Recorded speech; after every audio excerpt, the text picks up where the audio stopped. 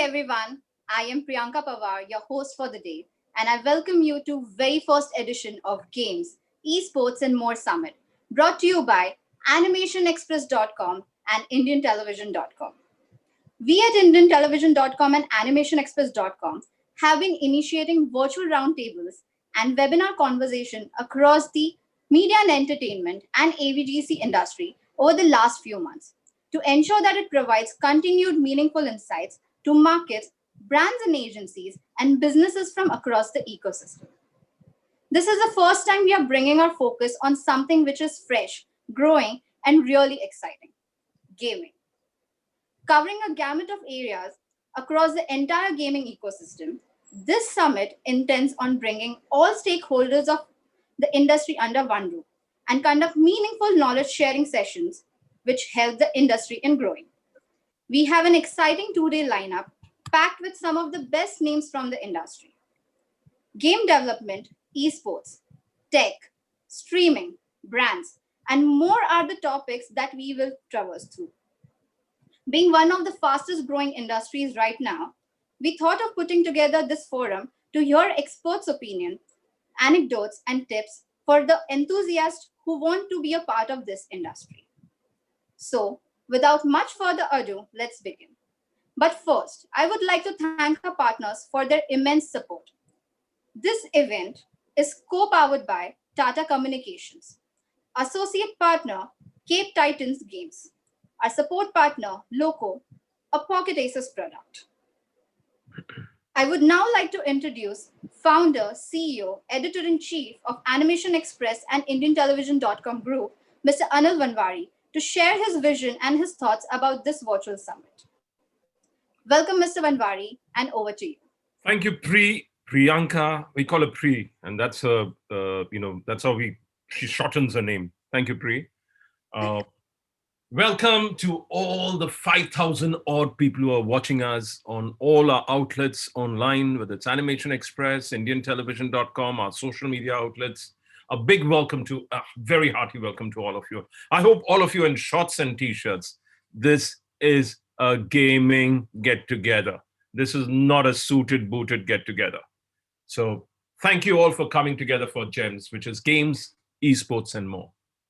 And yeah, games and esports and more are really a gem, a precious stone today in today's environment.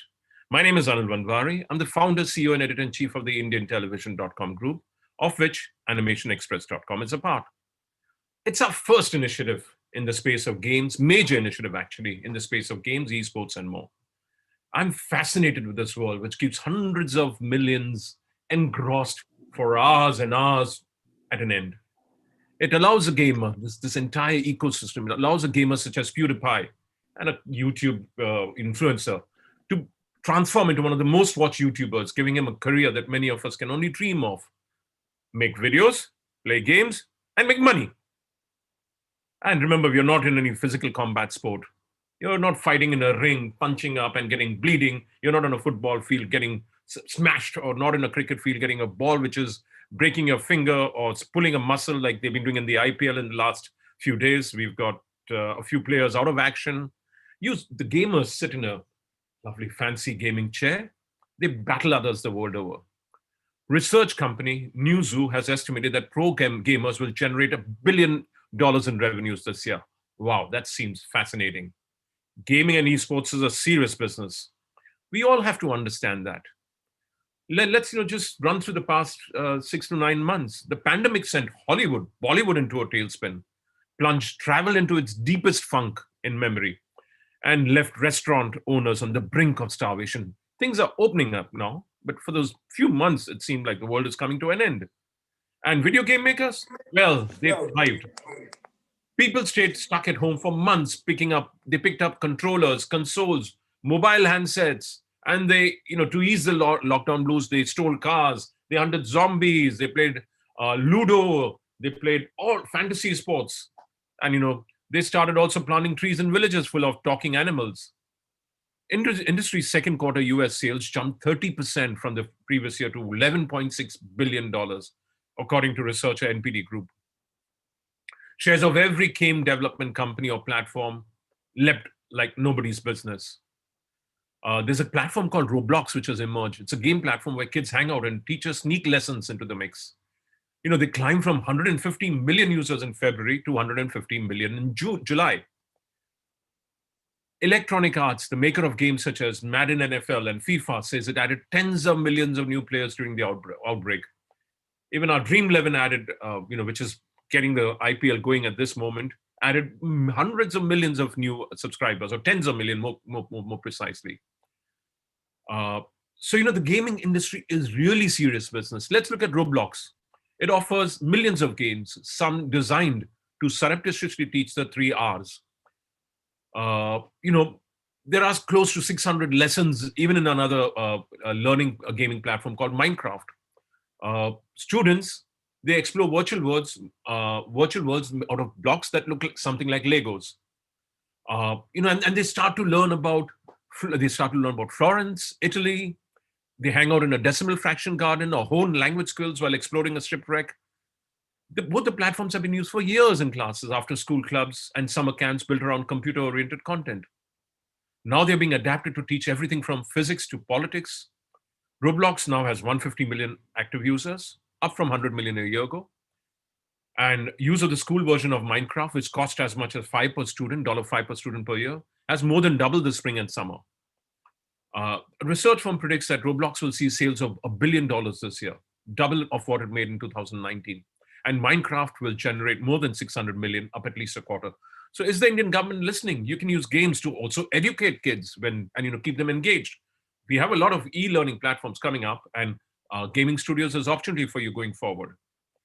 According to some studies by the Entertainment Software Association in the US, they estimate that 220,000 people are employed by the video game industry. My estimate is it's much larger than that. That's probably the amount of people who are employed in India alone in video games, because you have various parlors, you have various pirates also. I don't want to encourage that, but you have a lot of these illegal versions being sold all over. We in India have a long way to go as far as gaming and esports are concerned. We are taking our first baby steps. We're a casual games nation. We love to stay stuck to our handphones and play games. We have very, very few consoles in millennials' hands. We hope that number goes up, because that encourages a totally different dimension of gameplay. We're also becoming a fantasy games nation, building teams, cricket teams, football teams, and what have you. Real money games are coming in thick and fast. Some are doubtful in terms of what they're encouraging, and the government is examining some of these. Even the Chinese government banned some of these so-called surreptitious gambling games a couple of years ago. I won't name any, but time will tell us who's going to be there and who's not going to be there as the government cracks down on them. On the other hand, esports tournaments are coming up. They're becoming pretty common now. Brands are beginning to understand that the e-gamer audience is an interesting one to tap. That's why we have a brand panel featuring some of the top brands in India as part of GEMS. It's going to be a busy 2 days. And, there's going to be a lot of experts. I'd urge you all to ask questions. I'd urge you all to participate either on our Facebook pages or write to us at animationexpress.com or indiantelevision.com. Let's really build a strong community which helps take this entire gaming and esports ecosystem into the next level. I'd like to thank Tata Communications, Cape Titan Games, and Loco for partnering with us on this initiative that we are doing. It's our first, and we hope it'll be interesting and good and knowledgeable and informative, and help form a very strong community. This year, it's a digital version that we are running. Next year, hopefully, it'll be much larger in a physical place with a digital component too.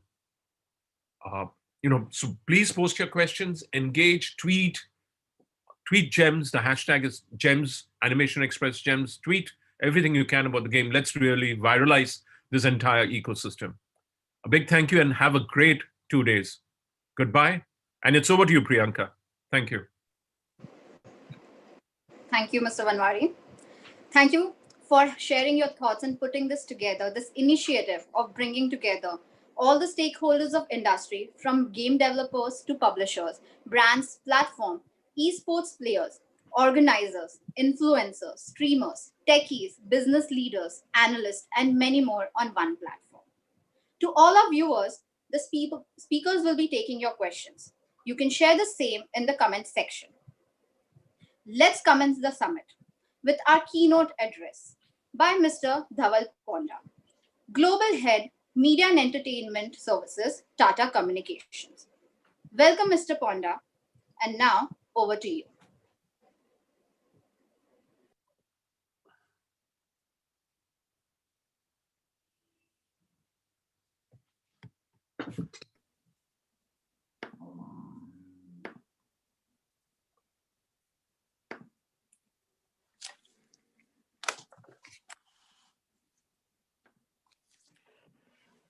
Hey, good morning, Priyanka and Anil.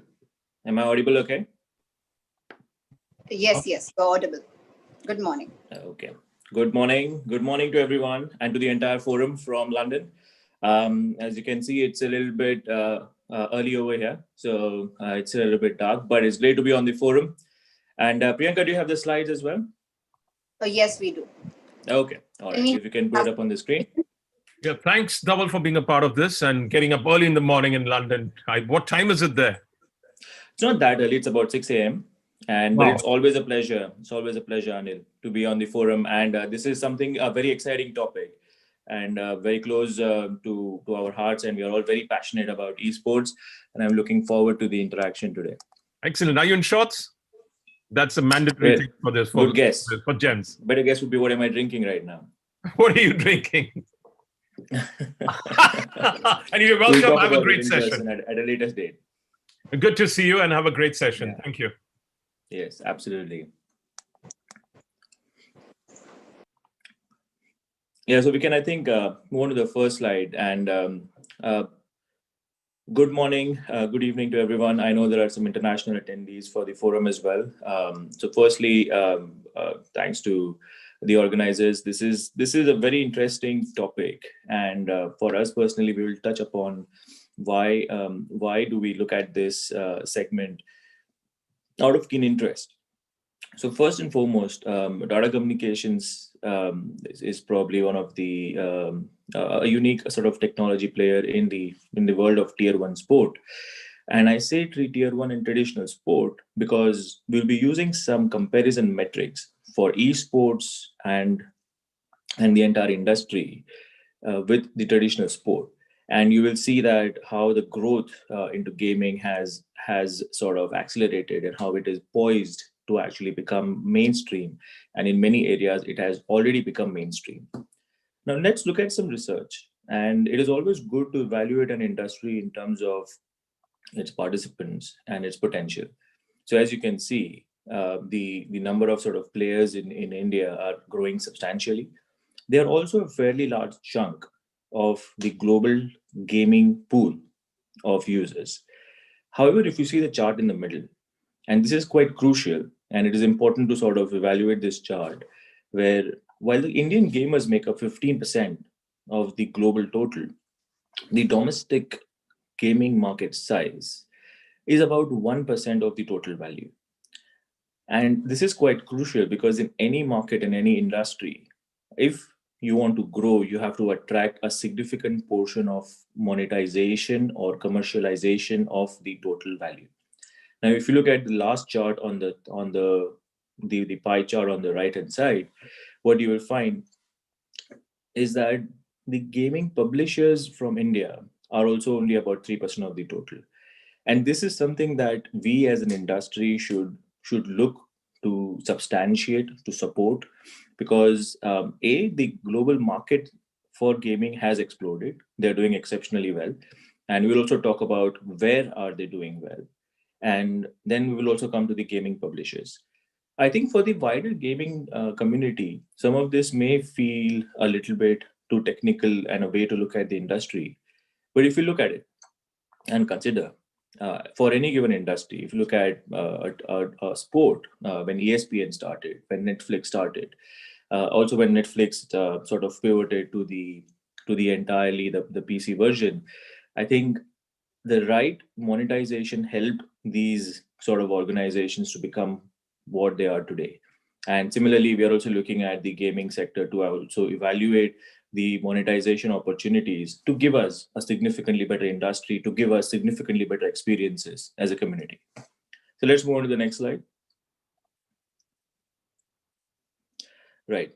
So we have evaluated and we have sort of worked with the gaming industry a lot in United States, in South Korea, in Europe, and we have worked with not only publishers but also technology platforms, individual gaming communities, teams as well. So the chart is self-explanatory, but in order to get into the right the commercial models, we are looking at players, viewers, and most importantly, rights holders. What I mean by rights holders over here are basically, I think some of the attendees are saying they cannot see the presentation, so I think the admin may check that. And for those who are unable to see the presentation, I'll try to keep my comments as explainable as possible, and we'll send the presentation later on as well.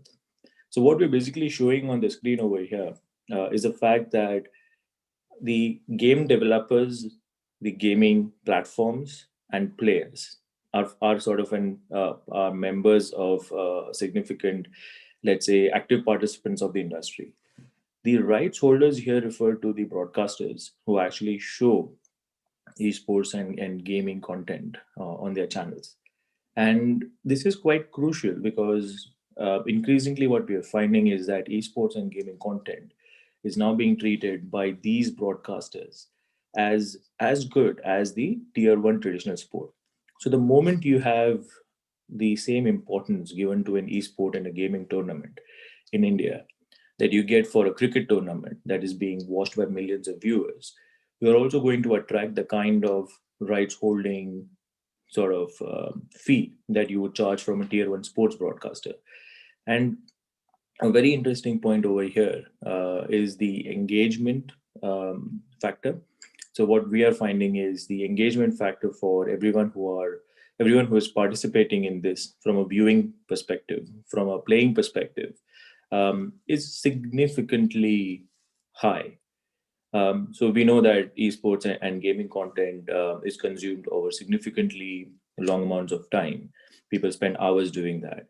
But not only that, people are doing it quite regularly. It is becoming a part of everyone's life. And this is quite crucial because these broadcasters are now coming to us and talking about aggregating and acquiring esports content for their viewers globally. And the rights holding fee that is generated on the right hand side is something that is going to sustain and reinforce the community on the left. So if you are a participant in this industry, if you are a publisher, try to find out if you can attach yourself to a tier one sponsorship or a branding logo who would want to be associated with over a 5 or a 10-year horizon. If you're an esport team, try to understand how can your content be unique. Can you have other content outside of the gaming content, explaining the players, explaining their backgrounds, like we've had with some successful esport teams in South Korea, in California, in London here as well.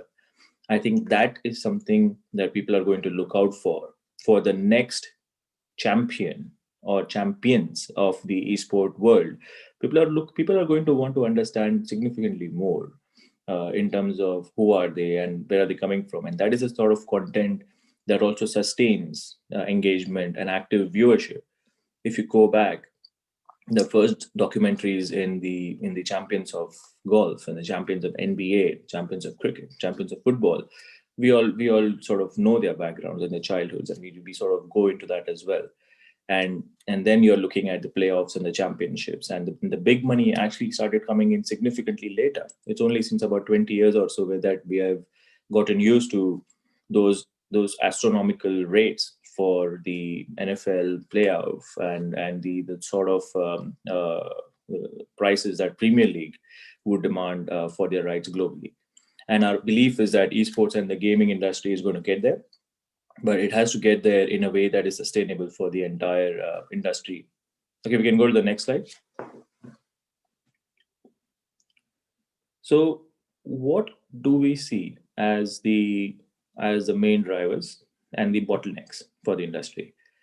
So clearly, main drivers are the fact that the audience and the participants and the players and the viewers globally um, are absolutely loving the content. And the COVID lockdown has done nothing but accelerate that viewership and participation globally.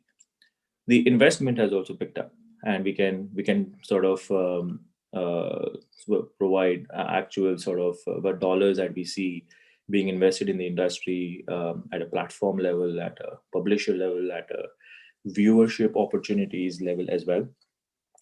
It is also a viable career now going forward for a number of people in the gaming industry, which it wasn't about 5 or 7 years ago. It was considered as a hobby by a lot, but I think now there are significantly better career opportunities. People can look at how they can participate in the gaming industry and get some, not only some real impactful work, but also look at it and chart at their personal journey as well.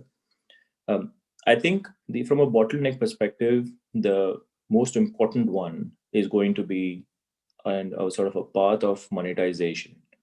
And over here, it has to be a very creative path of monetization. I know I've mentioned broadcasting and what people pay for rights and sponsorship, but there are significantly innovative ways that esports and the gaming industry provide for various avenues of monetization. There were some very good innovations that were discussed at sort of esports and gaming conferences over last 1 year, where people have incorporated certain elements within the gaming experience that gives people a significantly better monetizable opportunity.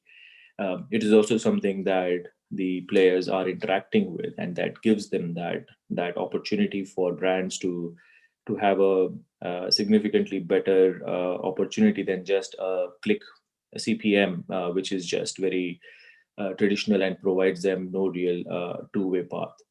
And that we believe is going to really accelerate the entire industry.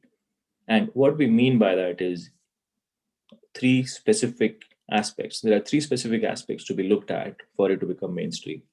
The first one is that you start watching and you start having esports and gaming content on a normal EPG or a normal, let's say, a daily schedule of your TV and your content. That is one. Second, you have large amounts of viewership, which means the broadcasters and the broadcasting community start looking at esport content in the same way that a traditional sport content would be treated. And third, the user experience. The user experience for esports and gaming is already unique, but the user experience is going to be an even more important factor in determining the sort of long-term value and success for the entire industry. And we'll talk a little bit about that later on as well. If you go to the next slide. Yes. So what are some of the lessons for the Indian gaming and esports industry for traditional live sports? So we've recently started working with Ven TV. Now, Ven TV is a relatively new setup. It has been sort of some ex CTOs and stalwarts of the performance sports and the media entertainment industry came together to sort of launch Ven TV, and we worked with them to sort of start their operations and sort of get onto the streaming bandwagon as well. Second important personality, the personality creation is something that I've already spoken about. So there is a tribe sort of a culture which needs to be deepened when it comes to the gaming and the sports industry. And these are personalities, these are role models, these are sort of individuals like you and me. And I mean, I think this is the opportunity to give that role model a platform to really sort of create a following. And this is something which has to be formalized as well. This is something that we should be doing in a formal environment more and more in India, so that the next sort of champion, when she is looking at content, she can find sort of personalities that she can sort of align with, and she can sort of relate to, and provide a very clear path for being identified. The third one is the inclusion of as a medal sport at global events is already taking place. And I think over here, a number of organizations have taken the lead in a lot of esports tournaments and sort of medal based global events. And in fact, the tournaments themselves are significantly better and well established than some of the other sort of traditional tournaments as well. So I think that is already shaping up well. Even in India, we are having a few good sort of tournaments already being organized. The last one, again, is the seamless user experience. And this is quite crucial for the esports and the gaming industry because the content gives us infinite opportunities. The esports and gaming content is really something that you get used to. And it also gives you so many opportunities for you to collaborate, for you to create unique forms of content, for you to interact with each other, and also form a community. I mean, for me personally, even if there is half a second of a delay in sort of in many of the MMOPG platforms, and when I participate myself, I mean, even for me, I can sense the half a second drag, and people will know what I'm talking about when you're just picking up something and it sort of drags you for half a second. That's annoying, and I will then check the sort of the nearest CDN node for me and what is my Wi-Fi speed, and because the entire community is extremely tech savvy, and the expectation is significantly higher. I mean, I know people get on forums and discuss why is a certain platform not performing well, and maybe because the CDN low node in that part of London is probably down, and probably that the caching on that is sort of geared more towards VOD platforms and viewership. Let's go to the next slide. Yes. So this is a slightly sort of an intricate diagram on the left, which is basically the triangle between the players, sponsors, and viewers. So what we are sort of talking about over here are aspects that people should be looking at, and what does a company like Tata Communications actually do for a living, which is also quite interesting for a number of those participants and viewers on the platform today. So the first and foremost is the game development side of things is around the regulatory ruling is something that is already sort of shaping up quite well. I think artistic and technical talent for the game development side of things is quite crucial. And that is something where we can take a leaf from some of the studios in LA, in Soho, in London, and in sort of South Korea as well, who have really identified unique talent and sort of fostered that in order to create sort of a good game and launch it. Then the second side of thing is around, which is quite important, is the digital infrastructure. And the digital infrastructure is already sort of going up by leaps and bounds in terms of internet availability and mobile internet availability, and also the enterprise cloud architecture, the servers and the transcoding infrastructure and the CDN infrastructure that is required to have a good viewing experience wherever you are. And that is something that is also is now quite entrenched in the Indian market. And as probably one of the world's largest technology players, we look at that from a point of view of what portion of the total content that we are delivering is sort of centered around esports and gaming. And I can tell you for a fact that I mean, every weekend we are delivering live events, and we are thankful that sports has come back. So we would be doing, let's say, all of European football, motorsports, four wheels, two wheels, American soccer, Korean baseball, cricket in India, which goes to about 800 to 900 million viewers all in globally. But a large chunk of that is also on the esports side of things, and which is good, and the gaming side of things, where the consumption of this form of content is significantly sort of important and sort of gaining ground. The streaming platforms, I think we will see a sort of mushrooming of a lot of platforms which give people unique opportunities. This will be regional in nature, content-based, specific fan following as well. And finally, the production and broadcast. And over here, we've already seen the significant difference in the way this content is being sort of consumed right now, that it's only going to become even more important and sort of significantly higher quality going forward. Let's go on to the next slide. Yes. So over here, and again, I think just before this session as well, I had gotten a number of messages on LinkedIn in terms of what does a career in esports from a technology standpoint look like, and what do we do? And quite frankly, we consider ourselves quite lucky to be doing the things that I have mentioned and that I'll sort of just touch upon very briefly. So over here, the digital infrastructure is something which is quite crucial.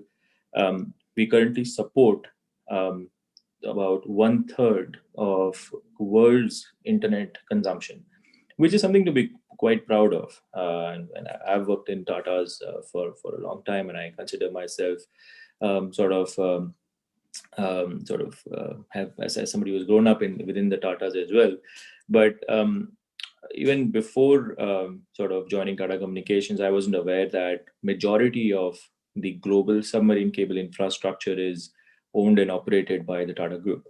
And this is incredible. And if you consider it, one in 4 voice calls wherever you are in the world, about 1/3 of internet infrastructure from a consumption standpoint is supported and managed by Tata Group. And Tata Comms is the sort of operating vehicle for the Tata Group for this digital infrastructure.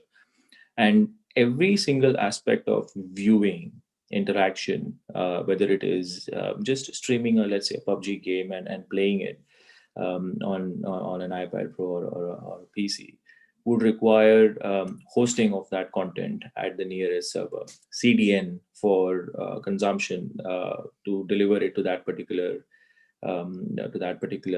viewer. Also, these streams are also in real time. The viewers are commenting on this on social media and so on. So it is all low latency. So this digital infrastructure in many ways is next generation already. We are operating a low latency streaming video streaming service. We are also supporting the applications at the edge.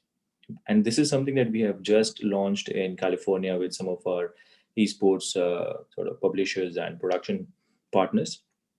The applications required for production, by putting them at the edge, we are significantly reducing the latency that exists between that particular server and the person producing it, which is incredible.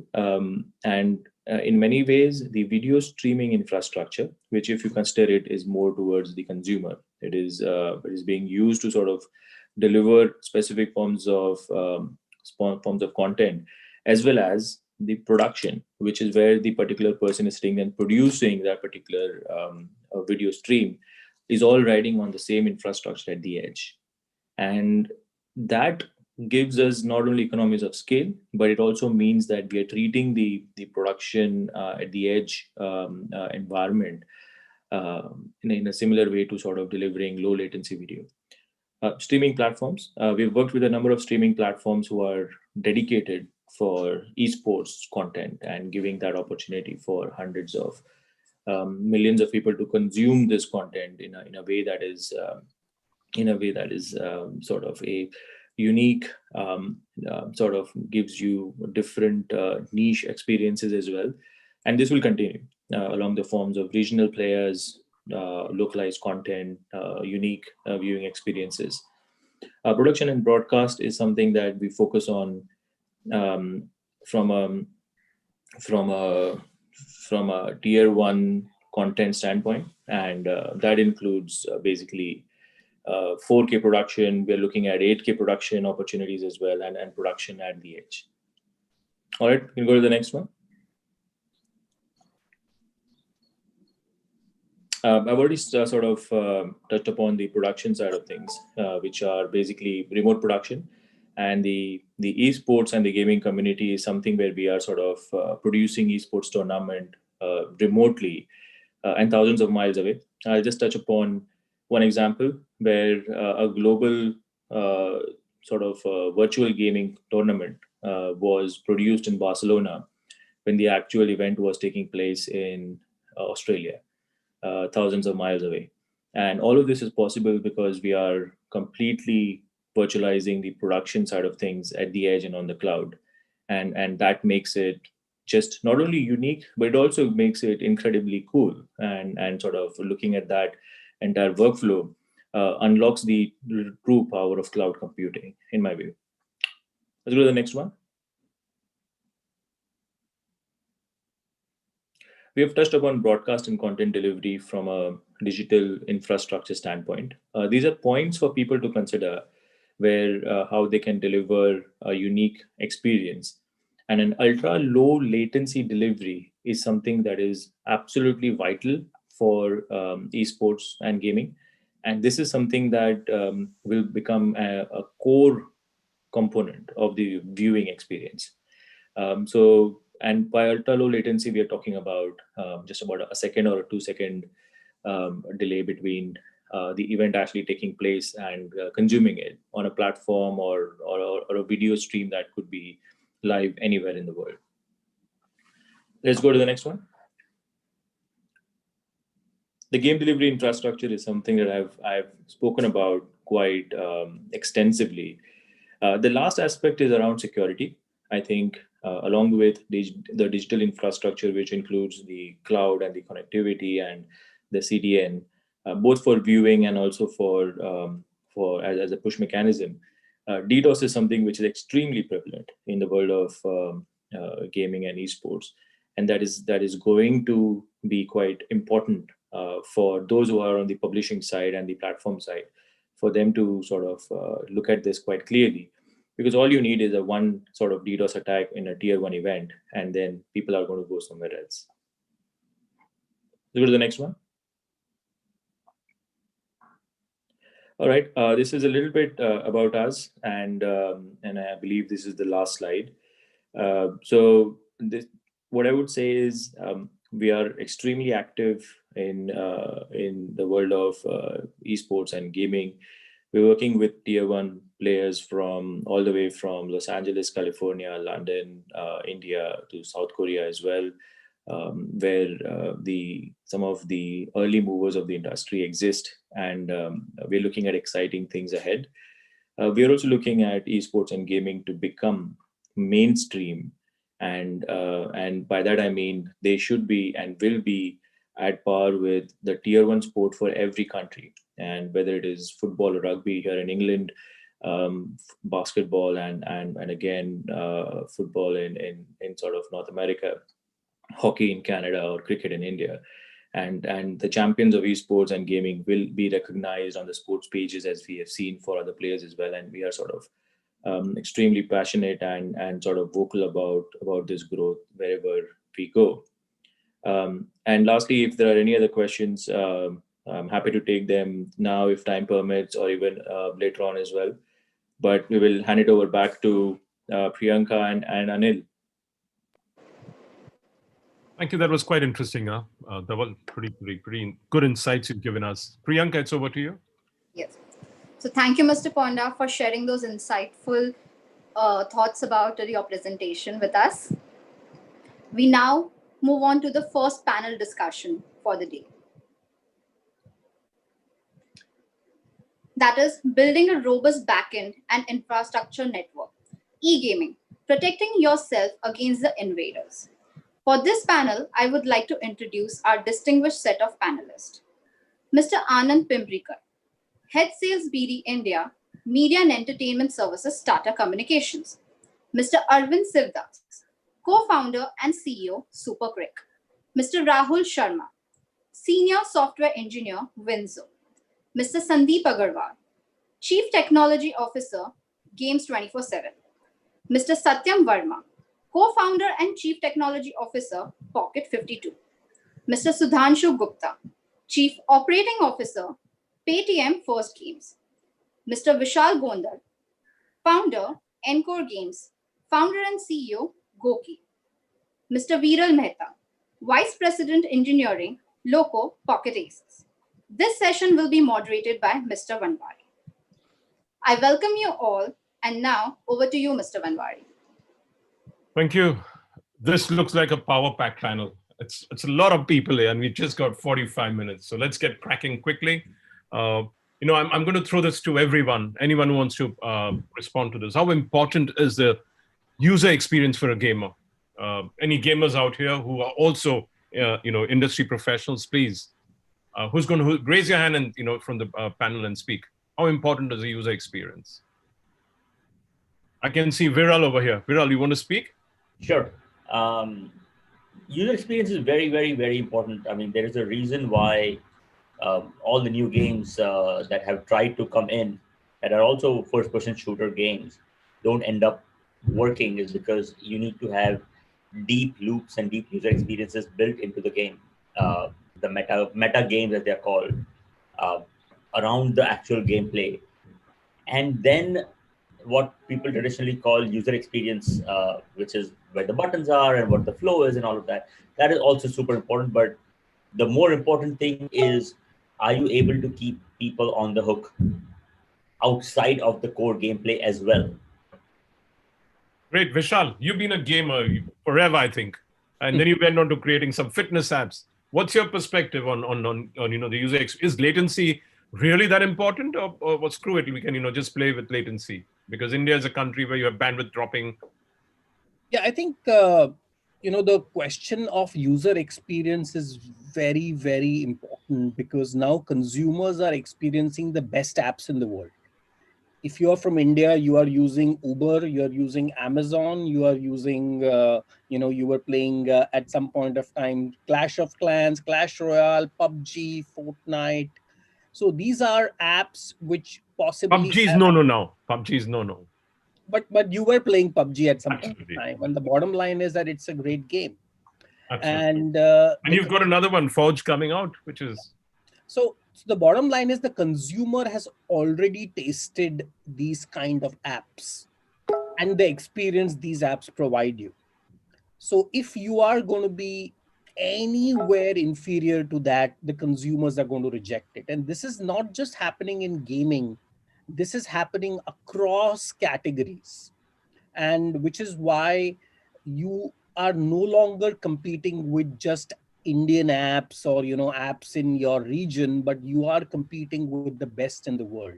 So I think that's the perspective. And from at our end, whether it is Goki, with Goki we always consider Apple or Fitbit or some of the best fitness and health apps as our competitors, or when it comes to Encore games, for us the benchmark is really the top games in the world.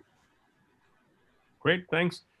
So, in terms of, I'm going to ask Sudhanshu this, what are the tactics to prevent DDoS attacks and keep a platform safe? What do you all do at Paytm? First. So, we were fairly new. And we scaled up just recently, especially during the last 6 months or so. And we've had some experiences where we realized we were, getting some unwarranted traffic as well. So the first thing, and it's a general practice across Paytm as well. The first thing we did was we essentially onboarded Akamai, which is a very, very useful to prevent yourself from DDoS attacks.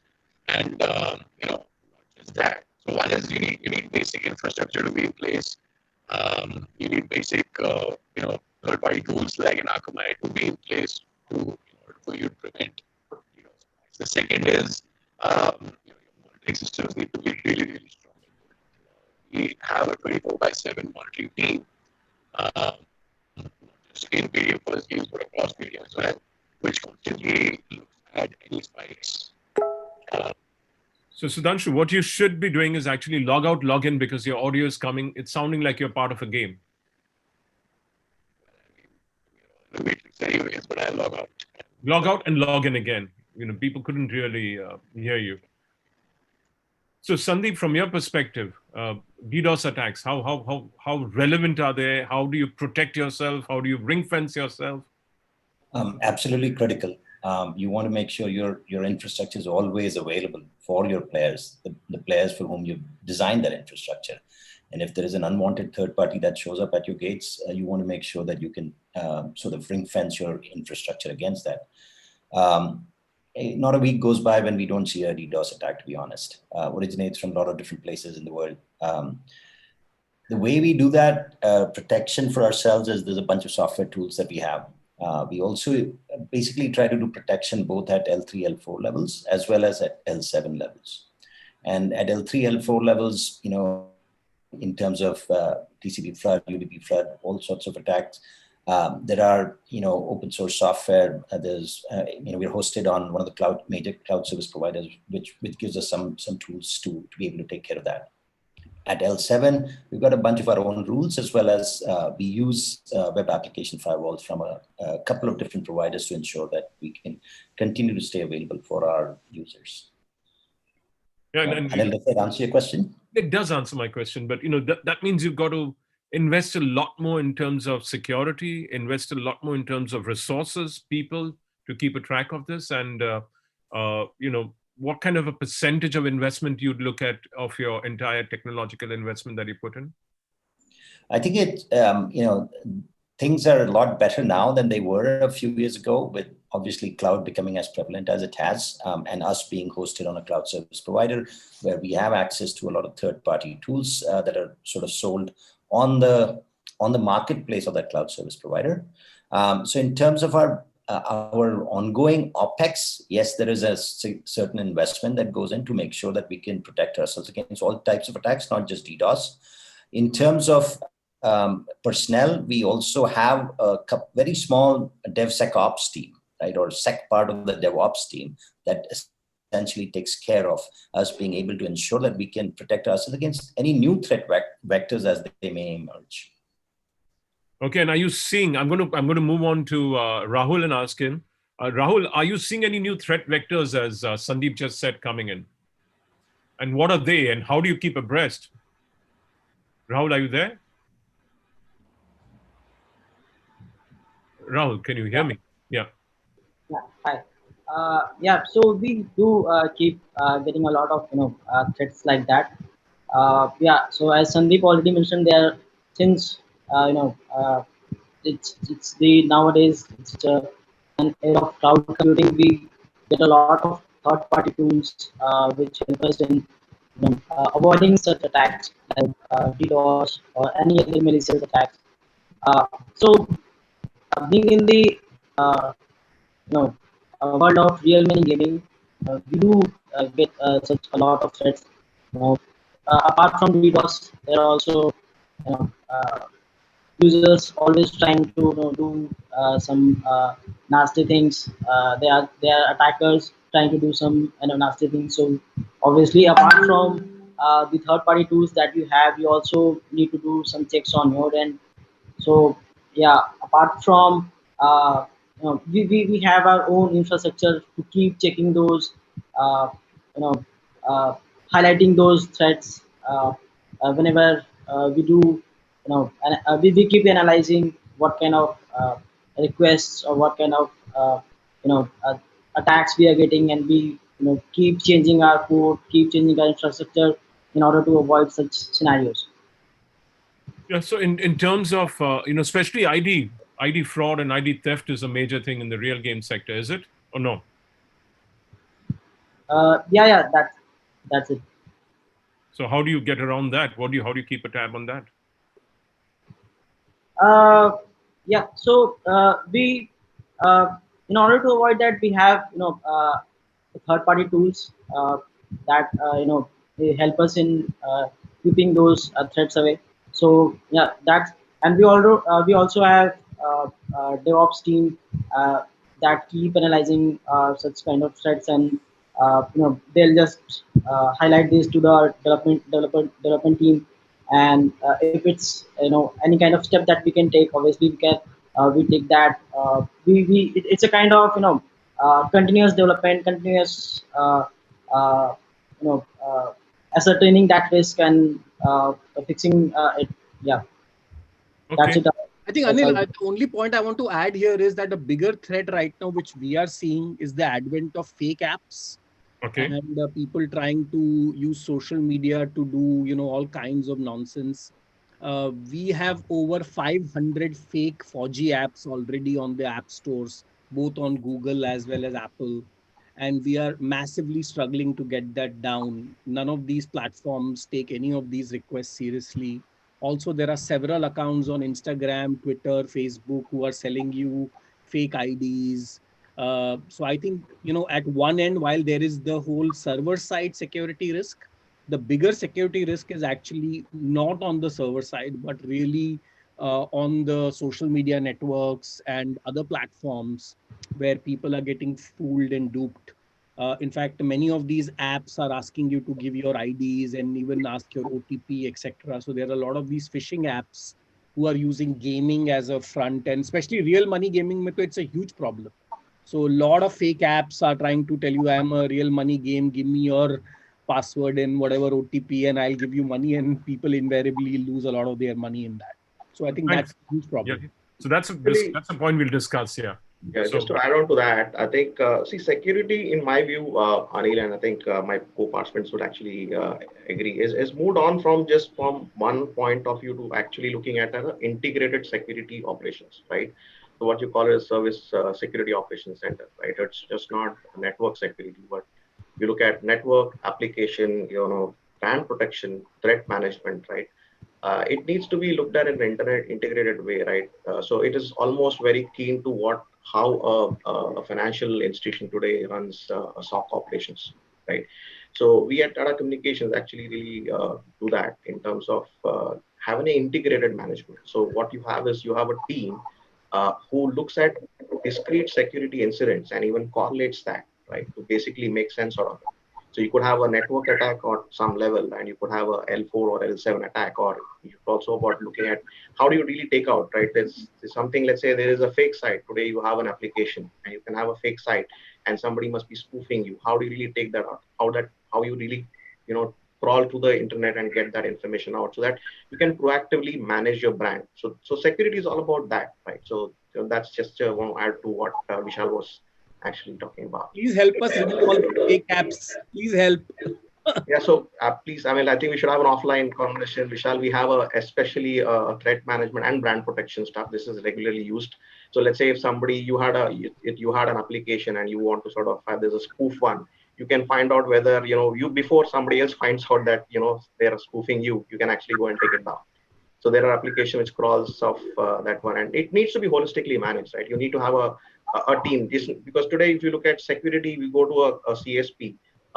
They will be pointed applications. So you can go to DDoS, you can buy WAF, you can buy all your L4. But how do you really integrate all of this information to make sense? Because you've got to have a integrated dashboard, if you will, right? So that it tells you all, a holistic picture rather than just a pointed information. yeah. So Satyam, from your perspective, on your service, how do you deal with all the L4, L7, all of these, and fake? Do you have any fake incidents also happening with y'all guys? Hi, hello everyone. Not exactly fake incidents. We did face a lot of DDoS attacks during when we run our tournaments. I would say the attacks these days are very sophisticated. They read your patterns. It's not that they just do it immediately. They read what your vulnerabilities are. They also know these are the threats which you don't know about. Like the attack which we faced, the attacker was very confident that we are not aware of this vulnerability on our servers, and he was very confident in making an attack, and he knew that we are going to fall apart for that. So I think you yourself are the best judge for what your healthy traffic is. You need I mean, just like my fellow panelists mentioned, we can put up a WAF or we can put some layer 7 securities, but you are the only one who can identify these are my healthy URLs, these are my health checks, and these are my patterns of traffic. If something is crossing that, it goes into the bad cluster. and then we can put some restrictions like banning the IPs or banning the floods. Sometimes people, like these days there are a lot of botnets available publicly. Like you can just go to dark web and buy some botnets out there and do some proper distributed IPs attacks. It's difficult to stop them actually, because they inhibit the healthy traffic out there. So that is why you have to be very clear about what your healthy traffic is, and you can maybe create a training model out of it, which mitigates it in real time. Great, There thanks. there are Continue. several solutions out there for detecting bots, and there are companies who specialize in detecting bots and all of that. Fundamentally, you look at it from, if a user, like, you have to design your product. All of this starts at the product level. You don't just throw in security. You design your product in such a way that, what if somebody comes in, how much damage can one fake account do? You start from there, and then slowly put in all these other layers are also, of course, important. You will not build it without the security, like the WAF and L7 security and all the standard things you do, like expiring tokens and all of that stuff you'll of course do. But at the product level, you have to understand fundamentally that if somebody gets in, what's the amount of damage they can do? And you start mitigating damage from that point onward, because you're gonna get hacked. That's a given. Something bad is going to happen. Yeah. So Arvind, your perspective. I was on mute. No, I agree with Viral a lot, right? And I think a little earlier on also what Viral said about user experience. I'll come back to that later. But I think thinking about a product, so we are still early stage with SuperCrick, right? But with Kabaddi Adda, we've been around for over a year and a half, and we have a couple of gaming products.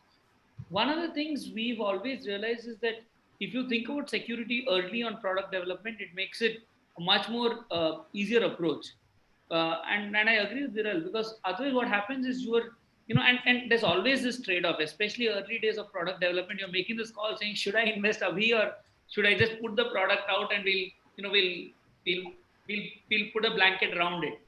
And that balance is a very tricky one.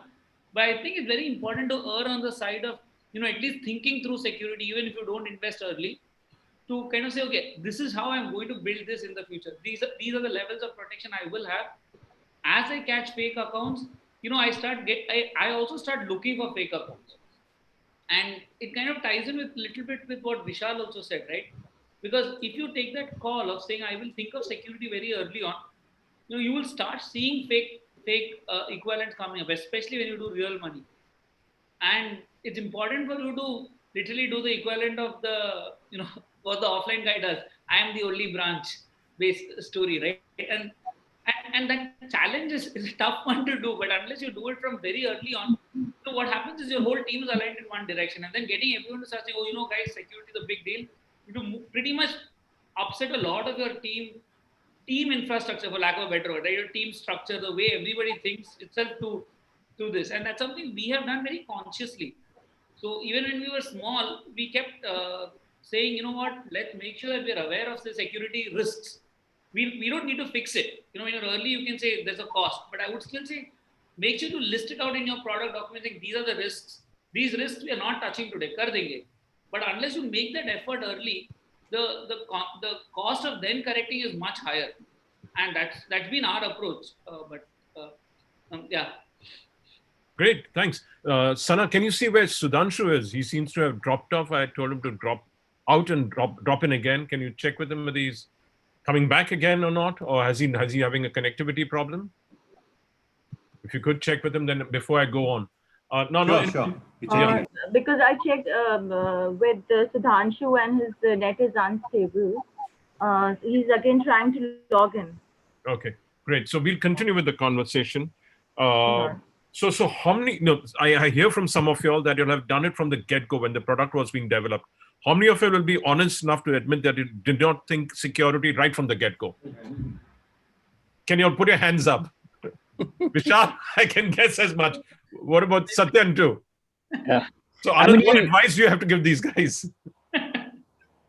Security, see, it's a tough one. It's really a tough one when you start a startup. When you look at a startup, actually, like I think. No, but remember, Vishal is not a startup.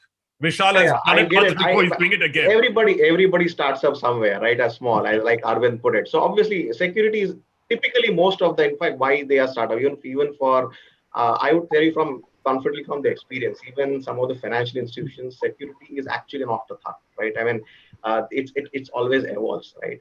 So see, security fundamentally depends on pattern, right? I think, and like my co-panel has talked about it. So you're looking at a pattern. If the attacker is smarter and understands what pattern you already know, he will attack you with a new pattern, right? So you can't really over design security. You also have to have the fine balance between how much infrastructure of that security you can have, and that's hence you actually go to a third party guy, a guy who can pull into a large. So let's say if you're looking at one person with an expertise in that area, then he can actually look at various patterns correlating across not just one organization but many organizations, and that sort of is what you look to help, because that experience helps, because you're not looking at just one single attack. But of course you also have to have a holistic view for it. So I can empathize with these guys, or with anyone. Security typically is an afterthought, and I think I wouldn't be surprised with what most people have said. I think the thing which we did was we started like a bug bounty program at Goki, and we do give some small not millions of dollars, or we do give some people bounties. And we have seen, because the problem of security is that the guys trying to hack you will always be one step ahead. So idea is, how do you use the so-called security experts to kind of possibly give you what are your vulnerabilities? Because like right, I mean, you can never be 100% secure, but you need to have a strategy. So right now, I think between what we do internally to the bug bounty program, I think these kind of things kind of work. Right. Yeah, that's an approach. Honeypot is another approach. I'm sure, like you said, security is just, you're never 100% secure, right? You're just waiting for the next one to be uncovered. And what really matters is what is the reaction time after you sort of uncovered one, right? That's really a very crucial aspect. So, yeah, somebody was saying something? Yeah, it becomes kind of a cat and mouse game, like who is ready to put in more resources. And it kinds of makes sense, not to, because the security measures which we take comes with a cost. So when you're initially growing, right, you are not going to get those many attacks. So it doesn't make sense to put so much resources into security at that point of time. I mean, like we got our first attack when we did a few days after we did our first PR. So they also know whom to target and when to target, and these people are growing, and now they have the money, to put the security. So becomes a cat and a mouse game, definitely. So it's not reached the level of ransoms as yet. I hope it doesn't reaches that. No, there have been ransoms. I would like to sort of disagree. There have been ransoms, and even things like somebody. Of course, it all depends on the level of security. That if you already have a good enough security, you will not be. But yes, there have been ransomwares. I think basically holding. Yeah. One other very important point, and I think we need to take this up as an industry, is there is a massive problem of compliance of court orders. So for example, let's say you do find somebody trying to hack you, you do find their email address, or you do find their Twitter handles, etc. The big problem is that that none of these social media networks are willing to give up, even after court orders, these people's identities.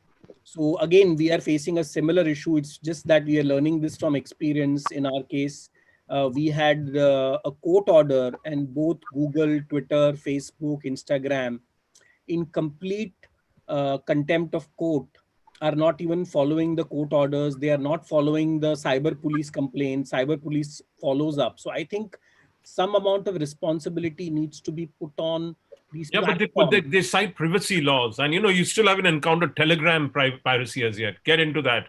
Exactly. That's the video guys are going crazy dealing with Telegram. That in the socials, in the society, if you go to a housing society and say there is a Gunda living here, the housing society will tell you who this is. But these platforms just refuse to comply. So at one end, they are making revenues from India, but on the other end, they don't comply with the, especially when you have court orders. When a court is saying that, hey, these are people who are, doing phishing or doing all kinds of things. And I know Paytm has its own share of problems with all the fake OTPs. So the problem is that till the time the platforms don't take responsibility, this problem will, because these people, these thieves will always be behind these platforms, and enjoying the benefit of anonymity. Great. So I get it, but I still sense even the US government had problems getting data out of these social media. So with Patriot Act, the Patriot Act is there in the US, and if they follow the Patriot Act, the social media is supposed to comply. In India, even after our IT Act, the most of these platforms even refuse to say that they are going to be compliant with Indian Act. So the problem is that in the US you can get some stuff, but in India it's becoming increasingly difficult. Correct. Yeah. Is somebody saying something? Yeah. Yeah. So I think RMG is also a very soft target for these attackers, because I think a lot of state government views are divided on this. So there is not a clear regulation for this. I mean, they know that there is a threshold after which it becomes a legal battle. So that is why I think RMGs are being targeted more. Yeah, and it's bound to happen. I mean, I see a future, like especially in the OTT video side, you're actually having accounts being sold over there. You have accounts being picked up, and you have alternative feeds being, directions, downloads, torrents, and every Telegram is becoming a major problem for them. I don't know whether it's becoming a problem for y'all, or whether it's just the social media. You can buy fake account of any game on Telegram. Okay. They are selling a virtual currency of every possible game in the illegal market on Telegram. So that's a challenge which the industry will have to encounter. And so, Anand, what about your perspective on Telegram? It should be shut down. Yeah, so I mean, these are all see, the way to look at it is actually within the ambit that you have, right? You just look at what is a known risk and how do you really attack or sort of target it, right? If the framework or the legal purview doesn't give you, there's nothing much you can do about it besides shutting it down, or change mechanisms so that you can protect your brand. This is about really protecting your own turf. So you actually focus energies and protecting your brand and your stuff rather than really working about because the larger battle will always be there. You can't really solve all the problems, and you are dependent in a way in a regulation of the law, or that's the way. What has happened, and Anil, you mentioned Telegram. So Telegram has become the gateway to the dark web. That is the problem. So while WhatsApp is completely clean, the challenge is a kid can now start, buying all kinds of bots and all kinds of attack software. You can buy it on Telegram today. That's the fundamental problem, that, suddenly it's like saying that, weapons were not available in the open here, but today anybody can go to Telegram and buy any kind of phishing software and malware attacks. Anybody can start doing, because Telegram has become this gateway. Great. Now, coming back to, how do you ensure that you really give that experience of near real time to the user? What are the best practices you can put in place for a platform, for a distributor, for an esports company? What are the best practices you can put in place, Anand? Work closely with Geo. Sorry? Work closely with Geo. Okay. That's set in light. I mean, I have a Geo connection. At times it's erratic, at times it's good. So I don't think that's the answer. What are the other best practices we can put in place? Yeah, one of the things that you really do is actively monitor the performance of your network, whatever network you're looking at, right? And there are tools to sort of do that, right? We have when I'll be very honest with you here that I work with a lot of competition, and it's a competition in a way, right? But removing the hat that you typically wear, you always tell a customer, hey, Mr. Customer, there are 2 or 3 possible networks that you can possibly use to get your user experience right. Do you even have a tool to monitor it and measure it, right? You can definitely measure it on an online basis and make sure that you always choose a platform, or at least, don't put all your eggs in one basket and use a multi-seeding approach or something like that, right? Which possibly then gets you the best performance. The other thing that you need to be looking at user experience, that since we told a lot about security, but you got it back on the user experience topic. In case of gaming, there is a pre-game experience and there is an in-game experience. Both are equally important for you to really get it right? And it's different. Right? There are CDNs which do pre-game experience better. There are CDNs which do in-game experience better, right? And you really need to know what are the peering relationships, because today it's not, while a lot of it is user-driven, no matter what's going to happen to Geo or the story that they're, right? You will always have a situation where there will be 3 or 4 different service providers, the last mile service providers who's actually serving the customers. right? Because of the nature of how Indian territory is. So it's very crucial for you to understand the network performance from a delivery perspective, from a CDN perspective, and from understanding the latencies on a real-time basis, so that you can actually direct the traffic who's the best performing network at that given time. And there are actually tools available for you to tweak your traffic and shape your traffic. Yeah, but yeah. We have done, right, and this is very internal to us, and I don't know what everyone else does. But one of the things we said is, again, it came down to when you're thinking real time, how do you move as much of your communication to being as close to text, right, and step away from any other form of literally data exchange. And that obviously has implications on how you structure then your application also. But that then, see, because whatever, I mean, in Vishal, like you said it in jest also, the fact is you're going to be working with most of your users being on mobile networks, and that challenge is not something we can ever, as an industry, also even overcome, right?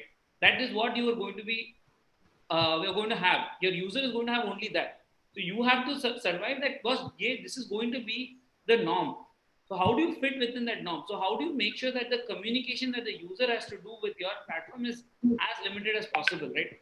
I mean, some of the larger distributors have done this very well. And, we can plug into some of them, or we can try and build our own versions of saying, okay, in my product, the lightest way to drive any communication could be this. And I think, again, the problem comes to the same thing, right? Which is that you have to invest that time to say, how do I make my communication as lightweight as possible? I'm just trying to be simplistic in the way I would say, and making the effort to say my communication is lightweight would then lead to a lot of product thinking. And the reason, obviously, I'm coming from the startup space, right? Much more early stage than almost everyone else here. And and I think that balance is something we don't often do. We don't invest in saying, I will make communication as light as possible very early. What happens, I put my POC out there with the easiest protocols available, or with the easiest open source tools that I can get. But if you invest that time early to say, okay, I'm going to make sure my user is always on a weak network, and let me solve for that from the beginning, it kind of makes it much easier going forward, right? And some RMG games have done this quite well, right? And this is just a comment as a user, but I think that's something a lot of upcoming products have to be very consciously aware of. Right, correctly. So just to add to what Arvind said, like being lightweight is very important. Serving things through CDN helps a lot. And I think a major part is you have to write some very good fallback mechanisms. Let's say if your user is having a good 4G network, but he's traveling somewhere and he keeps on moving through like 4G, 3G, 2G, you need to have a fallback in your backend and client both. Like in your backend, if he is on 4G, you can just upgrade to socket connection. If it goes to on a 4G, you can fall back to a polling mechanism. So you have to make sure that your network switches as per the availability of the client, and also you render less information on his screen when he's on a lower network. So just to make sure the critical part is always there to give him the experience of playing. Yeah, but Sandeep, in the case of handsets, the processing power of the handset comes in also into play if you have a graphic heavy kind of a game that you're playing, unlike the simpler games. Yeah, that's obviously true. I think what Satyam said about, and Arvind also about being lightweight from a communication perspective, that being lightweight in a lot of ways depends not just on the kind of communication protocols that you've chosen, but also obviously on the devices on which you're rendering your gameplay. Absolutely. Right? Yeah. And so in terms of the user experience, coming back to the first question that was posed here, user experience is not, it's not just carte blanche, a certain user experience that you want. It's really the best user experience possible for a certain user while playing on a certain device, operating under certain network conditions. Right? So all of that sort of ties together and goes back to some of the points being made about, having a smarter engineering team that's cognizant of the choices that they're making upfront. Before they go down a certain path, and then they have to do a major course correction later. And that's where I think that's what separates some of the better teams from not such good teams, to be honest. Yeah. So how many of you are taking a multi-CDN approach, not just a singular CDN? Huh? Anyone? Nobody's answering, so nobody is it? No, recently deployed it. we are. Okay. It's similar to I'll tell you my experience. What happens is I think all the right points made by the co-panelists in terms of definitely your intent is to make your application light, but how much of a light you make, you still have to deliver it. You still need a network to deliver that. Definitely you can't be sure with that. But most of the launches, see, everybody's under pressure to launch, and I know I'm sure most of guys can talk about it. That when you're in a startup or even a non-startup environment, you're always under pressure to launch the next thing, right? So when you're looking at that launch, there's tremendous pressure for you to work with just CDN. Nobody bothers whether you want to work with different CDNs or not, right? Nobody leaves with that. So that important piece, like Sandeep mentioned, that you have to be aware. Very few people do it because they first get away with the launch and they say, you know what? Let me first launch with. Doesn't matter. I need to launch my product first, and then it becomes an afterthought where you want to use a multi-CDN or not. So that's where the pitfall comes, because then what happens is your user experience suffers at later, because then you don't know. See, any CDN, finally at the end of the day, what's a CDN? CDN is what you're just basically outsourcing capacity management problems to a third party guy, hoping that he's got a better infrastructure, right? And it's not that he does not have, he also has the same problem. Whether you take any CDN provider, he doesn't know what infrastructure size. But since he's serving many customers, hopefully the pool is large enough that you're not crowded out. But really it doesn't happen that way. So the point is, today if there's an IPL match today in the evening and suddenly there's a super over, suddenly you'll probably be having a 1 crore sort of simultaneous subscribers, and that will absolutely crowd out your gaming traffic and wash you out also if you didn't have a multi-CD. A lot of people don't realize that, right? Because then what is happening? Yes, you are not out, but you are getting served from a suboptimal network, probably something outside the country, and not even getting peered in the country. A lot of people don't realize that, and hence it's important that you place enough experience and emphasis on your development approach for a multi-CDN right from day one. It should never be an afterthought, because then you're going to suffer for this. You won't even realize, because IPL match lasts for 3 hours, right? After 3 hours, if the team is not watching for it, after 3 hours you'll probably be getting a better performance.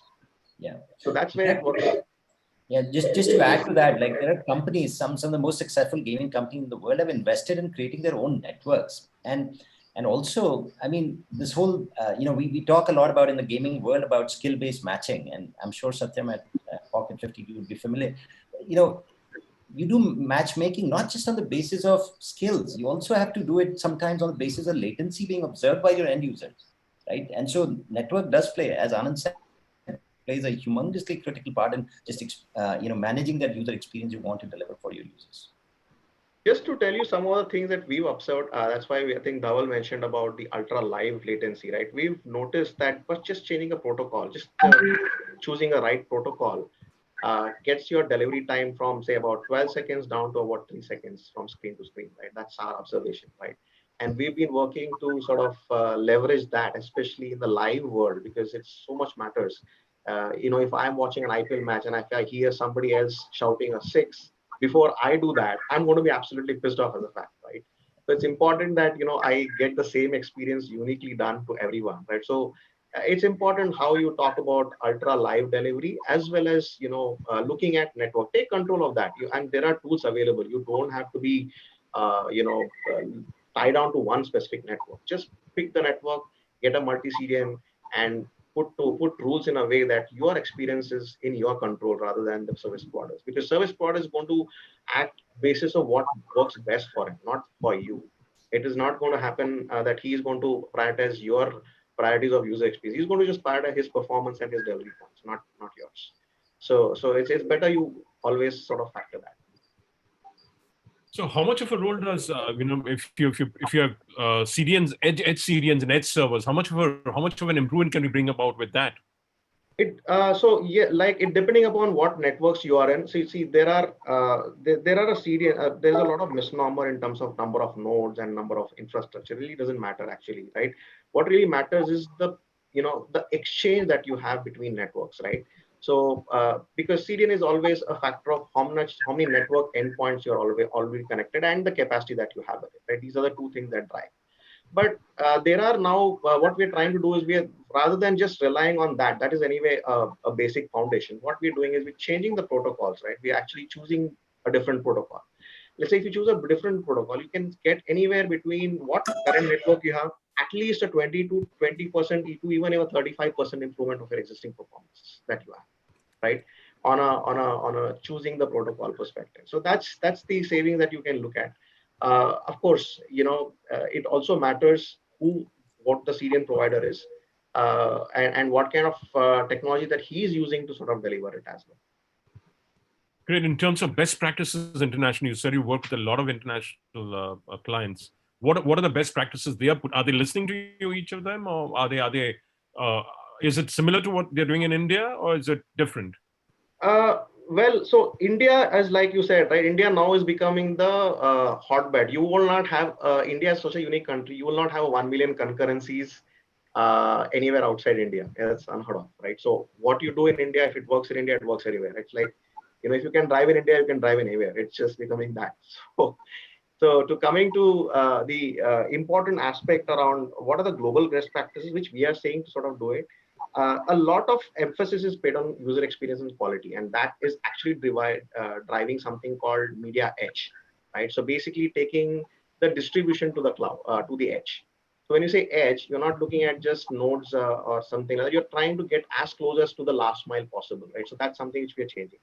Second thing which we are doing is, looking at conversion of choosing the specific protocol. So if you choose TCP versus UDP, just choosing the protocol itself gives you at least a 20% efficiencies in what you're doing, right? So that's the second thing that is happening, right?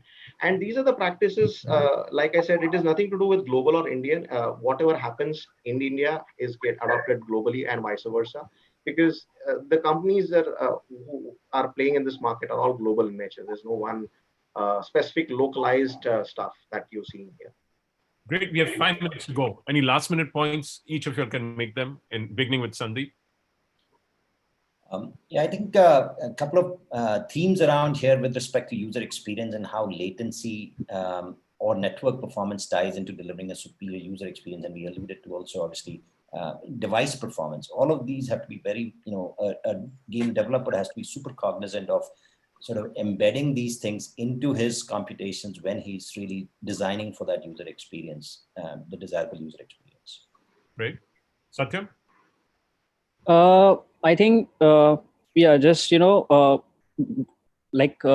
a good monitoring system and seeing what your healthy patterns are, and this building growing your backend around that will definitely help a lot. And paying attention to your user experience. That's what I would say. Rahul? So as already mentioned, so serving your content through both dynamic and static through CDNs, building your application as lightweight as possible, doing communication is in the few number of packets as you can, doing some packet level optimizations, compressions techniques in order to have a great user experience even in flaky internet connections. Keep track of all the threats that you might get. Keep a monitor there in order to avoid some any threats or attacks. So so the user experience, security, and low latency are the key aspects of building a very smooth gaming experience. Thank you. Viral? We broadly spoke about two things, right? One is the security part and one is the network optimization part. Yeah. On the security part, assume you're going to get hacked and then design what is the worst that can happen in your product and put in limits of how much damage can a hacker can do, and then do everything possible to prevent those hacks. But you are going to get hacked one way or another. So assume you're going to get hacked, design your product that way. Put in limits, put in circuit breakers, put in limits. And on the network side, everybody wants to do everything real time. But what does real time mean? For a Zoom call, real time is 300 milliseconds. Hotstar is waving a victory flag at 12-second delivery. That's a 50x, 70x difference. So what is real time? Which pieces need to be actually optimized? You don't need to optimize everything. And uniformity of experience sometimes trumps fast experience for the users. So it depends on your use case. Just focus on narrowing down exactly what you need to optimize, and then you should optimize those things with multi-CDNs or whatever. Don't optimize everything. That's a waste of time and money. Thanks. Yeah. Arvind? So, see, from our perspective, right, or from the perspective of the upcoming startup, I think the one thing that's very important, like Viral said very early, is to get your user experience thought through at the meta game level. And often when we think about user experience, we invest so much time on the screens, the look and the feel, the buttons, the flow. I think what we forget is how will the user pre-game, in-game, and then kind of post-game, right? So you come back to it. And what happens outside of the game for the user. I think getting that part of the user experience thought through is very, very valuable. And that leads to, when you do that thinking, what you can also do is actually understand the risks, right? How would you break your own system? And you're probably the best person to judge that. And when you do that, when you make that judgment, you at least go into saying, well, these are really major risks. And if this happens, I'm going to lose count of where my user stands itself. So how do I protect that is at least the bare minimum. So how do I make sure that an attack doesn't take me down overnight? And yes, you are going to get attacked. Right? At least if your most critical factors are well protected, you at least in the worst case as a very, very early stage product, you at least have a backup that can come and replicate, right? And make it completely independent. So you can be very, if you think about it in detail, you can have very simplistic solutions, which can just be completely separated solutions, just the most basic stuff, right? Which people it may not look sexy, but it serves a need, right? It lets you survive. I think sometimes you have to draw that balance because you obviously can't overinvest when you're early. If you don't invest in product thinking and tie your security thinking to product, you will kind of, I think you'll slip a lot. Right. Vishal? So I would say that, especially when it comes to performance, video is a very different challenge. But in gaming, you can use AI to actually augment for latency. And that approach is possible for a lot of the games we are building. Because clearly, while you want to have a battle royale with 100 people in a map. So, and that's what, not only us, a lot of games do that very smartly. Video, of course, does not have that liberty of using AI to augment latency.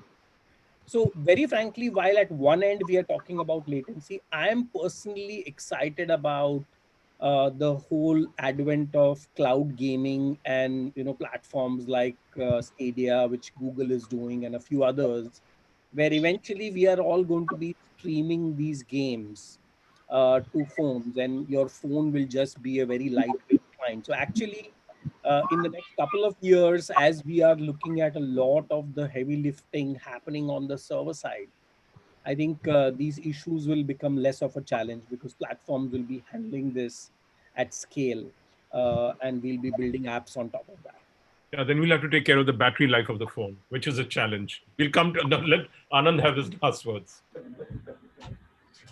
I think in all, I think you should look at it's a fine balance between development efforts early on and enough attention to both security as well as performance.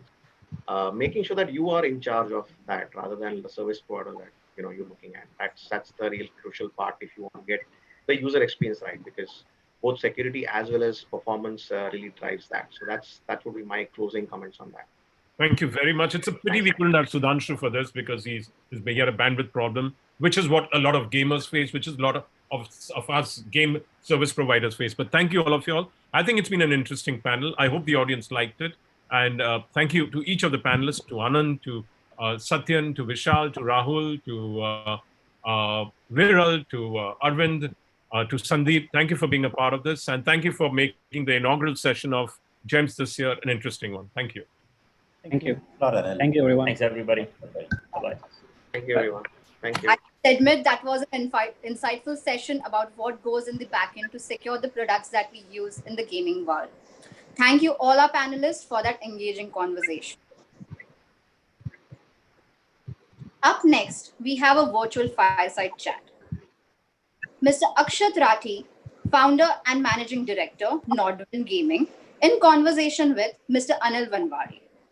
Welcome, Mr. Rathi. And now, over to you, Mr. Vanwari. Great. Akshat, we've got 10 minutes on the slot.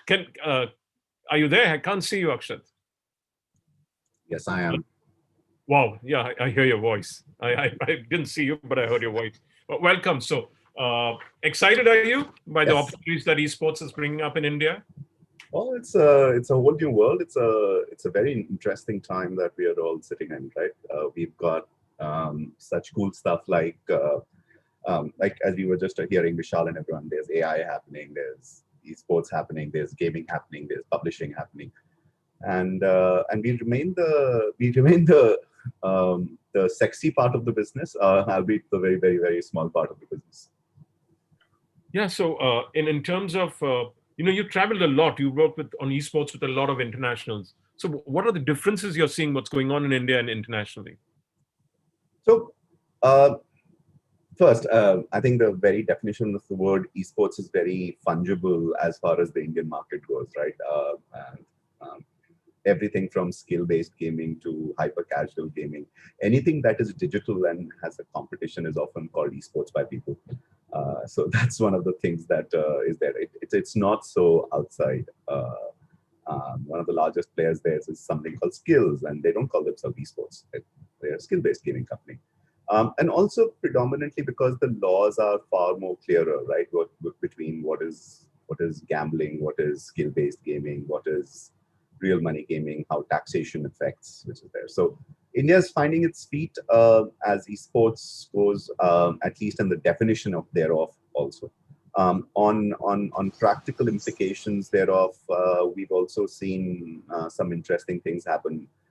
So a US customer and a European customer, for example, is worth far more than, say, an Indian customer, right? We all understand that. But what we don't really get the picture of is esports across the world has taken a hit as far as physical events goes. And the reason for that is because of COVID. But the value of the sponsorship predominantly goes down because of physical events in the Western world far more than it goes down in India. In India, numbers talk, so online viewership actually counts for a lot, which is there. So, and it's one of the breakout moments that has been coming out in India is the fact that with PUBG Mobile and all these content creators that are out there, they are creating great content, which is actually being watched by a lot of people. And despite PUBG going away, that entire segment actually increased, which is there. So it's not, while everyone might think it was dependent on one game, the numbers for the last 45 days actually show that with PUBG Mobile going down, other games and other content parts have done really well. So very interesting spaces, which is there. Asia's predominantly mobile. India's definitely mobile. The definition of the word esports is a little different. And I think we also have to go ahead and have to have a stronger say as an industry and as a community, because most of the world outside India will often look at mobile gaming and mobile esports to be second-class citizens to PC esports, right? So it's a funny. Not just even gamers look at it. Well, it depends on which gamer, right? Yeah, if you're a console gamer, if you're playing Call of Duty, you won't be very much, the casual, hyper casual. You'll actually sniff down upon those. Yeah, and it's such a strange thing, right? Earlier, the same guys who used to go ahead and fight for legitimacy have become the gatekeepers for this future generation, where you're actually sitting down and they're saying, hey, I'm legit, but you're not legit. So how do you expect to get this entire mess that has been, call it a bit of a mess, being created between all the types of games and the types of, esports how will that get sorted out? Regulatory. There is no choice. It has to be regulatory. And what should the ideal regulation be? I know it's a tough one I'm putting to you, but let's have you say it. So from my point of view, having a differentiated definition of the word esports that is only an India definition, but that doesn't apply to the rest of the world is no bueno, right? It doesn't work because you can't call platinum and titanium differential things across two different things. If now the Associated Press defines what is esports and what it is, so if we have to go ahead and have that activity, esports is something that is a sport. That means it has physicality of results. That means it is not a game, it is a sport, number one, right? Because it's the definition of the word means the physicality of the actions are the differentiator between the results of the participants. And if you look at the Olympics, they talk about Citius, Altius, Fortius, stronger, higher, faster as the definition of a sport. If you go to chess.com says that chess is not a sport, it is a game. They themselves say that we are a game because the physicality of the actions does not predicate the result. And in esports, if you really come down to it, it's a speed competition. Okay, I am faster than you to shoot you. You're faster than me to go out and play this move. Your APM is higher, and if you go out and so I'm just faster than you in there. Now, as a team, I'm faster than you. As a person, I'm faster than you. Those are just nomenclatures, but I'm faster than you. And at the not at the level of and at the speed level of which is there is an IPL bowler versus or a test match bowler versus a gully cricket bowler, right? That's the kind of differentials you want to go out and have as a sports segment that's there. So if A, it is a sport, B, it is something that has to be fair. And fairness is not just I can't go ahead and buy a bit, like if I pay 10 rupees more, I should be able to buy a better bat. I should not also be able to play twice because I pay more money, right? Then because otherwise it's unfair. Everyone has to have equal opportunity and equal chances of winning because it is a skill competition and the skill is speed and hence the sport. Third, it needs to be dependent on the publisher. Remember, we are the first sport in the world that is actually owned by someone from the get-go. Valve owns Counter-Strike. Tencent owns this one, Honor of Kings. Bluehole owns PUBG Mobile. Activision Blizzard owns Call of Duty. It is someone's game. It is their intellectual property, their ownership, their data, their player, their rules, their systems. So you are actually, think of it like cricket, where BCCI is not running the IPL. It actually says someone else can go ahead and run the IPL. BCCI is just going to be the controlling body, which is that it's going to be the licensing body. But you can't play cricket without actually taking permission from BCCI, unlike real cricket. In this, you have to go ahead and have the publisher be part of it. And the last one, which is there, is what is esports as a business needs to be say. Are we is esports a B2C business anywhere in the world without a publisher? Or esports a B2C business out there? So to me, esports has always been a B2B play. It is the play that you're making money from sponsorships, you're making money from media rights. You're a sports organization. You don't charge Virat Kohli to play, right? Cricket. Like, that doesn't make any sense for me to go into. So those are my views. Some of them are very hard views. Some of them are discussable. But to us, those are that's the 5-point agenda around what is esports and what it should be regulated as. And then who should regulate it? We are at a confluence where the sports ministry, the youth ministry, the information technology ministry, the finance ministry, and what's the last one? The IT ministry are all thinking that they should regulate us. Well, because there's issues of censorship on data privacy, on are you a sport or not? Are you there's some federal conversations because India is a federal country. There's conversations on money in and money out, and who should keep the GST on it, and who should not keep the GST on it, and who should keep the TDS on it. And you know where the quagmire because of COVID we are between the states and the center right now, where we are on GST issues and whatever. I don't know who should regulate it, but I know there are bodies, right? FICCI is trying to go ahead and do something with ABGC. But FICCI is a lobbying organization. Yeah, well, it's not a regulatory body. It is not. So do we need to have a game regulatory authority of India?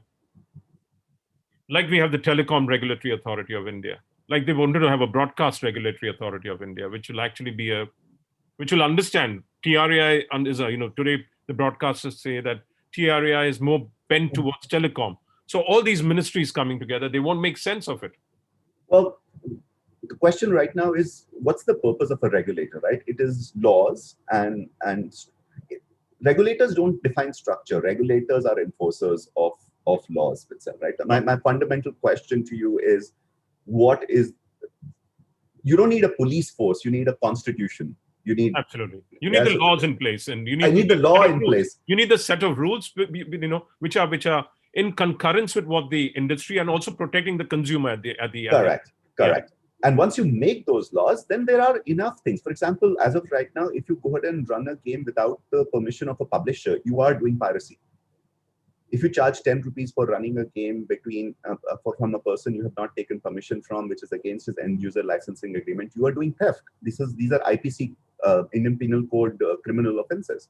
Yep. You don't have to go ahead and create anything, right? With NASCOM and everyone have already gone and said what is piracy and what is the rules against it, and that's already being said. So once you understand what that framework is, you can actually apply it very, very quickly with the constructs that are out there, which is there, right? And then this entire brouhaha about China that is happening right now. Sure, really important to go ahead and say. I'll give you a very interesting example of what I believe that we are making a fundamental mistake. In the world of gaming, something really interesting happened. League of Legends is owned by someone called Riot Games. Now, League of Legends is run actively and they had some partnership with NEOM. NEOM is a Saudi Arabia organization. And everyone in Europe protested very vehemently against it. It's against LGBT, the Khashoggi case, etc., right? And there was a very strong opposition to it. And then there was this entire question was, hey, why don't people go protest against what happens in China against Uyghur Muslims, and nobody spoke anything about it, because fundamentally China is part of the ecosystem and it's inexplicable. You can't remove it. It's not that easy to remove. It's just like going and saying, I won't go ahead and make electronics in China anymore, or I won't go ahead and do this. These are fundamental changes that are happening across the world, and they're way above anyone's pay grade on this panel, which is there. So but if you look at China itself, banned a lot of the poker games, etc. a couple of months ago, because gambling, people were taking advantage of that. But they could do it because China runs the ecosystem. Think about it, right? The Google Play Store, they had a regulatory body in China already in place which could say, you have to license games from us. And without the license of games from us, we won't let you do it. And with this new fragmenting of the internet, the Middle East is now going and saying, hey, what about our cultural sensitivities that is there? If we believe something is against Islamic values, can we say no, and you can't publish in this country? And the same will come down to India. So it's a very thin line to go ahead and say, if you put in a regulatory framework, can you be authoritative and exploitative, or can you go ahead and actually build this for whose interest are you taking care of? What is the stakeholder there? Mm-hmm. Because in China, I believe first there was red blood, then they made it green blood. When all blood was banned, then they made sure when you shoot someone, they salute and then the airplanes fly.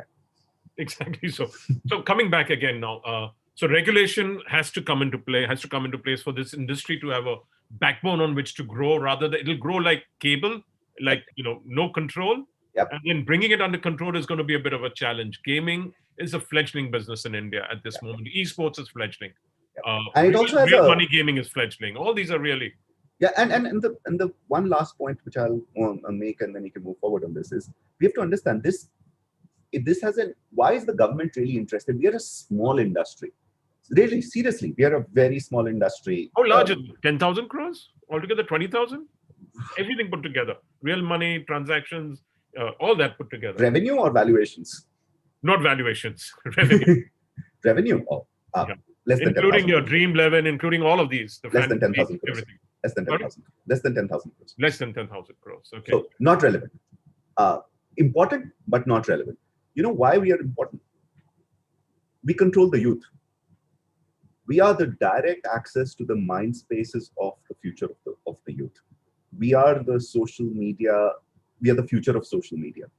We are the future that people are going, right? The Prime Minister stands up and says, when PUBG was running, there were 100 million people in India. That is, there 100 million people are bigger than most populations of countries. Sure.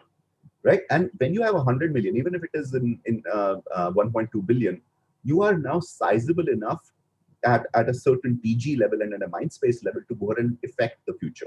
Because gaming can affect the future is why government is interested in us. We have both accountability and responsibility for the future. Yeah. So, what during the, you said, certain parts benefited during COVID. What benefited? Was it the streaming? Was it the engagement of players with online? I think publishing definitely did really well, right? So all game publishers had higher play times, there's more discoveries were happening of more games, which is there, and games like Fall Guys and everything started really becoming really well. And since we all talk in Hindi and English, predominantly Western influenced ideas did really well for us. Second, what did really well is obviously the streamers. But streamers has been a very interesting thing. If you were big, you became bigger. If you were small, you couldn't have discovery. So it's the 1% of the 1%, right? So all the top guys, if you had over 100,000, 200,000, 250,000 followers on any social media, you just exploded. You went from 250 to 400,000. The million guy became the 2 million guy, and so on. But what was interesting at the bottom end of this spectrum was if you just started a channel, if you had 10 followers or what, if you just started streaming, nobody was watching you. Yeah. So the algorithms didn't work for the small guy. Yeah. So actually, we're running out of time. We had 10 minutes, but I'm just going to ask you, a couple of questions. There's so many federations being set up. I know so many are being set up. So what's the position of that in India? And secondly, how do you see teams, esports teams developing in India going forward? So federations is a very simple thing, right? I'm a firm believer of federations should federate something, right? The federation by the name of just calling it a federation means nothing. And to me, the federations in esports are always the publishers because we serve at their behest. And the International Olympic Council actually sat down, engaged with esports very actively. And their final latest decision was esports as such cannot be part of the Olympics. We tell all our existing federations to engage with esports. So what they have basically said is they should not be esports as a competition, but cycling can go ahead and decide to have e-cycling as a tournament, right? Which is federated and controlled by the existing federation with partnerships with a publisher. NBA can have NBA 2K. And that's the final decision that has come in from the IOC itself. Now, obviously, it'll take time to go ahead and percolate down. So that's my view on federations. You should federate something. Otherwise, you're just a union, which is fine. And that's fine. The second part of your question, which was, what do teams go ahead and do? I think teams are the natural evolution of teams in any kind of a sports structure starts from being individuals coming together, then clubs, then teams, then franchises, right? And it needs to have that depth, which is there. The dropship approach that the US applies with 3-letter acronym, NFL, NBA, all work really well in the US because they have a deep enough system and of local people with sports being loved. Australia has the same. But if you look at most other sports that they have abroad, it evolves out of a club system. For example, football, right? Manchester United is a club and then becomes bigger and then becomes bigger. And then eventually you can go ahead and become franchises and go ahead and have name teams. The second one is the most teams, because of the weight of PUBG, were single team club/teams. Which is there, single game teams, which is there. So a PUBG team was a team, I don't know, United 5, it doesn't matter. I think they will all need to segue into multi-team organizations. You'll need to have a PUBG team, a Counter-Strike team, and a FIFA team, and a whatever team which is there to go ahead and look at. And you'll have to treat it as a business. So and we've started seeing that happening. We now have over 20 organizations in the country of India that are registered private limited organizations. 5 of them have funding that have been done. So I think evolutionarily we are getting there. Between this year and next year, the breakouts have already started happening. Great, thanks. I've been told our time's up. Actually, we exceeded our time by a few minutes, but it's been a pleasure chatting with you. Next time, hopefully we'll get more time. And it's over to Priyanka. Thanks and keep in touch. All the best to you. Cheers, bye-bye. Bye. Thank you, Mr. Rathi and Mr. Vanwari, for a wonderful dialogue. Well, I would like to tell you all that we have almost 5,000 live viewers across our websites and all our other social media platforms. So now we move on to our next panel, Esports Production, Going Remote. For this panel, I would like to introduce our esteemed set of panelists. Mr. Anand Pimprikar, Head Sales BD India, Media and Entertainment Services, Tata Communications. Mr. Kiran Nujiber, Director Esports and Broadcasting, League of Extraordinary Gamers. Gaming and Esports veteran, Mr. Anurag Khurana. Mr. Michael Broda, Chief Executive Officer, Esports Players League. Ms. Mukta Afale, VP, DevOps and Reliability Engineering, Mobile Premier League. Mr. Sanupam Samantre, co-founder, Platonia Esports Private Limited. Mr. Shivanandi, founder and CEO, Sky Esports. This session will be moderated by Mr. Ravi Kiran, founder and CEO, Go Live Group of Companies and gaming evangelist. Welcome all, and now over to you, Mr. Kiran. Yeah, thanks, Priyanka. I hope I'm audible to everyone. Yes. And I was kind of preparing to read that out myself, and I think you did a huge favor. It would have been really hard pronouncing everyone's names right. But a fantastic panel that we have here.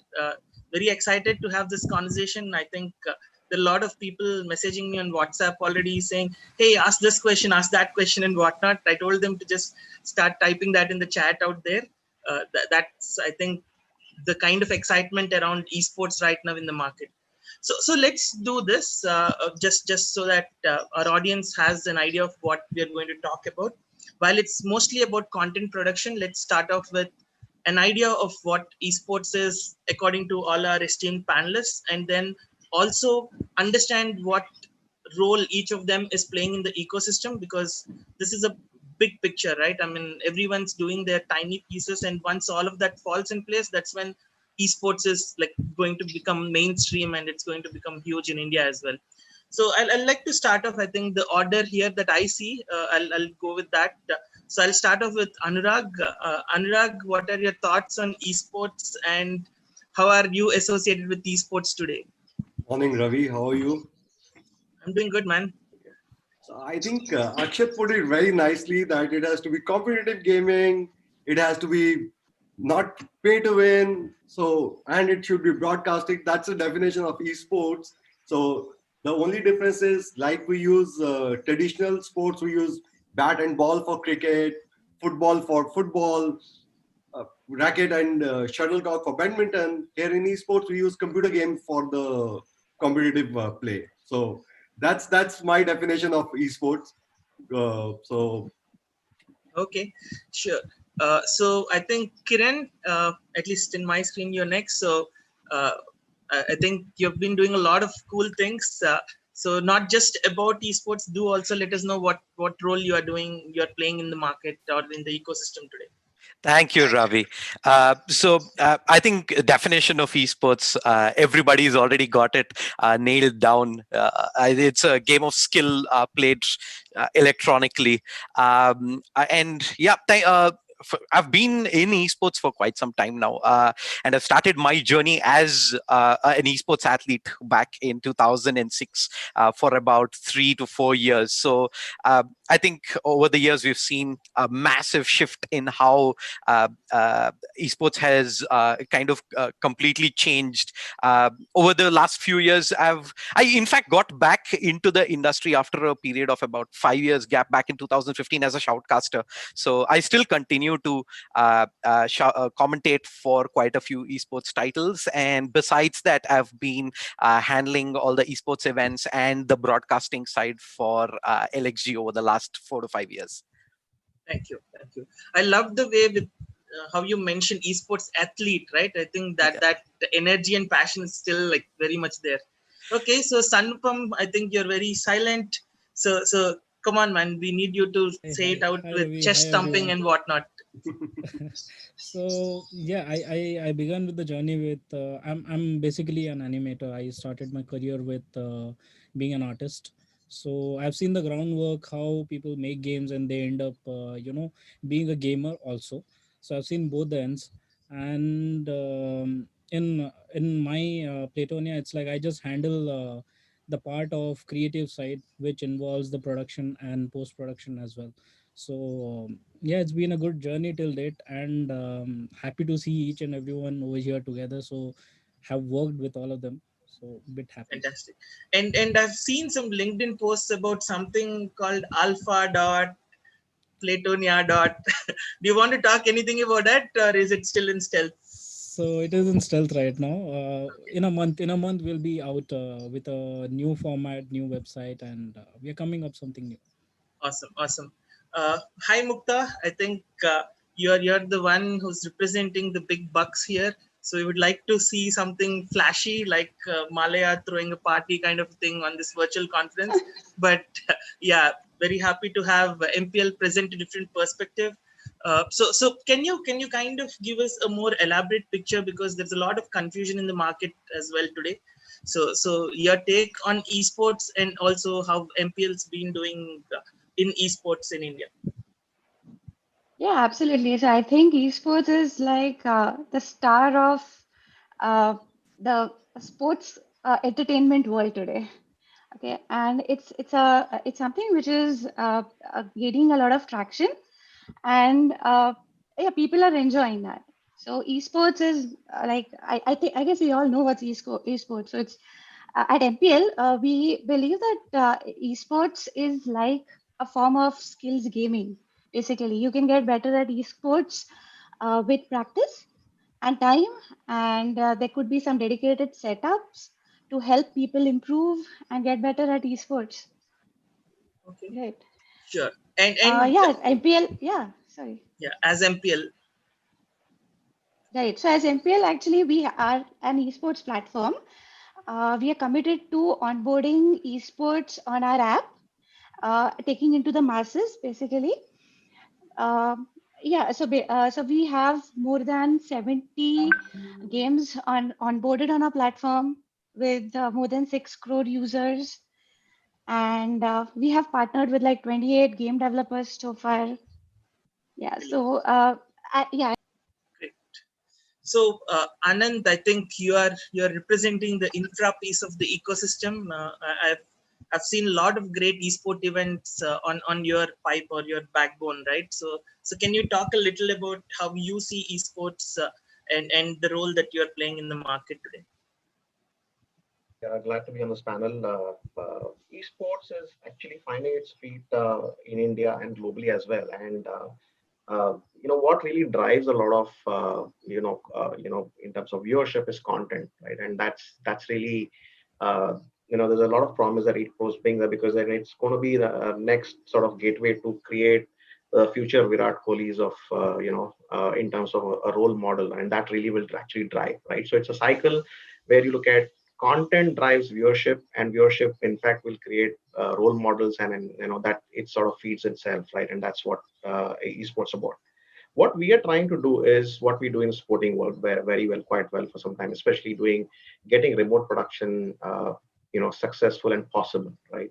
So what you're doing is, how do you really make sure that an event, an esporting event that's held at some bespoke location, how can it be covered in a quality production equal to what you probably see IPL getting produced, and then help sort of get that broadcasted either on linear channels or digital channels, right? So that's essentially the role that we play today. We're seeing and thanks to the lockdown, we've seen a spurt of this actually taking up, right? Because for last 6 months now, thankfully the sports is opening up, but just during after March, hardly 3 months, there were any sporting activity, physical sporting activity, which was there. And a lot of virtual esports actually filled this void. And we were sort of faced in a situation where, how do we really get this content? Because broadcasters, all your traditional channels, whether it's sporting channel, didn't have content to show. And this sort of filled that void, and it has helped this industry. We are very, very actively and very keen and excited about this, of how do we really bridge this gap of getting content to the broadcasters, linear or digital channels covering it. Sure. I think there are a couple of questions on content which will again come back to you, Anand. I think we have the upcoming star of esports in India, Shiva. So Shiva, are you a PUBG player now, or you are just into organizing events?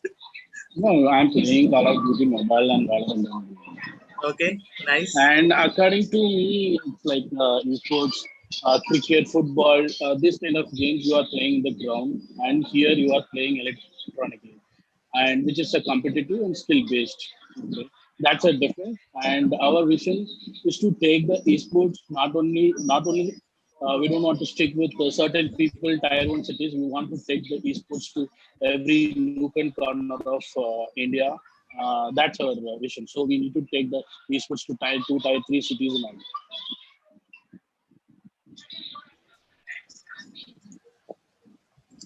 Got it. So there are some interesting things that I think you will add in later in the conversation, and we have Michael. So Michael, I'm really glad to see you. I think not in person this time, unfortunately, but definitely virtually. So you have seen Indian esports from outside till last year. So how does esports look to you now? The whole ecosystem in India right now, and I mean your thoughts on esports in general. So my thanks for inviting me and being here. First of all, my thoughts on esports in general. We are and we have been very optimistic of this industry, right? I think everyone is saying the industry is growing by 20-25% per year. We are much more optimistic on that one, and I think that we will see that on large scale. About the definition, I think I completely agree what Anurag said. There's one additional thing to esports. What we are thinking should be part of it, besides streaming and skilled competitive gaming, and this is multiplayer, right?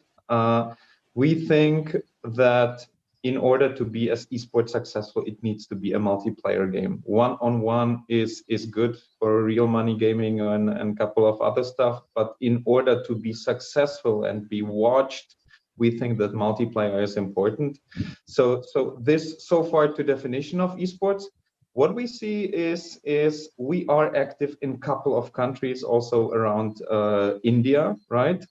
Of course, India is being a little bit regulated now by the political situation, so that doesn't make the life easier, not for outside companies, but for the industry per se.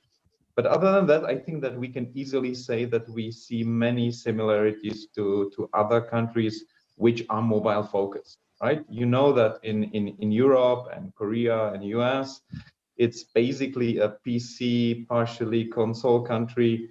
Mobile comes third and is in development. Many other countries like, I don't know, Indonesia or Mexico, Peru, where we are in, mobile is very much on the rise. Many countries are not mobile first, but mobile only. And talking about these kind of countries, we see many similarities. In a couple of countries, same games as being played in India and being on the rise. It's also in other countries. And we see esports and always saw esports as a global industry, not as a local industry. I think, and we are expecting, there will be no borders, no boundaries, everything become global, rising on the local level and becoming global. And I think that's also so fascinating about this industry per se.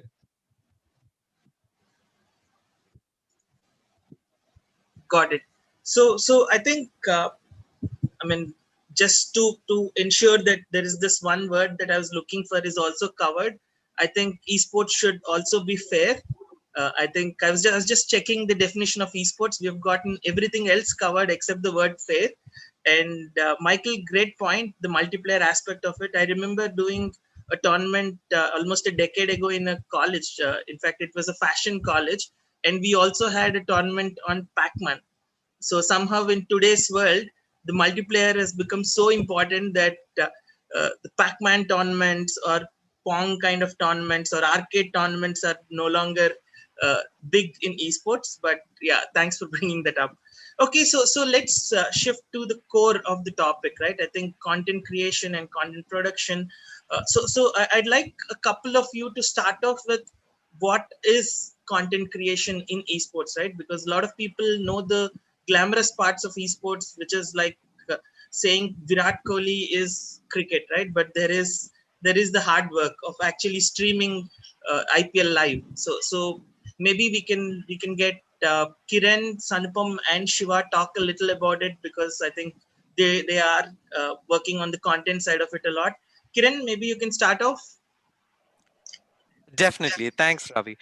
So I think in terms of content around esports, I think plays a very crucial part because uh, e- especially in the situation currently today where it's primarily online, uh, unlike the other sports, you don't really get to see the player right away. It's not a given. So I think the entire event or its perception revolves around eventually what the end user gets to see, and that is where I think the value of esports content becomes even more. uh, and yeah, so it pretty much includes everything that goes around the tournament. Of course, the core focus being the broadcast of the matches themselves, but also from a wholesome perspective, all the rest of the content around it, whether it is the interaction with the players, glimpses of them actually playing it itself, which we've gotten to see with quite a few tournaments already. Content around even post content, pretty much with us getting an idea of different kinds of concepts that esports organizations have come up with, a little bit of insight into what goes on behind the scenes. And yeah, I think that's uh, become pretty much uh, uh, a norm today to have around a full esports event. So I think in terms of how we've changed around a little bit, I think especially for me, who's come quite a bit from doing a lot of LAN events and attending a lot of LAN events, conceptually, I think we've changed quite a bit onto moving everyone remote over the last 6 months. And the challenge has been to innovate around achieving the same kind of feel and quality, while working around the shortcomings that we do have from all the players as well as the staff not being available at the same location. Yeah, I would agree. I would So, agree with Kiran. So fact is, it's like as Kiran and Shiva both started with the gaming line. Like I've seen them from the starting of the journey. I've been following them. So it is like end of the day, we come to know a gamer requires three things. First, his content. Second, his fame. Third, his name. So this three things are based on the content what he prepares, or what the world prepares, or what the environment prepares for him. So it's all about value. It's about all about value to that particular name. So the content right now in the remote area has gone down a bit, but initial phase of lockdown, yes, people were confused, people were not knowing what to do, how to do it. But according to my studies, it has gone up since last 3 weeks, and it is growing. It is growing. There are n number of mobile platforms which have come out with the streaming platform. There are certain amount of broadcast apks which has come out just to broadcast your mobile games from an ipad. So everything is shrinking now. So it is like you don't require a big production house to run something massive. You can do it with maximum 2 to 3 people, or you can do it yourself. So basic thing, big thing, small, it is like you used to do maximum of your work on a bigger workstation. Now you are on macbook or an ipad. So it's just going minute and minute. World is improving. Esports is actually growing. As Akshad and Anurag shared, there has to be a federation which should run this. We need it fast. That is the Okay. only way. We need it fast, because thing is, it is required. and this is the correct time to grow it, because it doesn't matter, we can have a Virat Kohli tomorrow from this game. It should not take a decade for that Virat Kohli to come out. It should happen fast. Very very strong, what do you say, statement there. Let's try and make that happen, Sanupam. A quick add on if you can, Sanupam. So I understand you guys have been doing a lot of work outside of India as well, right? I mean, not Yes. just in India. Can you just throw a small light on how different it is, or is it exactly the same in terms of remote production and all of it for India, for audience abroad and so on, especially in COVID times? Was it Being a very challenge? fair, Was it the same? it was a challenge. It was a challenge, but we all agree that being offline, it's a fun game and all together. So it's like, yes, we miss that opportunity to be over there and work on ground. But the challenge increases, actually it doubles up, because you have got latency issues, you have got 4K content which they are throwing, and you have to downscale and play it over here. There is a lot of challenge when it comes to content and playing it live, because when you are doing something for a client, right, you cannot compromise. So that is the first thing. And here you have a challenge, you have a 4K output, but you are restricted to full HD. You know how much blow that particular content will take. So you need to be very clever in putting it in a way that the quality is delivered properly, as well as the client is happy, and there is no latency issue or no jitter in the video while you are doing that. Because being very fair, we have done a couple of virtual studios. So integrating the content which is coming from Singapore and Malaysia, sitting over here in Chennai and putting their content inside my studio, I'm running a system which is running natively, which is throwing live from here, but I have to integrate their data, which might not sync. So yes, it is been tough, but it's kind of a new side where production needs to be done this way. So it's fun. Sure. And Shiva, can you throw some light on? I think there's been a lot of activity from Sky of late, especially your championship. Can you throw some light on what's been happening and what are your observations? What are the new things you're up to and so on? Yeah. So I need to say thanks to pandemic personally, because before this COVID pandemic situation, we never been concentrated fully into the online production. Before that, we used to host a lot of land tournaments, Chennai and down south like Madurai and Bangalore kind of regions. So on this pandemic situation, we learned a lot of things on the online production, and we did around 6 to 7 tournaments in online with various game titles like Brawl Stars, PUBG Mobile, Valorant, all the titles we had. And like Sarupam said, like the broadcasting, the protection has faced a lot of issues in the pandemic situation we faced personally, because the Sky Sports focus always to not to go with one single language production. We always used to go minimum of 3 to 4 language broadcasting, and for us, next to Hindi, Tamil, we are focusing a lot, because in India, as Akshat said in the earlier interview, Tamil is the biggest language here on esports, bigger than English also. So always our broadcast plan, production plan will go with multiple language. And we tried one such thing in the Sky Sport Championship 2.0. We drive around 6 languages for the one game PUBG Mobile. We focused the entire South India like Telugu, Malayalam, Kannada, and Tamil, English, Hindi, and we got huge response for that. And so Valorant, recently we produced one super content which is very unique also. It is a city-based concept of Valorant, which is called the Valorant Sky Showdown. We focused with the IPL format, and the same day we started with the IPL started at 19.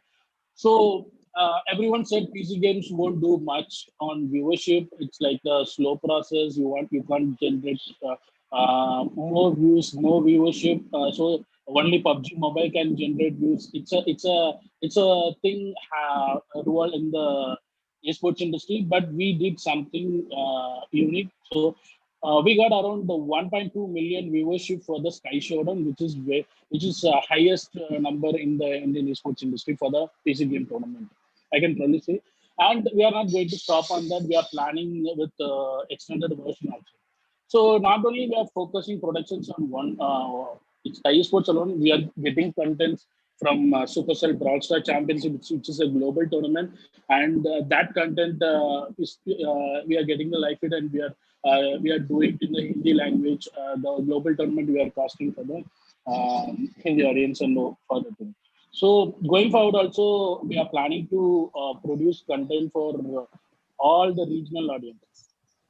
Okay, good man. I heard two cool words there. So the IPL of esports is coming soon, which is good, and the fact that regional languages are picking up, that's also fantastic. If you notice the Sky Showdown, I personally felt like Mumbai, Chennai, Bangalore, those regional people come on and support. They don't care about what is the game. They don't care what who is playing. But I'm supporting Chennai because the name Chennai. I'm supporting Bangalore because one such thing happened is like Bangalore team was played by the Global Esports, which is a Mumbai team. But lot of new pages, lot of pages covered the story. Kannada team is doing good, blah blah blah. So that Very kind of nice. contents.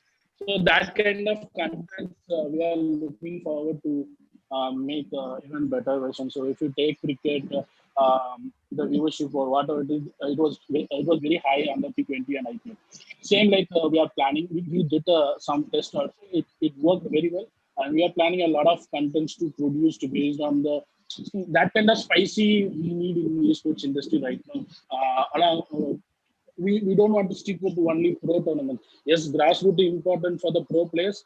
At the same time, we need to grassroots the viewership. Viewership is important for any, be it sponsors, be it publishers, whomever it is. At the end, for publisher, DA is important. For esports organization, viewership is important. And brands, we need a viewership. And our one more focus also, we don't want to stick with endemic brands, and we want to bring a lot of non-endemic brands.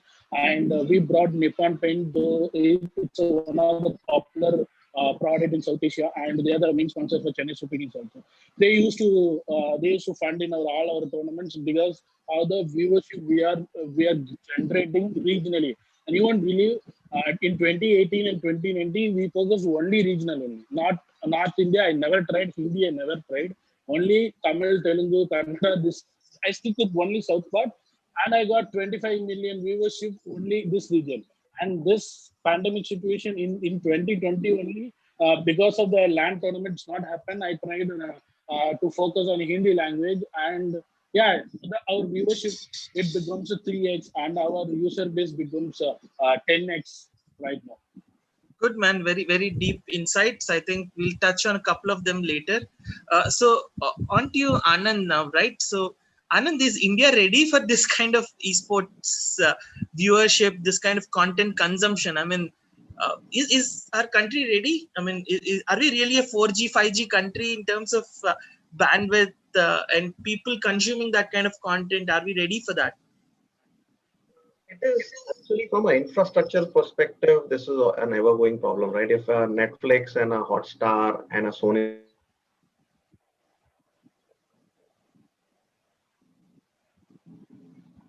right, to answer that question. But if you were to look at from, whether it will grow there, it is just depending on the popularity that something gains, right? So like PUBG had a very huge following. So it was, and it was watched, and it was being played by millions of viewers in India on the existing infrastructure, whether it is 2G, 3G, 4G, whatever you call it.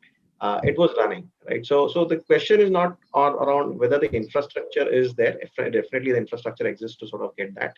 It's really about making the game or the interest levels, making it populate to a level that it finds mass adoption and viable for whether it I think there's a word mentioned about federation, but right now I think federation is important to come in. I definitely agree with that, but it's about really finding the games, like finding the next PUBG, right? And how looking at getting that one game which will have a mass following for it to galvanize the entire industry. So that's would be my take on it. Sure, and also in terms of actual content production, right? I mean, since you have powered a lot of big, massive esport events, can you tell us what goes on and why you had to come up with a custom offering, which is why these events had better production and so on, right? I mean, I've myself personally experienced the difference in a couple of events myself. Yeah, I think if you look at the two aspects of production, right, is actually making esports look as close as possible to a real sporting experience, right? So that's user experience, sporting experience is at the core of increasing mass following, right? Today, if you look at a tier one sport, let's say cricket, right, you would probably have about 20 or 30 cameras on the stadium, and all of those camera feeds finally goes to a mixer. There is advanced graphics that goes along with it, and finally there's a technical crew which decides what shot actually has to be broadcasted. You have 20 shots to take, only one shot goes on the camera, right, on the final output. That's how a real life tier one sport production works. Now, for an esports, there's a unique situation now, more so in COVID. But if you had to, replicate the same infrastructure in an environment which is remote, let's say you're having, games happening, you need an infrastructure which sort of gets all of these live and gets you ability to sort of control all those different feeds and gives you the same control that you typically have if you were to live produce something on site, right?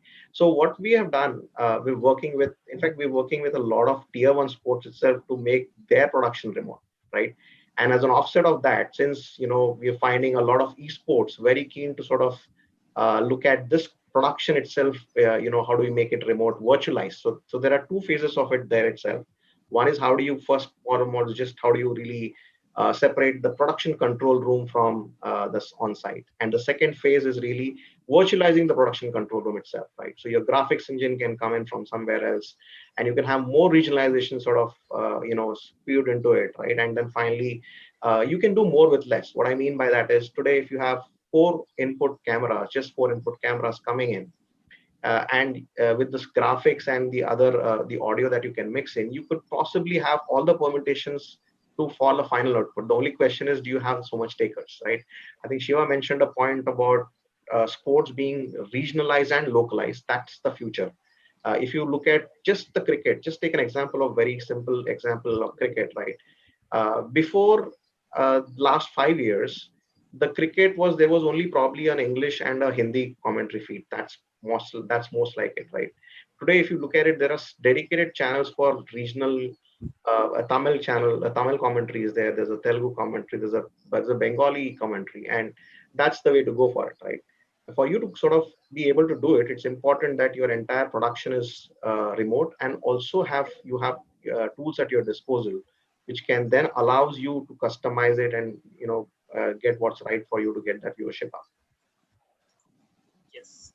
So I think we have understood the content piece of it, right? Now, a couple of quick questions to Michael and Mukta, primarily on the tournament side of it. I mean, there needs to be a reason to create great content. And I think at least in the esports world right now, tournaments and platforms are pushing for activities or community activities to create content. So maybe we start off with Michael. Michael, what are you doing in the whole ecosystem? I remember seeing some posts about some international, national tournaments and whatnot. So can you throw some light on that? Yes. So what we are doing as ESPL.GG, we are running national leagues, national tournaments, right? So we target basically the casual gamers who wants to start to be in the esports ecosystem, right? So we are not here for the pro part, but we are here for the ones that wants to start to become competitive and run national leagues, right? So we developed the zero to hero story. And having said that, we are running national championships. So basically also now is the perfect time to join us in India and to take part of that one in the games we are running. You can see that on the website. And our ultimate goal is basically to clear a structure, a pathway to become professional, right? Because in the beginning, it was looking at the pro teams, for example, Astralis and CSGO, who are winning all the majors, these are a bunch of friends, right? They know each other for so long and are playing together. But in the future, it will be different. And to find your way up the ladder, it will be more and more difficult. And basically, anyone can play, anyone can become pro, only the structure is missing. And this is what we are developing. So if you go with us and go and climb up step by step, our goal is to be the feeder of the pro teams, right? So you start with us and fight your back way up to the pro team or to the pro league, right? So this is what we are developing, and as you said, this is creating content, engaging content. I think looking also from the influencer perspective, you know that micro influencers are a hot topic right now. Everyone is moving into that area, and esports gamers are basically becoming micro influencers if they are playing on the lower part of esports, not in the very pro. So basically, with us, you have the chance to do so, and if your streaming has 3,000 views, 5,000 views, it's awesome. This is content. This is content you can make money with, and the gamer can make money with. And this is the structure we are developing. We are right now active in 12 countries, including Southeast Asian, Latin American countries, Turkey, and so on. And we step by step add additional countries to that. And our goal is to have a platform, a global one, where you can join basically any time of the day, and you find a tournament, you find a league, really for the mass, and have the great environment. So we did already a couple of tournaments in India, small one for COD Mobile and so on, and now is the time to join our championships. Fantastic, fantastic. Mukta, can you also share some thoughts on tournaments, how they're creating the ecosystem for content and then content consumption, right? I mean, can you throw some light on that? Yeah. So the content consumption actually has one important factor. It's like the related factor. So people who are watching or consuming the content, they're doing it because they think that by practice and by watching they can get better and play better. Example, to put it in simple words, if you are watching cricket, IPL cricket, I think there are very few sane people who would believe that they could probably beat Virat Kohli by watching. Okay, but if you're at home and if you're watching esports, I think people will think, I think I can beat that pro guy out there. The another part about this content, or the tournaments form of content, is basically it has to be interactive. Basically, the engagement lies in interaction, and tournaments is a form of we could play different games in the form of tournaments, make it more interactive, and that is also an important aspect of the esports industry. So we at MPL, we believe that this is something which has a tremendous scope in India. For example, MPL had won a medal in the inaugural event held in the Asian Games in 2018. Okay, and the number of esport tournaments that the people from our country are participating in, it indicates how there are opportunities that are waiting to be grabbed. Okay, so at MPL, we would want to onboard a lot more esports titles on our platform. Okay, and we have onboarded a lot of different games like MPL's own Rogue Heist, which is India's first homemade FPS battle royale game, where there is enough talent and basically lots of talent. There is a lot of talent even in the game development space. Okay, so if when we publish more such games, the more Indian gamers would, definitely, and gamers as well as Indian game developers are going to stand to benefit. Okay, so I think MPL is doing its role to make it a constructive development esports platform in India, which becomes like you have different games. You create and publish different games, onboard them on the platform. There are gamers who would be playing them in the form of tournaments. Uh, and this actually generates a different kind of an ecosystem and a different kind of play, which is the core of MPL as of now. A lot of our audience might not know that MPL also does tournaments in games like PUBG and so on as well, right? It's not just more casual games and stuff. Rogue Heist was a fantastic example. What are the other big games that you can reveal, if any, which are coming up? Yeah, so basically, as I just mentioned, it's since we are like a skills gaming platform, we are committed to onboarding a lot of new games.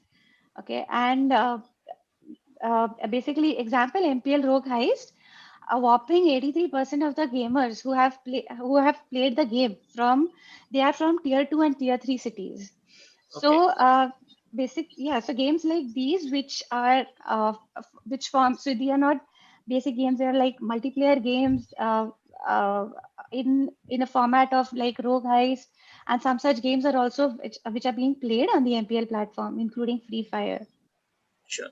So, Anurag, I think I started with you. There are 3 trick questions to you, and I'll let others also chip in after we hear your wise answer. Right. So the first one is, I think we have taken Virat Kohli's name a couple of times.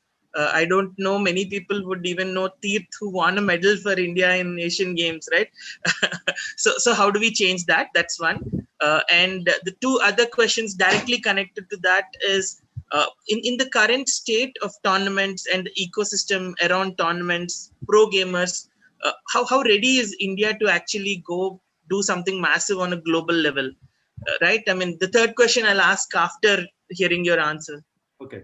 So I hope we are not taking Virat Kohli's name because MPL is there. Mukta is there. Just a joke, Mukta. Just a joke. Yeah. So anyways, and so again, Teerth, I know Teerth personally, and he did a tremendous job for getting us bronze in Hearthstone in last Asian Games. But that is one part. But if you look at people like Scout OP, Mortal, Jonathan, Ghatak, these people are already known. Okay, we are taking example of Teerth because he got us a medal. But if you look at Entity, they also stood the 5th in PUBG tournament worldwide. So people know about them, but yes, they are not known as to the tenure like of the scale like we know Virat, Dhoni, etc. I think that will change with mass adoption, viewership of esports. Once esports comes to mainstream, I think that will change. Right now, still, the way I look at it, compared to other traditional sports, and especially cricket, esports is very niched. So that is first part of the question. But one thing I like to add there, that next superstars for sports are going to be from esports. That much I know. I don't know whether it will take 2 years, 5 years, or 10 years. That much I can't comment on. But I know next superstars are going to be from esports. Number one. Number two, generally, except Entity or Teerth, what I've seen that we have great guys in domestic circuit, but once we go international circuit, that's where we fail. I think the major reason that I feel there is that we have skills and everything, but as in normal sports, you have a lot of sports staff with any organization or team that is still lacking in India. So that ecosystem needs to build up in India to make our athletes competitive on the international stage. We need psychologists, we need sports staff, we need coaches. Like so many teams I know, great teams, but they even don't have a coach on board. They have an in-game leader, what we call as IGL, but they don't have coaches. So I think it is still evolving. Esports is still evolving in the country. It will take time, or it might happen tomorrow. I can't predict that part. But I think that is what is lacking in Indian esports. If you look at from the whole perspective, yes, certain teams already have sports staff like coaches, psychologists. They hit the gym every day, man. So that is something which is very refreshing for me to see. But if you look at the bigger picture, most of the teams today don't look at the sports stuff infrastructure for esports. Got. So here is my follow-up question, right? And this is a question to everyone. We'll go in the same order. Like we'll start with Anurag. So since the topic is around content, so name one interesting content piece you would like to see come out of India and help make it mainstream, right? I mean, is there one idea that each of you can share as a closing remark, especially on the content lines? And I'm putting you first, Anurag. Anything that you would love to see in India in terms of content, esports content? I think, let me just take a step back. For me, esports content is different from streamers streaming the game. Yeah. Let me make that very clear, because that is general perception. That is that if a guy is playing a game, that's a esports content. I slightly differ on that part. So I think as Shiva has already been doing great part of that we need this to be inclusive. So regional language is one thing which is doing very good job at that. Secondly, we have to, as Mukta said, that most of 80% of our players were from tier 2 and tier 3 cities. I know the next rock stars or superstars for esports will be from tier 2 and tier 3 cities, not predominantly from metros. Okay, so we have to take esports in a fashion that it is accessible in tier 2 and tier 3, and we get more participation from those cities, which is happening, but I would like to be on the bigger scale. So these are my 2 points. So inclusive content. Okay, Kiran, quick.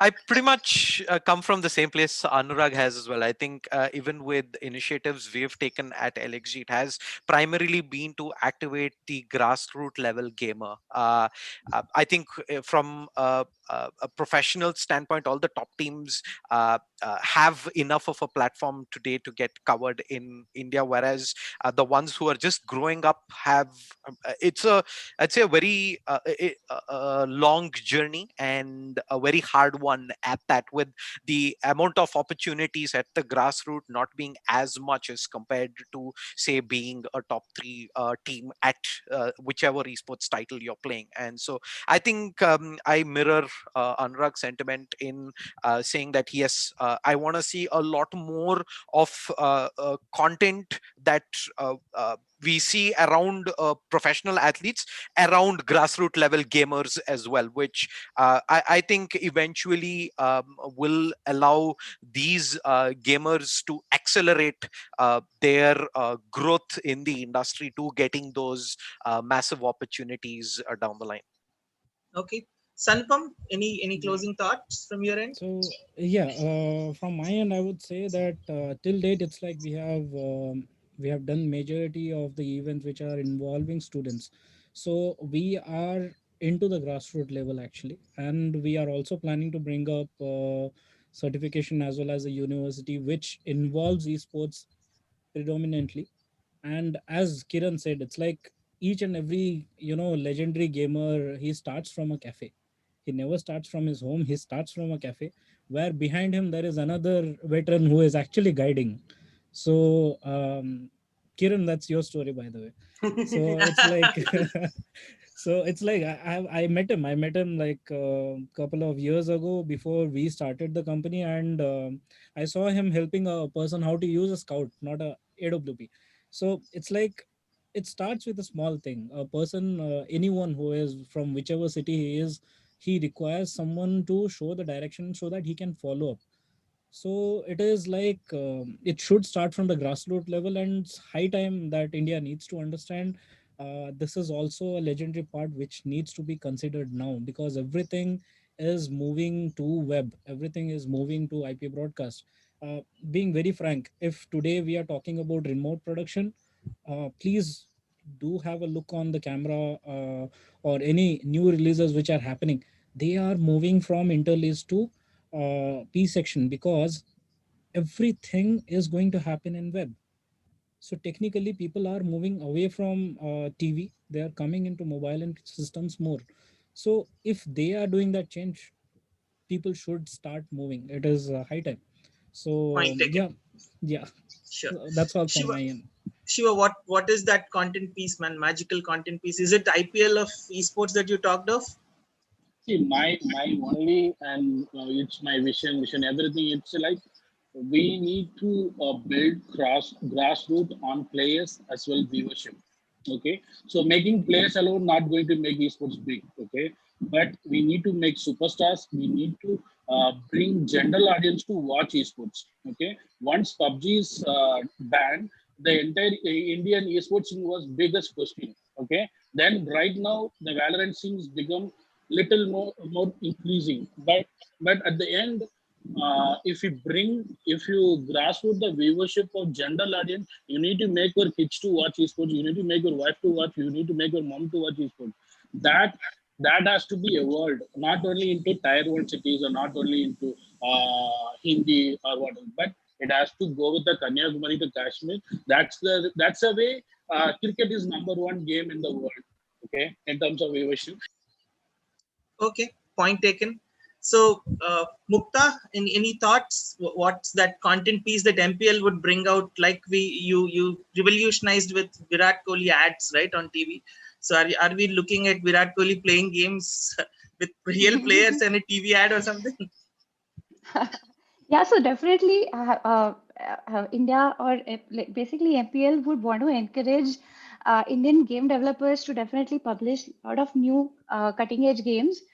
But one thing that I feel that what the thing that should come out of India is the technology that supports the content creation, rendering, and consumption. So, example, even things like whatever the technology innovation and that is required to in order to publish the content, to deliver it, and to consume it at sub-second latency. Example, one of the things I think Akshat or someone or maybe someone just mentioned around having the mobiles being lightweight and let the cloud or the servers do the entire processing. All that would happen is the live streaming of the gaming experience. You don't have to download any gaming assets on your mobile. So there are a lot of such things which I feel that from India or even at MPL, we should try to do it. And I say that because actually I come from a tech background and I'm handling technology and cloud and servers at MPL. But not just for that, I think the technology that supports content and the newest thing has to come out of India. And I think we have really good talent out there to do that. Sure. Fantastic. So, Michael, what are your thoughts? What kind of content will take gaming to mainstream? Some closing remarks. So I think very easy. Technology is definitely a factor. I think we are looking very much into AI generated content for the future. This will be a bigger part. But what we learned, especially in the esports industry, is authentic content, right? Content really from the lives of the gamers, and the more authentic the better. So not high production costs, but really authentic. And basically I think this is what esports is all about, right? You look into the lives of these gamers when they are having fun, and our job is to create the technology for it so it's easy to generate authentic content. Got it. So Anandji, any closing remarks? It's a common theme across. I would probably just like to add it. I would like to see from a content perspective a game becoming global, right? That will be the real leveler if that can happen, and the multiplayer aspect about it, right? Imagine, I think Virat Kohli is getting cliched, but let me say Dhoni. A Dhoni from say Tamil Nadu actually comes or Chennai actually plays an equal team, multiplayer team, and becoming famous. That would be the real next thing. Technology is there. Technology is enablers definitely there to make it happen. That would be personally I think should be good for the industry. Thank you, everyone. I think that was a very engaging session. Lot of great insights. I hope a lot of our audience loved those points as well. Look forward to talking to you all in person sometime soon post-COVID. And off to you, Priyanka. Thank you. Thank you. Thank you. Thank you. Thanks, everyone. Thank you. Thank you. I thank you all for such a mind-stimulating discussion. Thank you very much. Thank you. Thank you. Thank you very much. Now we have a presentation by Mr. Sharan Tulsiani, Business Development Manager, Games, Google Play India, ANZ. Welcome, Mr. Tulsiani, and over to you. All right. Hello. Hey. So this is not going to be ideal, but let me know if my audio is coming in correctly.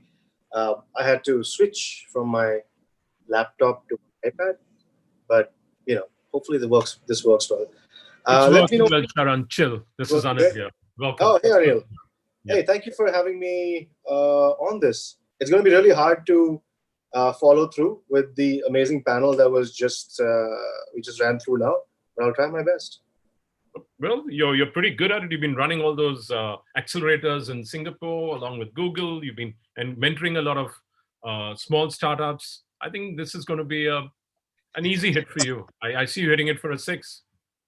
Thanks, man. Thank you. Have a great session. Take care. So I'm going to wait for the slides to pop up on my screen. Yeah, there we go. Lovely.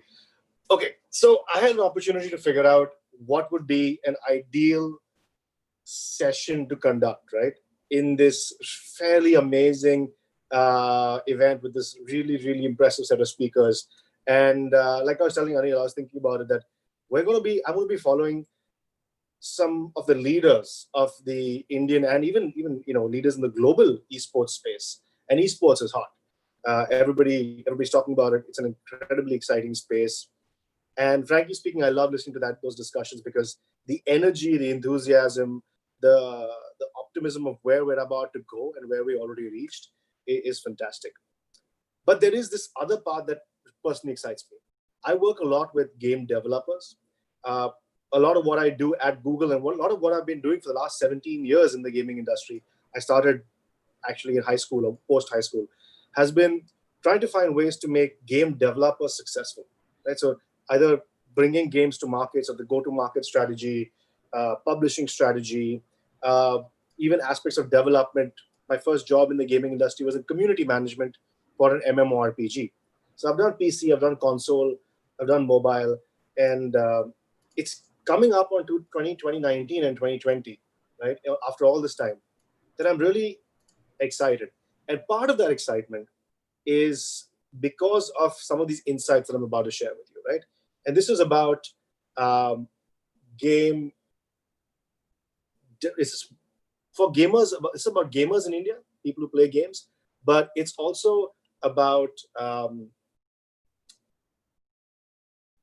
the business of gaming and what we can achieve in our country, right? Could you go to the next slide, please?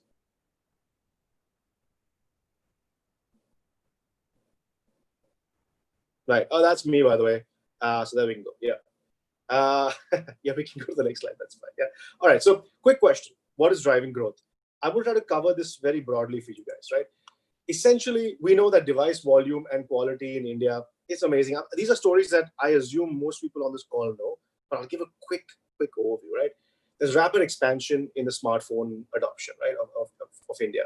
We have some 400 million plus active broadband smartphone users. There's lots of numbers out there. And what's interesting for gamers or gaming is that 70% of these devices now have more than 2 GB RAM, right? And a few years ago, it was less than 5%. So it's a massive difference. And now I think 70% might be an outdated number, which I'm sharing with you. Data costs, we know 90% drop in data costs. We know that the product market fit has become a lot better. We saw what happened in Battle Royale games and esports in India, right? So you found a fit for the kind of content. And the payment ecosystem, that's also evolved a lot. UPI, digital payments, people are used to paying online. All of that has made a difference. But what's really exciting for me, and this was touched upon by, I think, the esports panel also, is that the other aspects of India, what marketers call India 1, 2, 3, right? These have started coming online one at a time. So the new users who've come online, last 200 million people who've bought smartphones and become gamers, they're not the same as the old users, right? They're not the same as the people who adopted gaming 5 years ago. Yeah, we can go to the next slide. Thank you. All right, so this is what I'm going to quickly cover. In India, who's actually paying for games? Who are these guys? Why are they buying, right? Second, well, there is something that's stopping them from achieving their spend potential. What is that? And how can we, as people in the gaming industry, and I'm speaking primarily to people who are on the development end, but also if you're on the esports end, it's something you can look at as a holistic approach to monetization, right? So we can go to the next slide. Yeah, so this is what the user research is. Now, this is a Google research. It is conducted.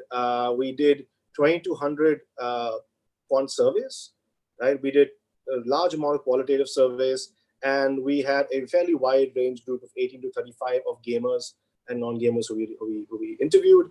And we did this across 8 cities. So this is a Google research. It's fairly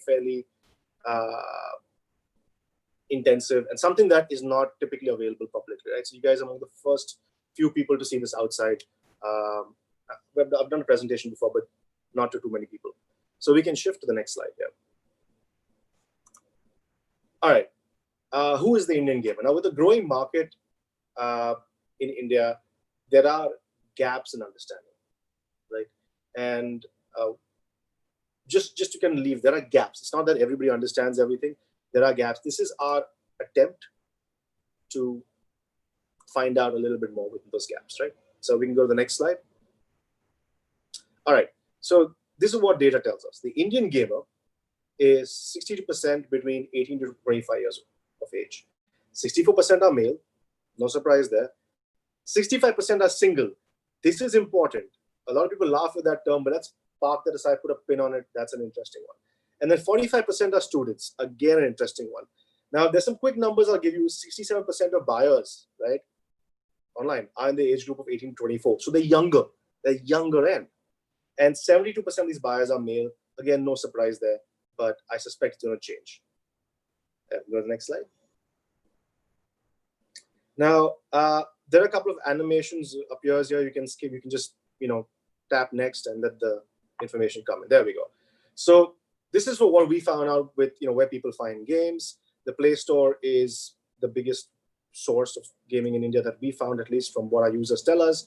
And YouTube and other social platforms are really important in how people discover and engage. So if you look at the list of how people find games they want to play, YouTube is big. And clearly, this is where we see a big overlap of things like esports, right? You have streamers, you have content creators in the gaming business. That thing has exploded, not just in India, but globally, right? And an important implication, by the way, of the data is that if you look at it, it tells us that the Indian gamer is far younger than the average age in other countries, right? So we're in the early stages of growth. Now, a younger's audience, right, is more impressionable. Typically, we believe that, which means that friends, family, social circles do have an impact. Word of mouth is very strong. And I think Battle Royale's growth, the growth of a lot of these genres is word of mouth, and then, the other part of the ecosystem on YouTube and social media around it. So yeah, we can go to the next slide. We can move on. Yeah. All right. So looking at the discovery journey, we spoke to users to try to understand what all information they look for. Right? If you want to play a game, if you want to be a gamer, if you are a gamer, what source of information you look for? And usually, these users generally turn to sources for discovering new games with things like reviews, right? Because they look at data points in terms of things like graphics, in terms of things like general playability, in terms of recommendation. This, of course, spans across gaming overall, right? And frankly speaking, in India, the lovely thing is a lot of content hasn't evolved like it evolved in the early days of the West, right, where it was text-based.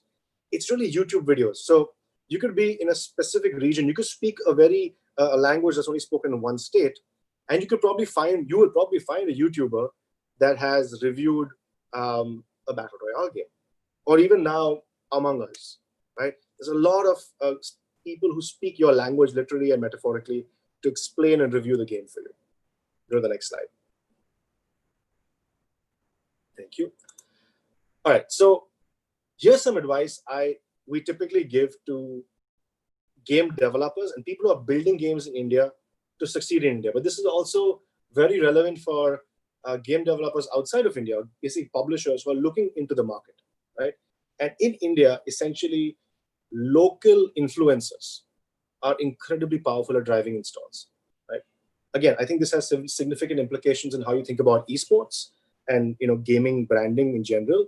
But fundamentally, what I'm focused on is the fact that a lot of Indians don't necessarily watch global gaming influencers, the famous ones. They do have a following. It's the local influencers that have a massive impact or influence on game developers, on gamers in India for their choices, right? So, for example, a leading global casual game, I can't give you the name, they regularly work with YouTube and previously TikTok and get just their own content videos to get over 1 million views, right? And match 3 publishers, even match 3 publishers, they have created, one of them has created a club, a creator club in India, right? Where they have 300 to 500,000, 5 lakh subscribers in just 8 to 10 months, right? So YouTube or any sort of influencer content aspects are incredibly powerful in driving that discovery journey for games in India, for gamers. Next slide, please. All right. Why do Indian users play, right? We can go to the next slide. Now, we touched upon how gaming in India, for most users, is kicked off directly on mobile. A lot of us in the gaming industry have gone through a lot of these conversations about how, mobile natives and the culture didn't grow from PCs, it came into mobile. But let's dive a little bit more into the implications of that. Right? We know that consumers are hungry for quality content in the games. Okay, and they also look at gaming as an aspirational recreation. Again, something that you eventually see flowing into esports. Thus, when it comes into functional reasons behind choosing titles, right, the storyline, game design, or graphics, right, are super important for this selection. Right? In fact, 2/3 of people interviewed said that these 2 reasons really drive their selection of game. All right, we can move to the next one. Now, moving beyond, let's really move beyond the surface and say, what are really emotional reactions? Because I would say, as growing up and, being part of the birth of the gaming industry in India, it's a very emotional place. And I think maybe gamers around the world, but definitely around here, we make decisions a little more emotional, right? I know I did in my early gaming years. And what this research tells us is that social connection is one of the key emotive reasons to drive the attraction towards a game, right? So you can see that in certain games, team sports, right? Everything from a battle royale game to Ludo is sort of multiplayer, right? These are sort of dominant categories in India.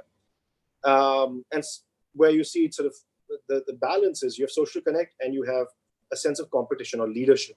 Interesting words. These 2 stack on top of each other. And on the other end, you have a slightly different type of gamer who does it to relax and unwind. Now, unwinding could be also competition, but it depends on person to person. Go to the next slide. I want to talk quickly about what this social connect is. And again, anybody in the competitive gaming space understands this as a fundamental. But I think from outside the gaming industry, when you look at it, the first thought that people have is, oh, gaming is an isolating endeavor, right? It's an isolating sport, or it's an isolating activity, or whatever. I know if Akshat Rathi is listening to this, he's probably like, because I know he's faced this, right? But social connection, research tells us, where gaming brings peers together, makes them bond, is incredibly important. So connection is super important to gamers in India, right? Whether it's fighting against common enemies, whether it's friendly banter. So I'm going to move quickly because I have less time. So I'm going to skip through some of the things. Let's do that. I'm not going to spend any time on relaxation and unwinding. I think everybody understands that bit. And sense of competition also. So we can skip to 2 slides later. We'll move ahead. And we can move to the next one. Relaxation and unwinding, I think, is simple enough. And the sense of competition and self-worth is also simple enough.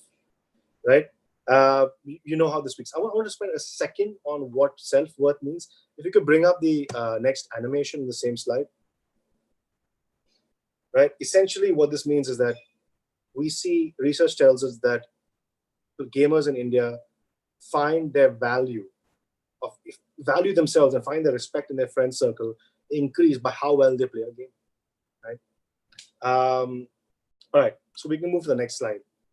What all this tells me is that if you're building a game out of India, or if you're looking to market a game in India, think about these two drivers. Think about emotional drivers, right? In your games, the social experience, multiplayer, have chat, have audio, video chat, and give users an opportunity to build an identity and reputation. Again, I will lean on esports and say esports is a great way to build identity and reputation. So we have that. But it's not just, you can do it in ways that don't have esports involved. And the other thing is do community management. Spend time on building communities. We can move to the next one. All right, this is where I'm going to try to spend a little more time, and I ask the organizers forgiveness for this because I find this incredibly important. Can we move to the next slide, please? Right. Well, user behavior, spending, and this is what drives an industry's growth, is about how you can get people to pay or convince them that what they're doing is of value, right? So our research tells us that basically these two pillars here, sense of achievement, right, and social interaction. These are the two reasons why gamers in India have reported that they will pay in a game. Right? So bragging or winning over others or advancing in more levels or keeping up with their friends, these are super important self-reported reasons. Next slide, please. And we can just get the animation to pop up in the slide. Great. Now, a little more breakdown, right? You can see some of the best games, the most popular games in India reflect this, but character accessories, 79% of users would like to spend on that. 60%, 7% say general items, and 53% say that they like to spend on when there are moments of sales and discounts, right? So whether it's a 8-ball pool or a battle royale game, people spend to make other people jealous, to make them break through. In fact, pay for skins is more popular than pay to win, though pay to win is also growing slowly, right, in certain types of games. So we can move to the next slide. All right, this is a couple of animations, so yeah, you might want to wait for that to load up. Now, a consumer today has multiple barriers to make a payment in your game. Again, I'm speaking to you as a game developer, right, or publisher, an Indian consumer especially. So we need to find means to address this. These are 5. We can move to the next. We can go next. Yeah. These are 5 of them. I won't spend time on just these 2. Right? Fair enough. One, and this is a pretty strong one, even though it's 57%, is the lack of value perception. And the other one is payment-related issues, right? But they're not, able to pay. They don't want to spend the money, etc., etc. Basically, people believed that Indian gamers believe that what they're spending on because it's a virtual good may not have the value. Right? So they want to wait for a discount or sale, and they are worried that what they spend money on may be a lot more, they might get a lot less for it because it's virtual. Right? And that's okay. I think we're changing that slowly, right? So whether they're not willing to pay high amounts, we are seeing developers put price points that are lower. So people spend lower amounts, 10 rupees, 20 rupees. Indian gamers spend on things that achieve the right balance of value to cost. In fact, if you move to the next slide. Yes, we can move to the next slide. Yeah. 46 out of the 100 gamers that we saw, 46% are likely to pay for games in the future. Right? And I think this is super interesting for a healthy gaming ecosystem, both from an ecosystem where people today who are playing games can look at this as an industry where they can design and build games so that they generate revenue out of it and can sustain themselves as a career and an industry, but also for competitive gaming where as the market grows, it's not just that people play for free, but they are contributing to the growing investment in India in gaming, right? And so quick run through the next 4 tips. Next slide, please. All right. If you have a game that's being published in India, understand that Indian users are value sensitive. Don't confuse price with value. Create and establish a clear value for in-game items and economy. Economy balancing is super important. We can go to the next slide. So I have a complex aspects on this, but very quickly, if you're pricing something in India, for gaming especially, think of how you want to price the item, whether you want to go for volume or higher ARPU, right, or ARPPU. And you want to balance these two out. In fact, a leading Ludo game dropped their price point to 10 rupees, right? And their number of orders grew 20x, but then revenue also in that time frame grew 10x, right? Because their users were very India 2, India 3. And I think that's relevant for not just Indian games, but for international games looking to enter the market. That sometimes the higher end bulk dollar pricing might need to be broken down further. And next slide. I think we're towards the last slide here. Right. Guide your users. A lot of your gamers are paying for the first time, so it's okay to give them visual guidance on how to pay. I know a lot of game developers and people in the gaming industry might find it like, oh, we don't need to tell our users what to do. But understand that our users are coming from all over the place, different levels of expertise with the mobile phone. And so it's okay to handhold them a bit and visually explain what they need to do so that they can be more valuable users in your game. Right? So last slide there, and I can leave it on, is YouTube is a little blank, but think of it as any social video network, right? These are 6 points that I would give you as a checklist. If you're building a game in India or you're looking to monetize Indian gamers, think about these six points. All right, that's it for me. I'm good. We can close here. Thanks, Sharan. That was pretty engaging about how you're looking at the gamer and this ecosystem in India. Thank you. Priyanka, over to you. Yes. So we thank you, Mr. Tulsiani, for this insightful presentation. We now move on to our next and final segment for the day. Live stream the upward curve. For this panel, I would like to introduce our esteemed set of panelists. Mr. Anirudh Pandita, founder, Pocket Aces. Mr. Ishan Arya, co-founder, the Esports Club.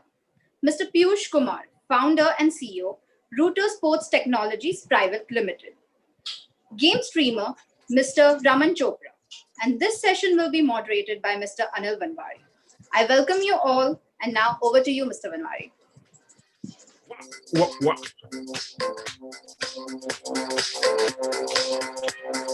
Welcome, guys. I'll just turn off the music now. Thought I'll liven up the proceedings a bit. This is all about live streaming. I'll begin with actually the man in the house who's the hero of us all, because of whom we have our platforms. Raman, आप हो गया इधर? हाँ जी, hello. Streaming क्यों करते हो यार? Streaming मैंने जस्ट पहले तो शुरुआत जस्ट फॉर फन किया था, लाइक मैं गेम हमेशा से खेलता आ रहा था। तो ट्विच पे मैंने देखा था बहुत सारे लोगों को कि ये क्या करते हैं, और मैं यूट्यूब पे कुछ लोगों को फॉलो करता था, जैसे स्लोगो मैन, ये लोग GTA 5 की वीडियो बनाते थे। GTA 5 एक गेम है। हाँ जी, तो वो वीडियो बनाते थे, तो मैंने भी स्टार्ट किया, लाइक गेम खेलता था, उसका वीडियो मैंने अपलोड चालू किया। उसको कम से कम 100 लोग देखने लगे, लाइक स्टार्टिंग का, ये 2016 की बात है। तो मैंने कहा चलो देख रहे हैं, तो फिर एक मुझे पता चला लाइव स्ट्रीम भी यूट्यूब पे हो सकती है। कि जैसे ट्विच मैंने देखा था, ट्विच को फॉलो किया था कि ट्विच पे लोग लाइव आते हैं, गेम खेलते हैं, और लोग आते हैं, इंटरेक्शन करते हैं अपनी ऑडियंस से। तो मैंने कहा चलो एक बार ट्राई करने में क्या है, गेम तो मैं खेलता ही हूँ, जस्ट स्ट्रीम चलती रहेगी साथ में। तो मैंने जस्ट पहली बार स्ट्रीम करी GTA 5 की, मैं खेल रहा हूँ, कोई वॉचिंग कुछ नहीं है, बस मैं अकेला खेल रहा हूँ, स्ट्रीम चल रही है, वो प्रॉपर पूरी स्ट्रीम 3-4 घंटे की अपलोड हुई है। फिर ऐसी डेली मैंने करने लगा, लाइक मैंने कहा चल ठीक है, मेरी भी चीज बन रही है, लाइक कहीं हार्ड ड्राइव में कहीं सेव नहीं हो रही, लाइक पब्लिकली वो जा रही, कोई गेम प्ले देखना चाहे, कोई मिशन देखना चाहे तो देख सकता है। 1-2 दिन, थोड़े टाइम बाद, कुछ 10 दिन बाद, कुछ 1-2 लोग आए, 3-4 लोग आए, उन्होंने बातचीत करना चालू कर दिया। लाइक पहले ऐसा था कि वीक में शायद मैं 1 या 2 बार ही लाइव आता था, तो पर वो जो 4-5 लोगों ने मुझे बोलने लगा कि आप डेली आया करो, हमें आदत पड़ गई, हमें एडिक्शन हो गया है, क्योंकि हमारे पास पीसी नहीं है आपके जैसा, आप गेम खेलते हो, हमारा भी मन करता है गेम खेलने का, पर जब आप गेम खेलते हो और आप हमसे बात करते हो तो हमें लग रहा है कि हम ही गेम में गए हुए हैं, और आप जो खेल रहे हो, आप हमें, वो लोग बताते हैं कि अरे ऐसा करो वैसा करो, तो वैसा करते तो उन्हें लगता है कि मैं गेम खेल रहा हूँ, तो वो एंजॉय करते, तो मुझे भी अच्छा लगने लगा, मैंने डेली लाइव स्ट्रीम चालू करने लगा। लाइक यहाँ पे मैं कुछ पैसे के लिए कभी नहीं आया था ना, लाइक स्ट्रीमिंग वगैरह इसी में। लेकिन क्या आप अच्छा खेलते थे? क्योंकि अगर आपने 3.5-4 घंटा खेला, मतलब आपकी स्किल लेवल अच्छी थी। नहीं, अगर कोई भी गेम है तो बंदा अगर शुरुआत करता है तो हमेशा नूब ही होता है, तो मैं नूब ही था लाइक GTA 5 में, लाइक इसमें इतना कुछ ऐसा स्किल बेस्ड नहीं होता, लाइक रेसिंग और ये सब होता है, तो तब भी लोग देखते थे, तो धीमे धीमे धीमे धीमे जाके आपके स्किल्स इंप्रूव होते हैं, तो ऐसे ही जैसे धीमे धीमे बढ़ते बढ़ते बढ़ते बढ़ते लोग भी बढ़ने लगे, वो 5 से 10 15 20 100 200 400 500, एक टाइम पे 5000 भी जाते थे। तो और वो आपका लाइव स्ट्रीम देखते थे? हाँ जी। और अभी कितने लोग देखते हैं? अभी आपके यूट्यूब चैनल पे मैंने देखा कि आपको करीब 2,80,000 फॉलोअर है। हाँ, 2,74,000। मैंने थोड़ा एग्जैजरेट किया हाँ यार। जी, हाँ जी, हाँ जी। हाँ, 2,80,000 बोलते थे, क्या होता था यार। तो कितनी बार आप लाइव स्ट्रीम करते हो? मैं डेली करता हूँ, दिन में एक बार। दिन हाँ में जी। एक बार? कितने बजे? मैं शाम में आता हूँ 7:30 बजे। और कितने घंटे के लिए आप स्ट्रीम करते हो? वो डिपेंड करता है जितना मैं एंजॉय कर रहा हूँ, अगर मैं जब तक गेम खेल रहा हूँ, जब तक मैं एंजॉय कर रहा हूँ ऑडियंस भी एंजॉय करती है, जब होता है कि चल अब मैं बोर हो रहा हूँ तो फिर थोड़ा बातचीत करता हूँ ऑडियंस से और फिर स्ट्रीम एंड कर देता हूँ, तो कभी 4 घंटा, कभी 3 घंटा, कभी 5 घंटा, तो वो टाइम फिक्स नहीं है। और उसके पहले पूरे दिन भर क्या करते हो? सोते हो कि काम करते हो? नहीं, इससे पहले वैसे तो मैं पहले 2 टाइम स्ट्रीम करता था, एक टाइम दोपहर में 2:30 बजे करता था और एक रात में 8:30 करता था, ये लॉकडाउन के बाद में थोड़ा चेंज वेंज हुआ, तो दोपहर में आजकल अब मैं ऐसा करता हूँ, जैसे 1 वीक हो गया, 1 वीक में फिर मैं वीडियोस में कुछ हाईलाइट ढूंढता हूँ, फिर उसकी कोई हाईलाइट बनाता हूँ कि वीकेंड में सैटरडे या संडे की उसकी कुछ हाईलाइट में अपलोड कर सकूँ, तो उसको एडिट करता हूँ मैं, थंबनेल भी, लाइक मेरी सारी चीज मैं खुद ही करता हूँ, मैं थंबनेल भी मैं ही बनाता हूँ, एडिटिंग भी मैं ही करता हूँ, सारी चीजें मैं ही करता हूँ, लाइक ज्यादातर लोग टीम रखते हैं कि कोई थंबनेल बनाता है, कोई एडिटिंग कर देता है, तो मैं सारी चीज अपनी खुद ही करता हूँ। तो आपका एम्बिशन क्या है, कि प्यूडीपाई को हराने का? हाँ, नहीं नहीं नहीं, वो तो हो भी नहीं सकता कभी भी। क्यों? वो कहाँ लेवल पे है। तो अभी अरे तो हम वहां पहुंचे भी नहीं। तो क्या है आपका एम्बिशन? जस्ट लाइक मैं एंजॉय कर रहा हूँ, और मेरे को पैसे भी ऐसे ही मिल रहे हैं? कंटिन्यू करना नॉर्बिन है। ने आपको स्पॉन्सर किया है 1-2 चीजों के लिए आपको, और अलग अलग ब्रांड स्पॉन्सर कर रहे हैं आपको? हाँ जी, हाँ जी। तो पैसे भी बन रहे हैं, राइट? हाँ जी, स्पॉन्सरशिप्स तो मिलती हैं, तो उससे हाँ पैसे भी मिलते हैं, तो अगर आप जो चीज लाइक आप खेलते हो, लाइक आप जो चीज एंजॉय करते हो और वहां से पैसे भी आने शुरू हो गए, तो फिर तो सोने पे सुहागा वाली बात है। बहुत अच्छी क्योंकि बात। वो आप एंजॉय कर रहे हो, जो आपका पैशन है, तो वो चीज है। So Anirudh, this is your guy. Tell me more about your platform. Yeah, I think we've been at the forefront of building digital video with Filter Copy and Ice Media. We saw a whole host of new creators coming to the fore, and I think now with the change in kind of where gaming has reached in India because of what Mukesh Bhai has done and what kind of phones are available and the kind of games that are now available on those platforms, I think we have a community of different categories which are all starting to get deep enough where we can get people like Raman Bhai. We have so many people now. If you see 5 years, 4 years back, how many gamers were there on YouTube? There's hardly anything, right? And I always use YouTube as a leading indicator of audience taste. So, web series were there in YouTube much before Netflix Please don't entered. call it web series. I had this argument with you for a long time. Call it premium originals. Sorry, what? Premium originals. Premium originals, okay. ठीक है, makeup करके उसको थोड़ा और बेहतर नाम दे सकते हैं। वही करने का। ठीक है, तो point is कि that we see that on YouTube, right? Like there were only 7 or 8 people above 1 million, a couple of years back. Now there are 30, 40 of them. And our platform is focusing a lot on figuring out interactivity between streamers and gamers, and I think and viewers. I think that's the part where we've seen, YouTube is lacking, where we feel other platforms are also lacking, and we're building lots of features to allow that. And that's been the biggest pain point for everyone. For example अगर मैं अब रमन भाई को पूछूं कि आप give Awez कैसे करते हो, तो गिव अवेज वो पेनफुल हो जाता है, आपको नाम लिखने पड़ते हैं, फिर उनको भेजना पड़ता है. We've built an automated system for this, right? So simple tools, they're not some rocket science. So they're simple tools, but they allow for more and more interactivity in game, in stream, mini games, tools. When you have a 4-hour stream, as a content creator, I know how difficult it is to keep people engaged. So you can do interesting things with that. So we are building that platform, and I think we're very early in the in the growth of gaming in India. अभी तो रमन के पास 2,70,000 plus 4,000 लोग हैं. Exactly बोला था वो. So that will be, 1 million very soon, and we have a bunch of guys like him on the platform who are playing different types of games, and I think that's the most heartening thing of all is the variety in the gaming that is there. But of course, PUBG, was the one that really broke that category through. So PUBG was the bellwether and really opened that category. And I think now you'll see almost every publisher is going to build a huge number of games. So for us, it's very natural. We know talent very well. We obviously run one of the biggest talent companies in India. We know streaming. We've built some of the biggest live streams and we run them on our platform. And we of course know how to monetize that stuff. That's how we build Pocket Aces. So for us, it was a very natural offering that we could provide to people like Raman, and you will be amazed at where the gamers are coming from. And I think that is again very, very, very heartening for me. All over the country, you're continuously getting, my Instagram is just full of people writing to me कि कैसे join करूं, मेरा esports tournament आप sponsor कर दीजिए, and so the entrepreneurship as well as the content creators are both there at this point. And I think in PUBG has shown that we can play at the top level. Jonathan, who streams on our platform, top guys on PUBG worldwide now. So I think with the other games also you'll see the same thing. So once that happens, I think you'll see a big change. Even with the viewership numbers will increase. Already they're a bit bigger than a lot of Premier League games and Formula One games. So the races. So I think it's a really, really interesting time. So Raman must be saying, "आपके मुंह में घी शक्कर कि हम 1 million followers मुझे subscribers मिल जाए, जितना जल्दी हो जाए बहुत अच्छी बात है." ईशान साहब आप बताइए. रमन, मैं कह रहा था रमन जीतेंगे तभी हम जीतेंगे, बिना रमन के जीते हम नहीं जीत पाएंगे. नहीं, इसलिए हमने इसके साथ शुरुआत की ये सेशन की. Correct. तो ईशान साहब आप बताइए. Hi Anil, thanks again for having me here. Yeah, as everybody mentioned, right, the viewership for gaming, the excitement around it is increasing, as we've all seen.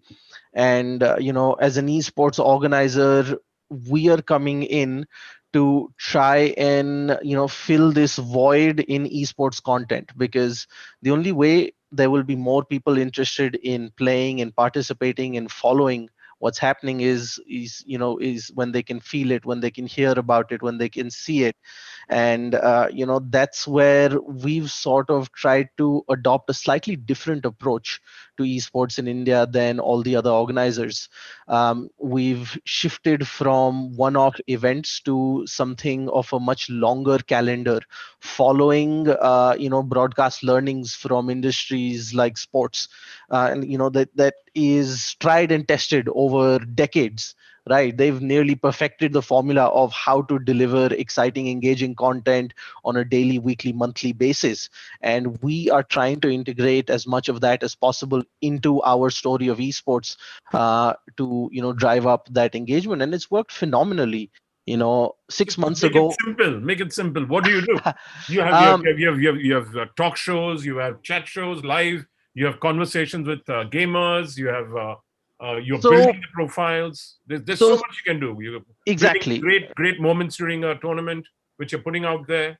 So the age-old accepted expectation from an esports event in India was you put in some money, you slap on some logos, you broadcast over 7 days or one weekend, and you're done with it, right?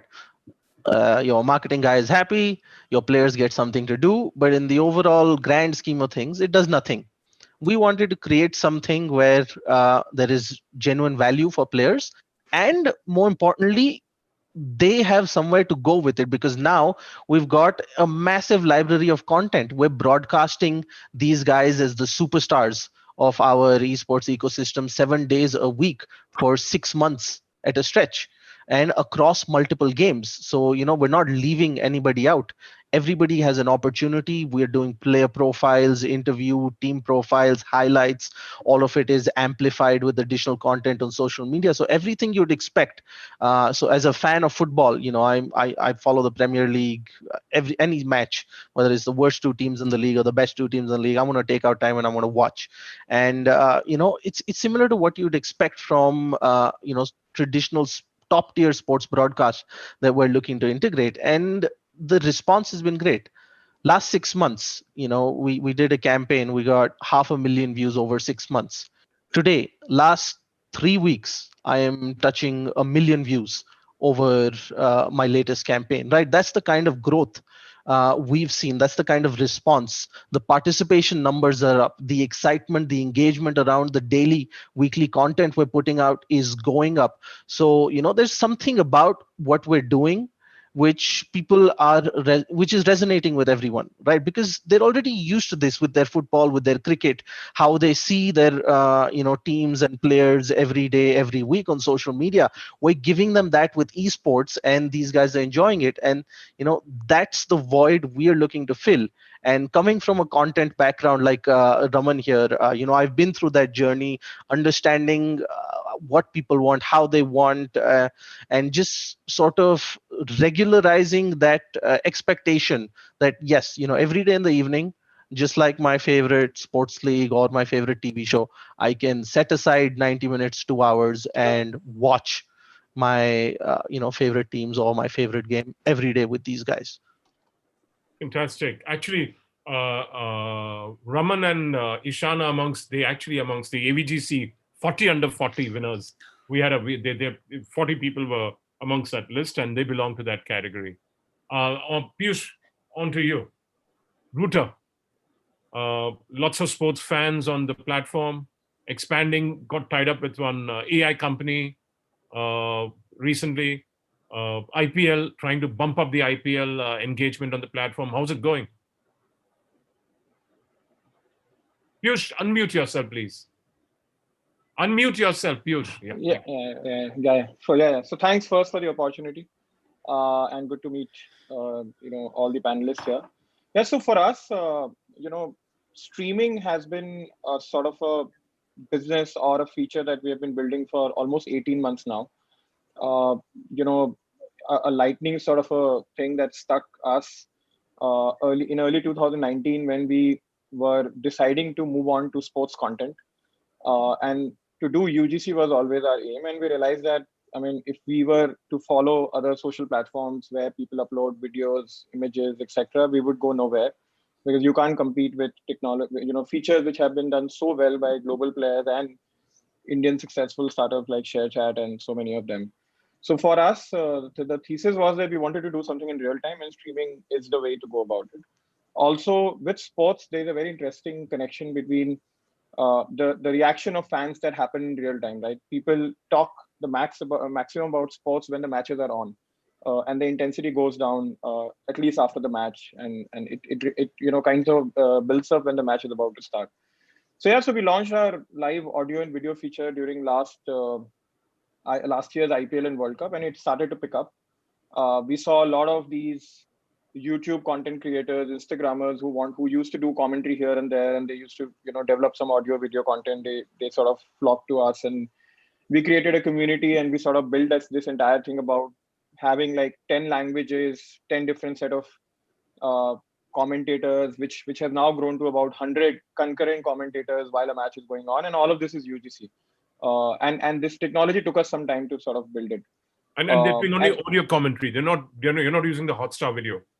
No, not at all. We don't want to. It's UGC, and there's nothing to do with any content video, which is copyrighted. Yeah, of course. We can't anyways do it. We don't allow them. The technology doesn't allow them. Over, right? No, it's voice. It's also video, but they are there. Like we are talking right now, they are there, and they can talk about it. And then we have built features where 3 people are talking to each other, 3 video chats. 3 people are doing video chat, etc. So that sort of took about 7-8 months to completely scale, stabilize, etc. And then COVID happened, and we were all set to do IPL, and it didn't happen. And then That is the time we had done a bit of a thesis on what kind of, so we knew that the logical extension of this product would be to get into gaming content. And our thesis was very clear, and I think it's a global knowledge that 70 to 80% of content in gaming is streaming, right? So there was no two ways about it. We knew in March end that sports is not going to come for at least 4-5 months, at least the Indian sport or cricket if you talk about. So we said, okay, let's give game streaming a try and let's see how it works out. So we built our technology in about 4 to 5 weeks, started doing our beta testing, etc., and it started to scale from June. And yeah, in the last 3 months, it's scaled massively. We have added more than 1.5 million users on our app each month with great engagement. Our ratings have gone up to almost 4.7, 4.8. And yeah, it's been a tremendous response. So right now, we are trying to balance the sports streaming and game streaming as content pieces and the entire gameplay. And as you rightly said, the reason we tied up with this Canadian machine learning company is to now sort of start building technology or the recommendation engine around data and then see how we can scale at large. But yeah, we come from that perspective of sports as well as gaming coming together under one roof. Yeah, so Raman makes money on YouTube thanks to all the monetization they have.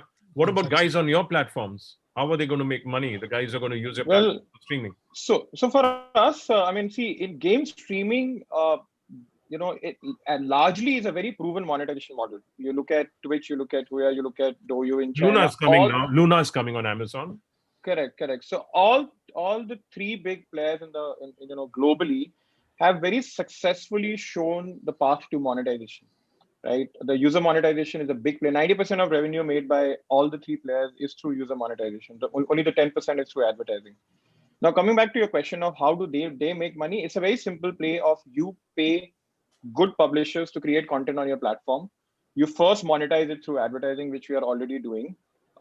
We opened our advertising monetization channel almost a year and a half back. So we have a pipeline, we have a set of brands, we have a certain partnerships, etc.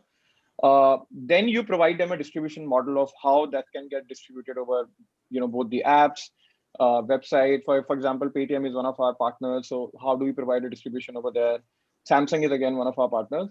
And then eventually take them to a scale where they can monetize their content on their own. Something what is happening at YouTube, and as Anirudh rightly said, that there are a lot of things which are there on these big platforms, but are not customized for Indian audience. And that is where perhaps all 3-4 Indian players which are there in the market can start to build up. It's a very, very big market. And I think there's a space for a lot of, big companies to survive. Rio still around? Rio's around, or is that gone? Yeah, they're around. Yeah. So they're also doing fairly well. For us, we find inspiration from Loco and Rio both. Rio has been around for about a year and a half. And they've built great technology. And of course, Loco has also scaled up, quite well over the last 6 to 7 months. So yeah, so that's where things are. We have seen great numbers. And we strongly believe in this category to now thrive from here. I think the next 3 years, streaming will become at least a 10 to 15% of revenue share for the overall gaming market. That is what the global trend is. You look at China, you look at US, everywhere. Streaming grows very, very fast. Fantastic. So yeah. So Anirudh and Ishan, over to you guys, and then baad mein Raman ke paas. Yeah, I mean, I think before monetization, I always say it's important to create engagement and to create that fan love, because that's what will ultimately, draw advertisers to you, or whether you want to use, direct to consumer transaction methods, those will also work well. So I think getting that engagement right is really important. And I think for us, the biggest advantage, I would say, or the biggest source of inspiration for us is that just like Raman has stared at the subscriber count being 0, I've done the same thing, right? Whether it's a Filter Copy or a Dice Media, or Ishan has done the same thing. You start at 0. So you know what it feels when your stream gets 5 people, 10 people, you know what, if you are not from, a place where you have that kind of money, you know that, shit, how am I going to make this money, right? So money becomes an issue, right? So we have a very simple framework for how we build our product. From this on the streamer side, we call it Paisa Nasha Pyar, right? So Paisa Nasha Pyar. Wow. Yeah. So which means Paisa, you want people to make money, you want them to have a business, whether that's your tournament organizers, whether it's streamers, um, Nasha, because that's what we are all here for. We love gaming. We all play tons of games all the time. And I think we have a lot of gamers running key functions. And I think that's really important. And I think to what Piyush said, I don't know how many times the YouTube guys have called Raman, but we talk to our streamers all the time, right? And we was talking to one of the biggest streamers in India, and he said to me that, "Yaar, Anil bhai, मेरे को ये वाला feature चाहिए." Literally 2 weeks later, that feature showed up. He had asked YouTube the same thing, and obviously they're much larger, so it takes them time to get that out. So I think that's the biggest advantage, David always has over Goliath, is that it can run faster. So I think that's really important. So building that engagement is going to be important. I think the monetization on this is not going to be problematic in terms of how do we do it. Like you said, I think there are well-established models, and you will innovate on, and we're already starting to do some of that on direct-to-fan sort of models. But getting that engagement first is really, really important. And I think for us, the big advantage is that we have huge trust with advertisers, right? We've delivered great engagement, great results for a lot of them, right? Our retention rate on advertisers is over 70% year on year. So a lot of those guys now say, okay, they don't know anything about gaming, right? This is where we are. This is like 2015 in digital video. They're like, batao zara gaming mein kya hai? Matlab, what is happening? Right? Sounds interesting. My kid is playing it. My nephew knows a little bit about, Jonathan and Scout and, Thug and these guys, but there is, they don't know what to do. So we are already hand holding them in, right? And obviously these deals are not, huge deals right away, but they are now seeing that value. We are providing that customer service to help them get comfortable. On the at the same time, we're doing that for streamers as well, right? So I think that the key, to getting to that point where Piyush is saying the 15%, 20% type number, obviously is building engagement for direct to consumer to work, and then building trust with advertisers where they see that sort of engagement. And engagement in gaming is rabid, right? It's crazy. Like it's, there's a reason all of us are, see any chat with any big streamer, you would see it. Like the love is rabid. People want to interact with the streamers. So the engagement level is high. So now it's just a matter of translating that for our advertisers and giving it to them in a safe and conducive manner where they can keep coming back. And we've already seen that. We've worked with a lot of the brands who are already in gaming, and now we're getting non-endemic brands to come in as well, which is the key, right? To Ishan, I think mentioned cricket. I always give this comparison. We are in early 90s if you were to compare it to cricket, right? We've had some successes, Ravi Shastri has won that 70s, ODI. not the 90s, 70s. In 90s, No, no. we've done reasonably well on some international forums. We have a big enough 100 million people are, playing these games. There are famous guys like I get calls like Scout, Jonathan. There are these top guys get rabid fan love. Mortal, like we have a helpline and a thing where people just keep messaging me saying, can you connect me to Scout? Scout bhaiya kahan hai? Yeah, Jonathan se mila do. Right. So that fan love is very high. I think we just have to find that the right model, and I think we're just there. And like I say, MS Dhoni is not come yet. Kohli is not come yet. So you're going to see some big successes here. It's just a matter of being patient and building the ecosystem in a sensible manner. Actually, Dhoni and I think Virat Kohli are a long time away. We still have to discover our Gavaskars. No, we are there. I think that I disagree with you on. If you see PUBG Mobile, I think PUBG's history now. So you've got no, that's fine, but that opens up. Yeah, but I think it opens up the FPS gaming on mobile. That category didn't exist, right? So if you look at the competitive gaming, I think we have really concentrated on building that category. I think you're going to see similar guys and similar teams now starting to pick up in Call of Duty, and there's going to be other publishers. We know for sure. Whatever, yeah. Like all the big FPS games are going to come on mobile, like in the next year. I mean, that's the they've all seen this big number, and I actually think weirdly enough, the PUBG ban is obviously hurts all of us in the short run, but in the medium to long run, it's not a bad thing because now you get more categories can build, and people are playing GTA now. Suddenly, GTA will become a category. Your people playing Call of Duty will become a category. Free Fire is a category. So you are actually going to have a broadening of the category. So I think it's very exciting, and building the fandom around it is very important. And I think that's kind of what Ishan is also doing with sort of the stuff that, a lot of the tournaments and the talk shows that people are doing. That builds the fandom. That's what ESPN built for other sports. And we need that. What Piyush has gotten ML and AI into it. Ishan, what's your game? Again, it's about creating value for the people who are putting in the money right now. And That's value your is not money sponsors. today. Value is not money today. Immediately. No, yes, of course. This is in terms of credible visibility with the right audience, right? We're not just throwing senseless numbers. Hey, I gave you 50 million impressions, but it doesn't matter whether it's the right audience or not. It doesn't matter whether they care about your product or not, right? Here, with giving them sustained visibility with nicely curated content modules that people want to watch, where the brand is integrated. We're not just slapping a logo on and be like, hey, here is your sponsored tournament. So with our longer calendar of events, we've actually managed to provide these brands a platform where they can actually continue to pivot in terms of their messaging, their product focus over a longer period.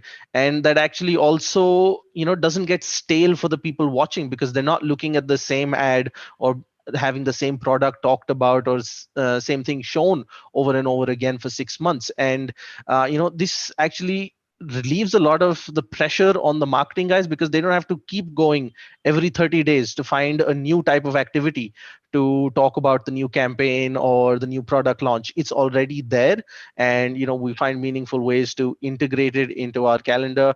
And that's why we've had a lot of interest from a lot of the streaming platforms to acquire rights to have this sort of content to feed to their audiences. Because right now there is a focus on, of course, creating the fandom, as Anirudh mentioned, around the these superstars of gaming, the content creators, the influencers, right? Esports is a slightly more formal ecosystem compared to that, where you have your teams, you have a bit of a structure. So this sort of provides a fixed calendar of content that a streamer or influencer will not be able to match up, right? Even though it's not going to probably live up in scale to that, but it fills this void that creates this base. All right, every day we've got XYZ always happening for our audience, and then on top of that you got your big guys as well.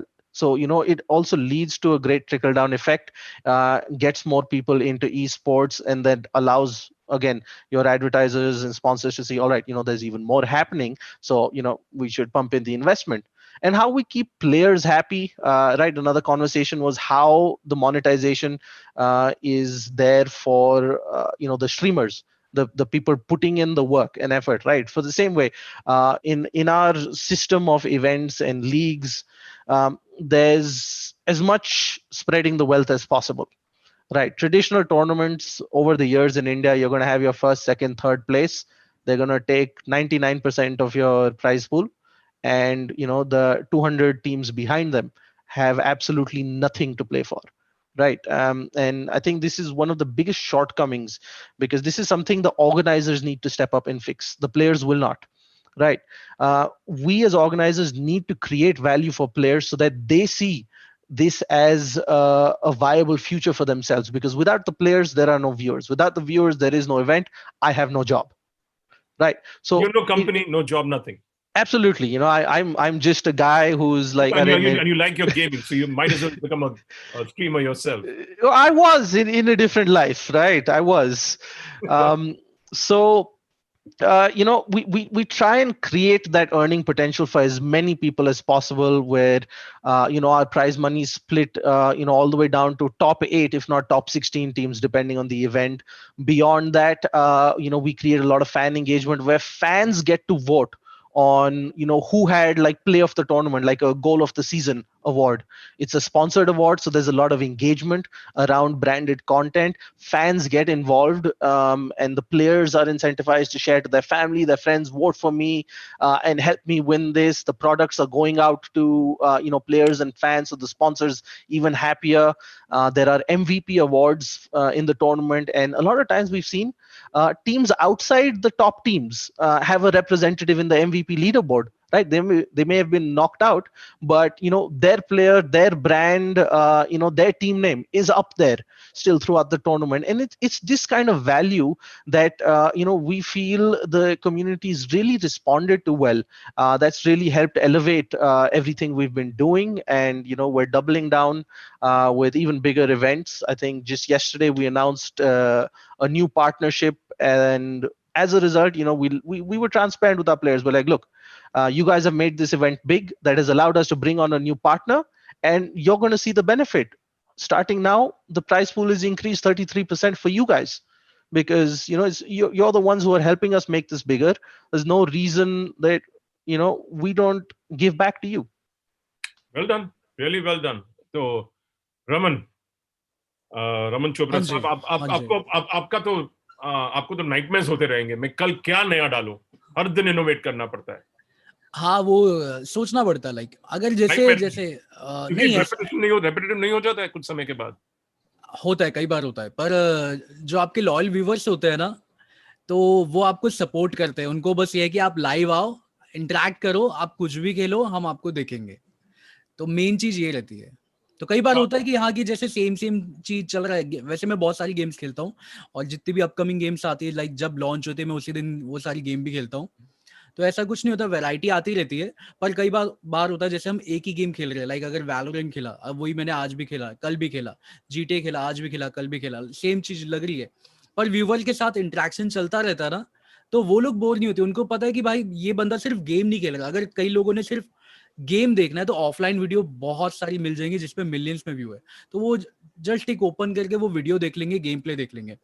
पर live stream पे audience का ये रहता है कि उन्हें लगता है एक रियल बंदा लाइव टाइम पे स्ट्रीम कर रहा है, मैं इससे कुछ पूछूंगा या कुछ भी बात करूंगा तो मुझे जवाब मिल रहा है, तो वो कनेक्ट होते हैं। तो वो गेम के साथ साथ में उनको कमेंट्री मिलती है, कमेंट्री के साथ में उनके साथ बातचीत हो रही है, तो वो काफी अच्छा उनको वो एंजॉय करते हैं कि भाई मेरी एक स्ट्रीमर से बात हो रही है, मुझे रिप्लाई मिल रहा है, वो गेम भी खेल रहा है, तो ऐसे चलता रहता है।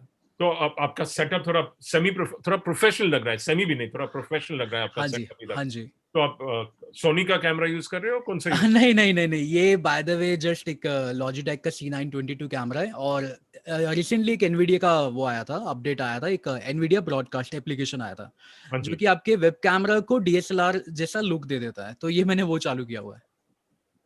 बहुत अच्छा लग रहा है। एक 9000 का कैमरा है, जो कि 60-70 हजार वाला लुक दे रहा है। मुबारक हो आप। जुगाड़ तो सब गेमर, सब स्ट्रीमर करते हैं, बहुत जुगाड़ करते हैं। हाँ जी। आपको बहुत जुगाड़ करना पड़ता है। स्टार्ट बॉक्स रखा हुआ, उस पर भी मैंने सेकंड मॉनिटर रखा हुआ है, तो मैं भी आपको ऐसे दिखा नहीं सकता, पर मेरा दिखाइए, मैं सिर्फ बात कर रहा था। और आप आपने अपना डे जॉब छोड़ दिया कि आप कुछ दुकान चलाते हो और ये नहीं, बाय द वे मेरा फादर का कंस्ट्रक्शन का बिजनेस है। हम वो पेट्रोल पंप कंस्ट्रक्ट करते हैं, like Indian oil, Bharat petroleum. तो पहले मैं वही करता था, तो रात में होता था कि मैं स्ट्रीम करता था। तो पर जब मेरा फोकस यहाँ पे बनने लगा, थोड़ा इनकम यहाँ से आने लगा, मुझे फील हुआ कि हाँ, यहाँ पे मैं एंजॉय कर रहा हूँ और वो काम में मैं एंजॉय नहीं कर रहा।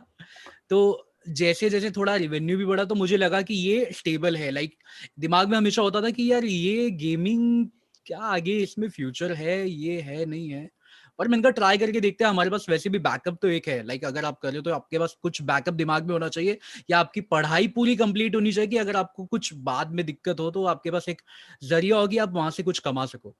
तो अभी मैं कम से कम आई थिंक 2 साल से फुल टाइम स्ट्रीमर हूँ मैं। और पापा नाराज है? नहीं, वो मेरा एक बड़ा भाई भी है, तो वो हैंडल कर रहा है। So, like him, Anirudh, like him, many other people are likely to, in the future, give up their day jobs and possibly build the audiences, which is what your dream is, I believe, all of you all. Because from that, you aggregate these guys on your platform, you aggregate advertisers and other partnerships, which allows you to monetize your platform. You have investments going in. This is to Piyush, to Ishan, and to Anirudh. So this ecosystem has to grow. Yeah, I think for us, it's very simple. It can start off as a hobby, as Raman said, where he's just trying it out. And then if he feels it's working well, then, that can translate into a full-time career. I think now that the monetization, I think, is not really a big problem yet. But are there enough advertisers backing you all? Because I'm not There'll seeing never be. the levers, I'm not seeing the FFCG, And the big Yeah, categories it'll coming never in. be, right? The advertising is always reactive. So that's why I'm saying you have to first create value before demanding, any sort of pricing. So I think providing that consistency of product, providing the safety of that product, those are important things before, of course, apart from reach, providing that is important before advertisers switch en masse, right? So, but I don't think that's far away. I think that, just during the lockdown itself, the interest has grown phenomenally. Like, our sales team is so busy right now that we have to turn down engagements because we're saying, okay, let us just figure out this month what we're doing, let's figure out what we're doing next month, like just figuring that out.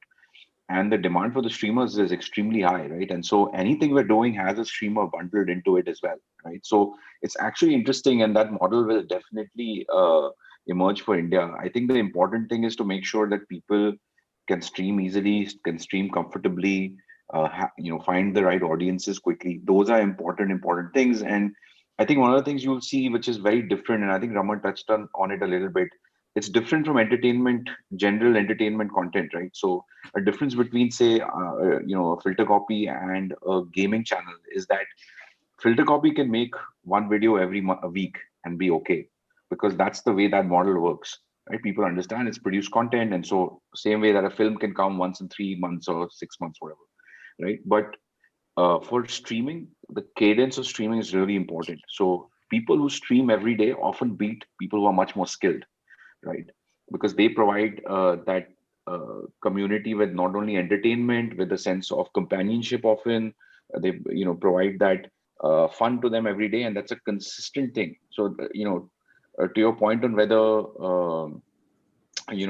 it gets boring, actually it's kind of the opposite. They want that guy to play every day, and I think that's the biggest thing we've seen. So it's almost like, and if you change slots, it's a big issue for them.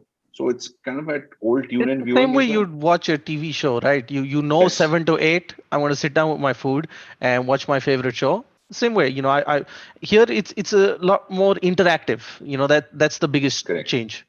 Yeah, and then the fact that you're dealing with this dynamic community, Piyush, you have to keep innovating yourself also, because they run ahead of you, they'll go to another platform, and if a platform is innovating faster. Yeah, so and for that reason, I think technology comes into a huge play here. What kind of technology you have built, how stable is your platform, how are you getting them audience, how are you adding features, as Anirudh said, all of that comes into play. And the feedback mechanism in this industry has to be very, very strong, which is where the community team, the community managers, how often they are talking to streamers, all that come into play. When it comes to streamers going from one platform to the other, I think that's very usual. Again, it works like all artists. Like, they're artists at the end of the day. They have a talent, they're creating content that they own, and the platform that they're streaming on owns. And I think it's fair for them to explore different channels and to figure out where they're getting the right kind of audience. But again, one streamer sitting on one platform for a very long time is not going to be the ideal scenario, because you need to move on and get to newer audience to grow your own base as well. So that is one. And the other thing which is very interesting about this space is the fact that who owns the content, which makes this space potentially huge in future. That 1 hour of content that Raman is creating is something that he owns, and he can create 5 hours every day, or he creates 10 hours every 2 days or whatever, is something that is in his control, and therefore he's able to sort of monetize it. So I think this piece of content, which is owned by the creator, and he has multiple channels to broadcast it and to distribute it, is the power that all these gamers and game streamers have. And the more they stream, the more new gamers will learn how to play as well as them, and therefore more streamers will be created. So I mean, we also very sincerely feel it's very, very early days of this market, very early days. I think by mid of next year, we'll start to see some signs of where the numbers are heading. And, in another 2 years, we'll see a very considerable part of the industry coming in, where you'll see broadcasters then suddenly waking up and taking a note of this amazing amount of content which is available, which they are not, reaching out to. So let's see. I mean, it's a huge learning curve for us. Okay, Every so day yeah, is a new learning. I'm going to interrupt you right now. In terms of, so you have live streaming, then you also have, आपको लगता है कि आपका content, Raman, आपका video on demand पे चलेगा? Video on demand like कैसे? अब कोई OTT प्लेटफॉर्म पे डाल दो, लोग ओटीपी पे करेंगे देखने के लिए? हाँ, लोग जैसे अभी यूट्यूब पे भी है, लोग मेंबरशिप लेते हैं, तो हाँ ऐसे चलेगा। पर बहुत सारे लोग होते हैं कि ऐसा जो कि जैसे कई लोग यंग होते हैं, लाइक 15 साल के, 16 साल के बच्चे भी होते हैं जो वो शायद पे नहीं कर सकते। तो तो अनिरुद्ध, वहाँ सॉरी रमन बैक, स्पीक। हाँ जी, तो वहाँ ये होता है कि वहाँ पे फिर वो दिक्कत हो सकती है कि क्योंकि हर कोई पैसा प्रोवाइड नहीं कर सकता देखने के लिए। तो फिर यूट्यूब ऐसा है कि फ्री प्लेटफॉर्म है, आप आराम से देख सकते हो, कोई दिक्कत नहीं है। और जैसे मेंबरशिप लेना है, अगर यहाँ पे ऑप्शन है, जैसे यूट्यूब पे अगर आप कोई चाहता है मेंबरशिप लेना है, 159 रुपीज या 59 रुपीज की मेंबरशिप है, वो ले लिया, एवरी मंथ वो दे रहा है। तो कई लोग हैं अपनी तरफ से कर रहे हैं कि मैंने एक सब्सक्रिप्शन ली हुई है पेड वाली, और ये बंदा मुझे एंटरटेन कर रहा है। और जो लोग नहीं अफोर्ड कर सकते वो वैसे देख रहे हैं। नहीं, आप अपना चैनल क्रिएट कर सकते हैं बियॉन्ड दिस, जहां पे आप और कंटेंट डालोगे, इसके अलावा और क्रिएट कर सकते हो थोड़ा। यहाँ पे आप ट्रेलर्स डालिए, जैसे आजकल फिल्म वाले ट्रेलर्स डालते हैं यूट्यूब पे, और अपना रिलीज करते हैं OTT पे। हाँ जी, हाँ जी। नहीं, मैंने ऐसा सोचा तो था कि कोई एक और चैनल भी क्रिएट करना चाहिए, पर फिर मैंने सोचा जब एक ही चैनल है तो इसी को क्यों ना आगे लेके जाए, सारी मेहनत इसी पे करें। क्योंकि ये एक बनाए फिर दूसरे पे बनाए, ये दोनों पे ध्यान दे, इससे अच्छा एक ही पे एक जगह लेकिन फोकस है वहीं पे आप करते हैं। अपनी सब अंडे एक ही बास्केट में डाल रहे हो, वो सही है क्या? हाँ, वो सही है वैसे। ठीक है, Anirudh, so what do you, and then Piyush and Ishan. Yeah, I think your question on whether VOD content versus live content, I think they're very structurally different pieces of content. So very similar to sports. Often, if you're a competitive gamer, people want to watch the game. So when after the game is over, the game has less value. The highlights have more value. So that is something that is something that you'll see with live streams. The second thing is that if you have a streamer like Raman, or if you go and see Raman's content, which I've seen in the past, you will see Fall Guys bhi khel raha hai, kabhi PUBG khel raha hai, kabhi WWE khel raha hai. So his community is about him. It's less about the game, right? Whereas for some of the other guys, they're watching them because they're the Sachin Tendulkar of that game. They're just watching for pure skill. Right. So there are different types of guys, and so you'll see there are guys like God Nixon, who's also on our platform, who just make VOD content, and they will create that. So I think to what Piyush was saying, we are at a very early stage right now. After a couple of years, you're going to see subcategories inside this content also show up, right? So recently, we've seen Among Us has been trending on our platform, right? That came from nowhere. It just started trending itself. We did not do anything about it. So I think that you're going to see different types of content and different streams come up, and different streamers have their MO. If you go to OTT platforms, I feel that the OTT platforms have a natural disadvantage against guys like us because they don't have guys like Raman. So unless they start signing up guys like Raman, which then they have UGC on their platform, which is then a giant khichdi. Like, how do you, like, what kind of ML are you going to use, right? And this is the problem that Facebook faces all the time, and so does YouTube. When they make originals, then they cannot push the originals above their content creators, and so they are always stuck in this no man's land where they don't want to admit they're a media company, and on the other side they want to say they're a tech company, so they get stuck. Whereas Hotstar or Netflix are saying, okay, like, we're a media company or whatever, and we our original content will show up front and center. And so I think they have a natural disadvantage if they just do it through that platform. So I think you will have to have a specialized platform. And I think one thing which we didn't discuss so far, I think very big point, is that the Indian need and the Indian context is just very different, right? PC gaming is a very different context. PUBG is a different context, right? Like, there are guys who, if they don't show their face, they don't get any viewership. There are people who show their face, then they don't get any viewership. So it really, really depends on the piece of content, and really contextualizing it for India is super important. And that's why we've invested a lot in building communities in different parts of the country, because they think and behave very differently also. I understand. So regional is another proposition. Tamil, Telugu, Malayalam, you'll have different stars rising in each of these segments. Not, and entire GUI will have to be your entire will have to Yeah, be. I mean, I think the great thing with the gaming is that, you know, if you are not physically gifted, you cannot be a great cricketer or you cannot be a great footballer, right? It just cannot happen. You may have some skill, but in gaming, that's very different. And I think you can really, the audience base and the player base is larger. And so you'll often see that overlap being really large.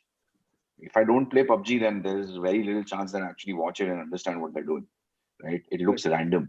And which is, I think, the biggest, hurdle for a lot of people who are not gamers, right? It's like, why are they watching? Like, what is going on? It just looks like some random video game. Like, why are they watching? Yeah. And once you play the game, then it's like much like the penny will just drop. So I think you're going to see, once the phone games are the biggest, audience spinner here. Because without that, you are not going to, the PC games market is very small. So just, very few people, I know Raman talked about how these guys want to, they see themselves inside him, but that's, I think, his skill as a content creator. And that's amazing that he can do that. But I think a lot of other guys just want to learn or they want to see what's happening. They quickly want to jump into a custom room with the streamer. So it's not just viewing, right? It's viewing and playing both. So they often rotate between the two. Ki, mujhe ek chance milega. There's a great video, if you haven't checked out, of Dynamo, and all these guys go to Dynamo and they start, bowing down in front of Dynamo on a map. Ki bhai, Dynamo bhai. Like, it's as if Salman has shown up himself in a. So that level of fandom, like, that. Carrie Minati is also pretty big. Yeah, Carrie's big. Carrie's more like Raman, right? They're more like, I would say, more I understand. Yeah. more content creators. Yeah, they're not. They're personalities, and again, they're doing this from sitting from home, and that is the greatest gift that you could be sitting in, a small village in Bihar or Orissa, and you can still do it because Geo will give you the connection. And we've built the tech to help you quickly stream, and then once you get to a more pro level, you'll invest like Raman has. So I think that journey is also becoming now clearer and more accessible to people. And so again, to what you said, that gives you that 1 or 2 year investment period that people like him and us, we're all investing. Maybe there are 5 winners, 2 winners, or 1 winner, but the point is the community will get that investment to actually come up and be great. And that's our final dream, right? Is to see India win, one of the big world championships and actually be there. I mean, there'll be no greater advertisement for the sector than that. Fantastic. So Piyush and Ishan, your comments before I, yeah. No, so I mean, I think Anirudh has covered most of the points. Just going back to one of your earlier points on VOD, I think, and we are also trying few formats on that. It would be about how you package well. It can't be an 1 hour of stream being put on as a video and people would do it. And that is where some features needs to be built in. How do you package it? How do you allow people to edit it? So on and so forth. So different content streams or different content formats will come up, but nothing can beat live streaming. In fact, if you look at China, live streaming commerce is much bigger than their typical marketplaces, right? People want to do things in real time, as simple as that. And that is where I think game streaming in itself will open up multiple commerce opportunities in times to come, where people like Raman will tomorrow be selling and buying maybe what he's, maybe buying a controller, maybe picking up a controller, maybe picking up headsets. No, and beyond Are you the talking category. that kind of commerce? No, beyond categories, they can be selling a shoes or something like that. I mean, and not just selling. They are so convincing, as Anirudh said, that they, when they ask their followers to do X, you have no idea how soon they want to do it, and it's literally like following. So I think this is a creator's business. We are enablers. We are the tech players here. We are the people who are there to make them grow and through them make the community grow. As long as all of us, believe that we go with the creators, we help them grow, we make features which work for them, we help them monetize at the right time. This is really just the start. I mean, I keep saying this again and again, but I just, because there's a sense of that over the last 3-4 months that we've been in this industry, that this is just the start. If we get right people to come behind us, it's going to be a There's much a question bigger and a better coming journey. from the audience. You're saying cross-platform players. The same player plays PC, mobile, console. So do we have that kind of a story going on? Yeah, absolutely. So sorry, So there are a lot of people who are playing across, platforms. As Anirudh again rightly said, India is a smartphone market, smartphone gaming on smartphone market, That right? question was from Imran. That question was from Imran Khan. I just wanted Okay. So just to answer Imran's question, and thanks Imran for asking it. India is a very, very small market for console, and relatively smaller for PC. 90 to 95% of gamers in India are playing on smartphones, and that is what we have seen. And therefore, the technologies or the features that we are building or we are likely to build in future would be around that. But there are, the top perhaps 0.5% to 1% of streamers in India are playing across different devices. Yeah, and I think just to add to what Piyush said, Imran asked about the emulator story also. तो रमन ने भी देखा होगा वो emulator hate बहुत मिलता है India में, but I think that's fine. People use emulators to play mobile games. The reality is that those people are usually not competitive gamers. They're just creating entertainment content. So A, they don't deserve that hate, and B, just enjoy the stream for what they're doing, right? They're not trying to prove their skill by playing a mobile game on their PC. And so I think that is okay. The competitive gamers will still have to play on the phone, and you'll be amazed, speaking to Ghatak who runs Entity, and one of the biggest and most celebrated teams in PUBG teams in India. He started on a very simple Android phone. So it's not like these people are coming with a 2 lakh, 3 lakh room with AC and all that. They're just genuinely putting their effort and then slowly winning things. So I think the emulator thing is not a big problem, and we should just enjoy the content for what it is. Ishan, you haven't spoken. You've been mum for some time. Going back to the platform topic, the biggest difference between gaming and any other form of entertainment, whether it's watching something on TV or watching a movie, is that it's interactive. Right. And that's where the content around gaming, be it esports, being live streaming, or watching videos, is the interaction that people look forward to. Whether it's something as simple as going on YouTube and engaging in a discussion on the comment section with somebody, or, it is being part of, 2,000 person live chat during a match supporting your team. Right. That's something a traditional streaming platform or a TV platform will not be able to give. And that's what gamers look forward to when they expect any form of gaming content. And I think that's one of the advantages of streaming on platforms that are made for gaming content and live content consumption, rather than traditional forms trying to pivot to incorporate gaming into their programming. Yeah, so there's another question from Jayesh now. 2:02 p.m. He says, please give me some time and answer my question. I've been asking many panels. So his question is from Jayesh Adhikari, on community looking for online training classes that will help them better their skills. This will directly impact the engagement level in mid-core and hardcore games, thus contributing to overall ecosystem across viewership, tournament participation, and so on. So do you think that's an opportunity for any of y'all?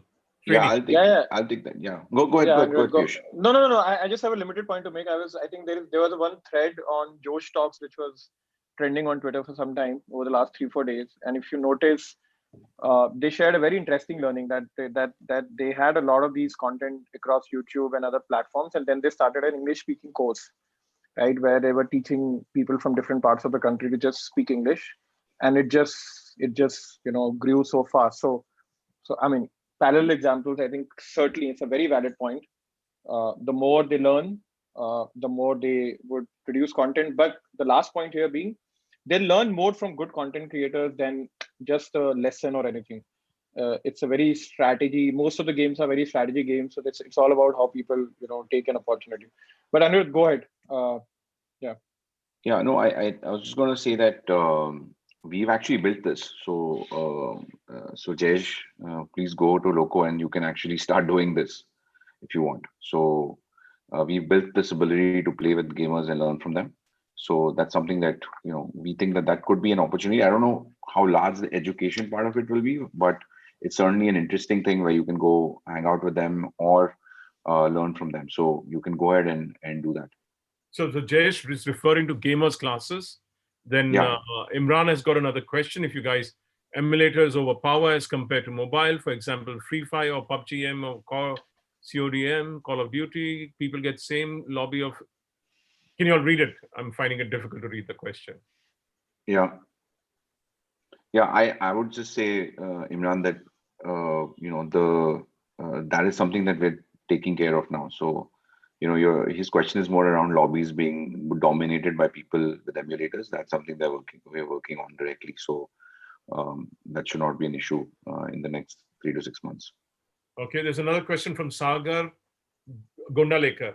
Anirudh sir and Piyush, can you please explain, and if Ishan wants to step in also, how did you build the team for creating different platforms like Loco? I mean, it's scary to even try creating a gaming platform where there are giants like YouTube around. He says you've got a lot of balls.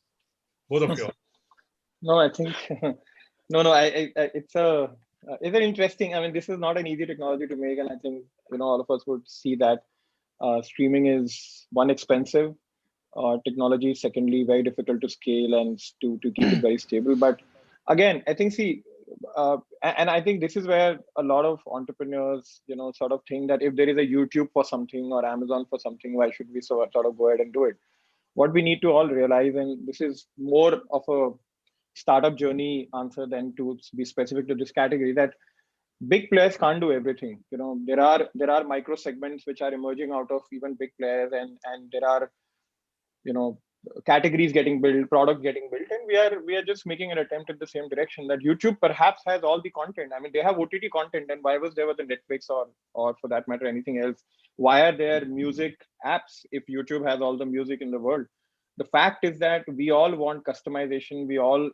Users want their platform to understand them better and serve them better content, and that is where a local player with a local understanding, which can do hand holding of creators and viewers, comes into play. So it's never a problem to sort of think of something beyond YouTube. So I believe large testicles is what you need in this business. I mean, yeah, you need to have a vision, and then I think the bigger part here is to understand India as a market. I mean, if you understand India as a market, you would not get scared, because different products are catering to different audiences, and there is just so much to be there. Yeah, so nothing to get scared of. I'm not saying no. I mean, I began Indian television after all the big babies came 20 years ago. Correct. Micro sites like Animation Express, Radio and Music. Then we've got Telechakka, which is a massive 100 million following site with 1 billion views. So I understand that, but it's frightening for somebody who's watching you all guys do it. It's not an easy thing to experience. Yeah, the only point that I'll make is that when you're making a technology product, focus on technology, focus on the right tech people, focus on the right things, and rest will follow, of course. We all learn with time. Okay, now there's a question from Blake Merriam. This is a very engaging. Your guys seem to be having a lot of people asking you all questions. They probably think you're knowledgeable, which you're all learning in this ecosystem. So are there any notable differences in streaming viewership behavior, interest in different parts of India? North versus South, Tier 1 versus small cities? Should I go? Okay, so very quickly, there is a difference. Clearly, there is a difference. At least we see that the engagement from South of India is of another level. For perhaps a number of reasons, that when you see a streamer from South come in, their community is much more sticky. They are able to converse in their language and so on and so forth. And therefore, the engagement of regional streamers is higher than engagement of English or Hindi streamers, purely because they find their tribe and they're able to engage much better. And as more language streamers will come in, this will continue to sort of grow. But largely, gaming has grown very well in different parts of the country, and therefore gaming is not like a typical other categories phenomena where it is metro or top 10 city centric. It's actually very well spread across at least the top 80 to 100 towns. Yeah, Anirudh, over to you. Yeah, I mean, I agree with what Piyush is saying. I think the community is far and wide in India, and you will see that uh, they're from all over really, and that's very heartening to see. I think the viewership difference often comes in terms of the actual game itself, right? So, for example, Free Fire, because it worked better on slightly, more, early stage phones or things with smaller memory and stuff. So you'll see a different clientele for that versus a PUBG, which was more widespread. But the games are improving, so they're changing as well. Call of Duty feels is also more upper end in that way. So I think the differences I see mostly are between your competitive gamers and your lifestyle streamers, and that's the most important thing. And what about having the guts to stay on and get into where there are giants treading? I mean, giants always give me confidence because they move slowly. So the only And advantage also, people, yeah, sorry, go ahead, Vish. sorry, no, go ahead, Kendra. I was just adding. You finish your point, then I'll tell you another point. Yeah. Yeah, so for me that's always an advantage. I don't feel that is a disadvantage ever, right? And you can never beat them at their own game. So you can see YouTube really prior. See, we run a big YouTube channel, so I have a lot of love and respect for YouTube. But YouTube is focused a lot on VOD and pushing that, right? So you will Correct. see, trending. You got a trending tab. Why is there live not there? You have to click one more, then go into the live tab. But then also gaming as a separate section, right? That's because just like you said, they're trying to do everything, which is what they are. They are a top of the funnel general entertainment platform. And will we get as big as YouTube? No. That's the game we're in. We're never going to be as big as them. Are we going to be bigger than their gaming section? Probably. Yeah. And we have a great shot. So I think that's well said. Yeah. So that's it. Yeah. Yeah, exactly. So, And sorry, continue, Piyush. no, I just want to add one more point that it's good that there are big players in the market who are who started this because YouTube created the first set of streamers who got confidence to stream and they got a certain following, and now we are creating a better distribution channel for their content. So one, it helps in starting a category.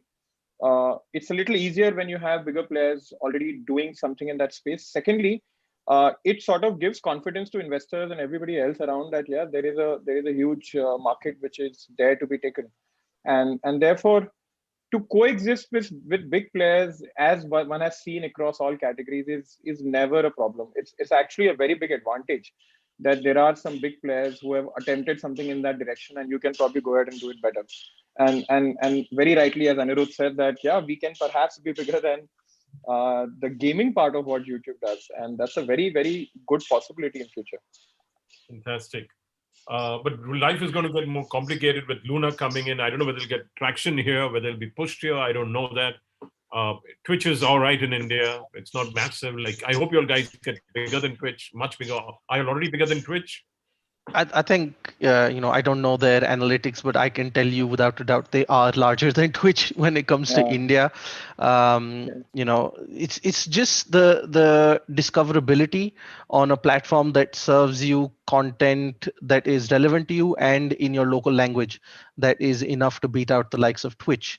I can tell you count an endless list of streamers from India who have tried and failed on Twitch in the past 2 or 3 years, myself being one of them. It's just because it's easier for me to find an audience for myself on a platform like YouTube. And then going back to the point Anirudh and Piyush made about your regional content creators, they're never going to find their audience on Twitch, right? But YouTube already has that massive VOD audience that is consuming content in Kannada, Telugu, Hindi, and a dozen other languages. And I think a lot of the traction you guys are getting right now is outside Hindi as well. और रमन भाई आपसे पूछने का था रमन, आपका जो आप content create कर रहे हो हर रोज, कहाँ से लोग देखते हैं? क्या साउथ से अलग है? कुछ फर्क है? नॉर्थ में फर्क है? ईस्ट में फर्क है? वेस्ट में फर्क है? कुछ ज्यादातर जो लोग हैं वो दिल्ली के हैं, पंजाब के हैं और मुंबई के हैं, पाकिस्तान से भी लोग देखते हैं, बांग्लादेश से भी देखते हैं, नेपाल से देखते हैं, तो लेकिन तमिलनाडु से नहीं देखते और नहीं देखते, साउथ से भी देखते हैं, बहुत सारे लोग देखते हैं। कई लोग हैं जैसे जिनको, क्योंकि मैं हिंदी में स्ट्रीम करता हूँ, तो कई लोगों को हिंदी समझ नहीं आता, सही है, तो वहां पे वो फिर वो चीज लैक हो जाती है, तो वहां साउथ के व्यूअर कम है, ठीक है, तो वो चलो, थोड़ा दिक्कत होता है। any last words before we end this? I think we covered almost everything we had to, and we've overstretched by about 45 minutes because the earlier panels were late. Any last words, Ishan? I think we've covered everything, or do you want to touch on anything? No, I think that's we've covered everything. Overall, it's just a very exciting time.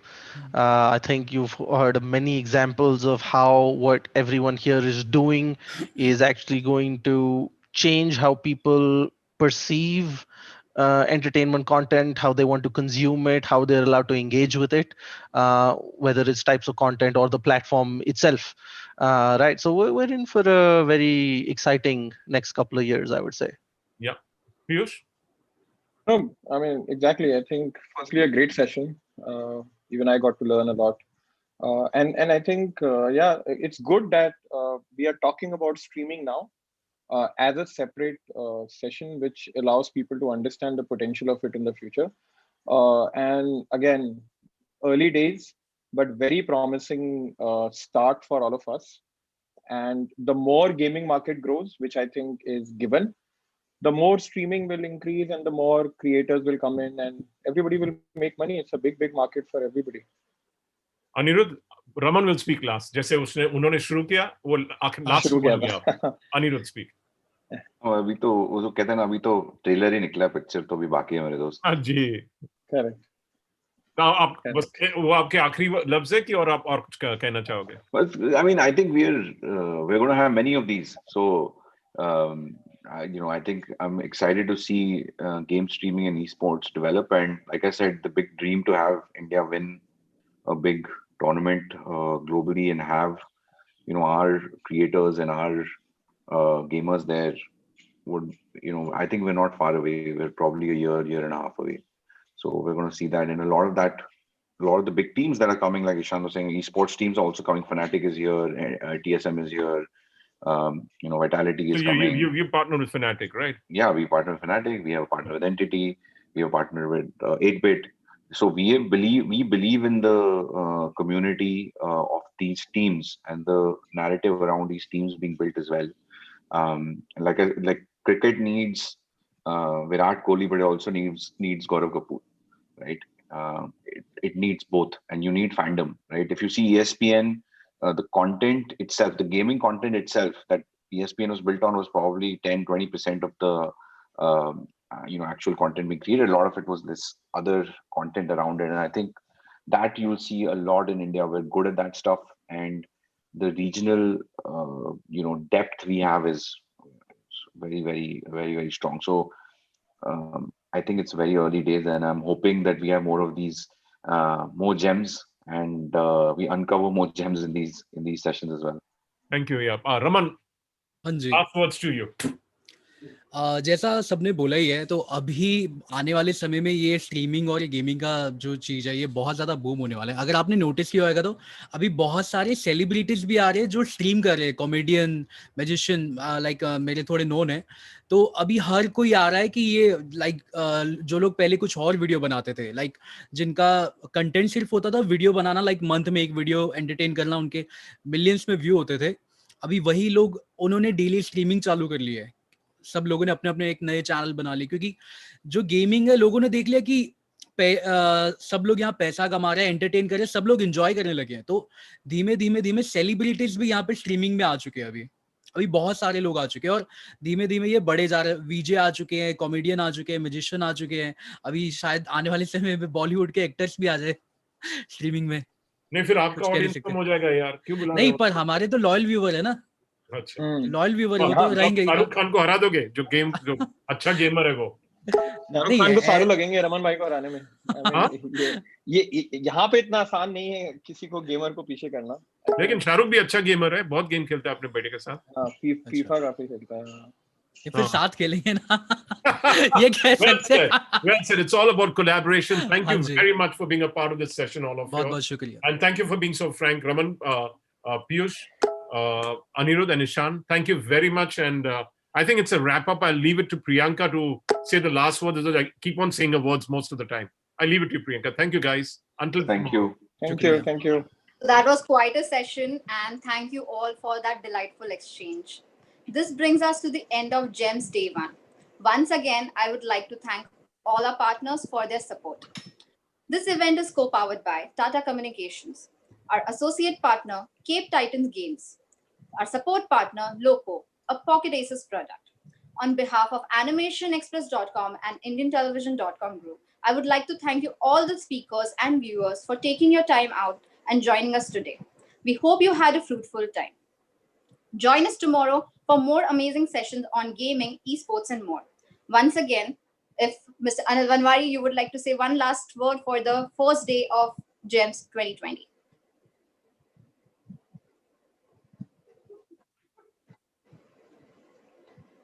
Okay, thank you all and see you tomorrow.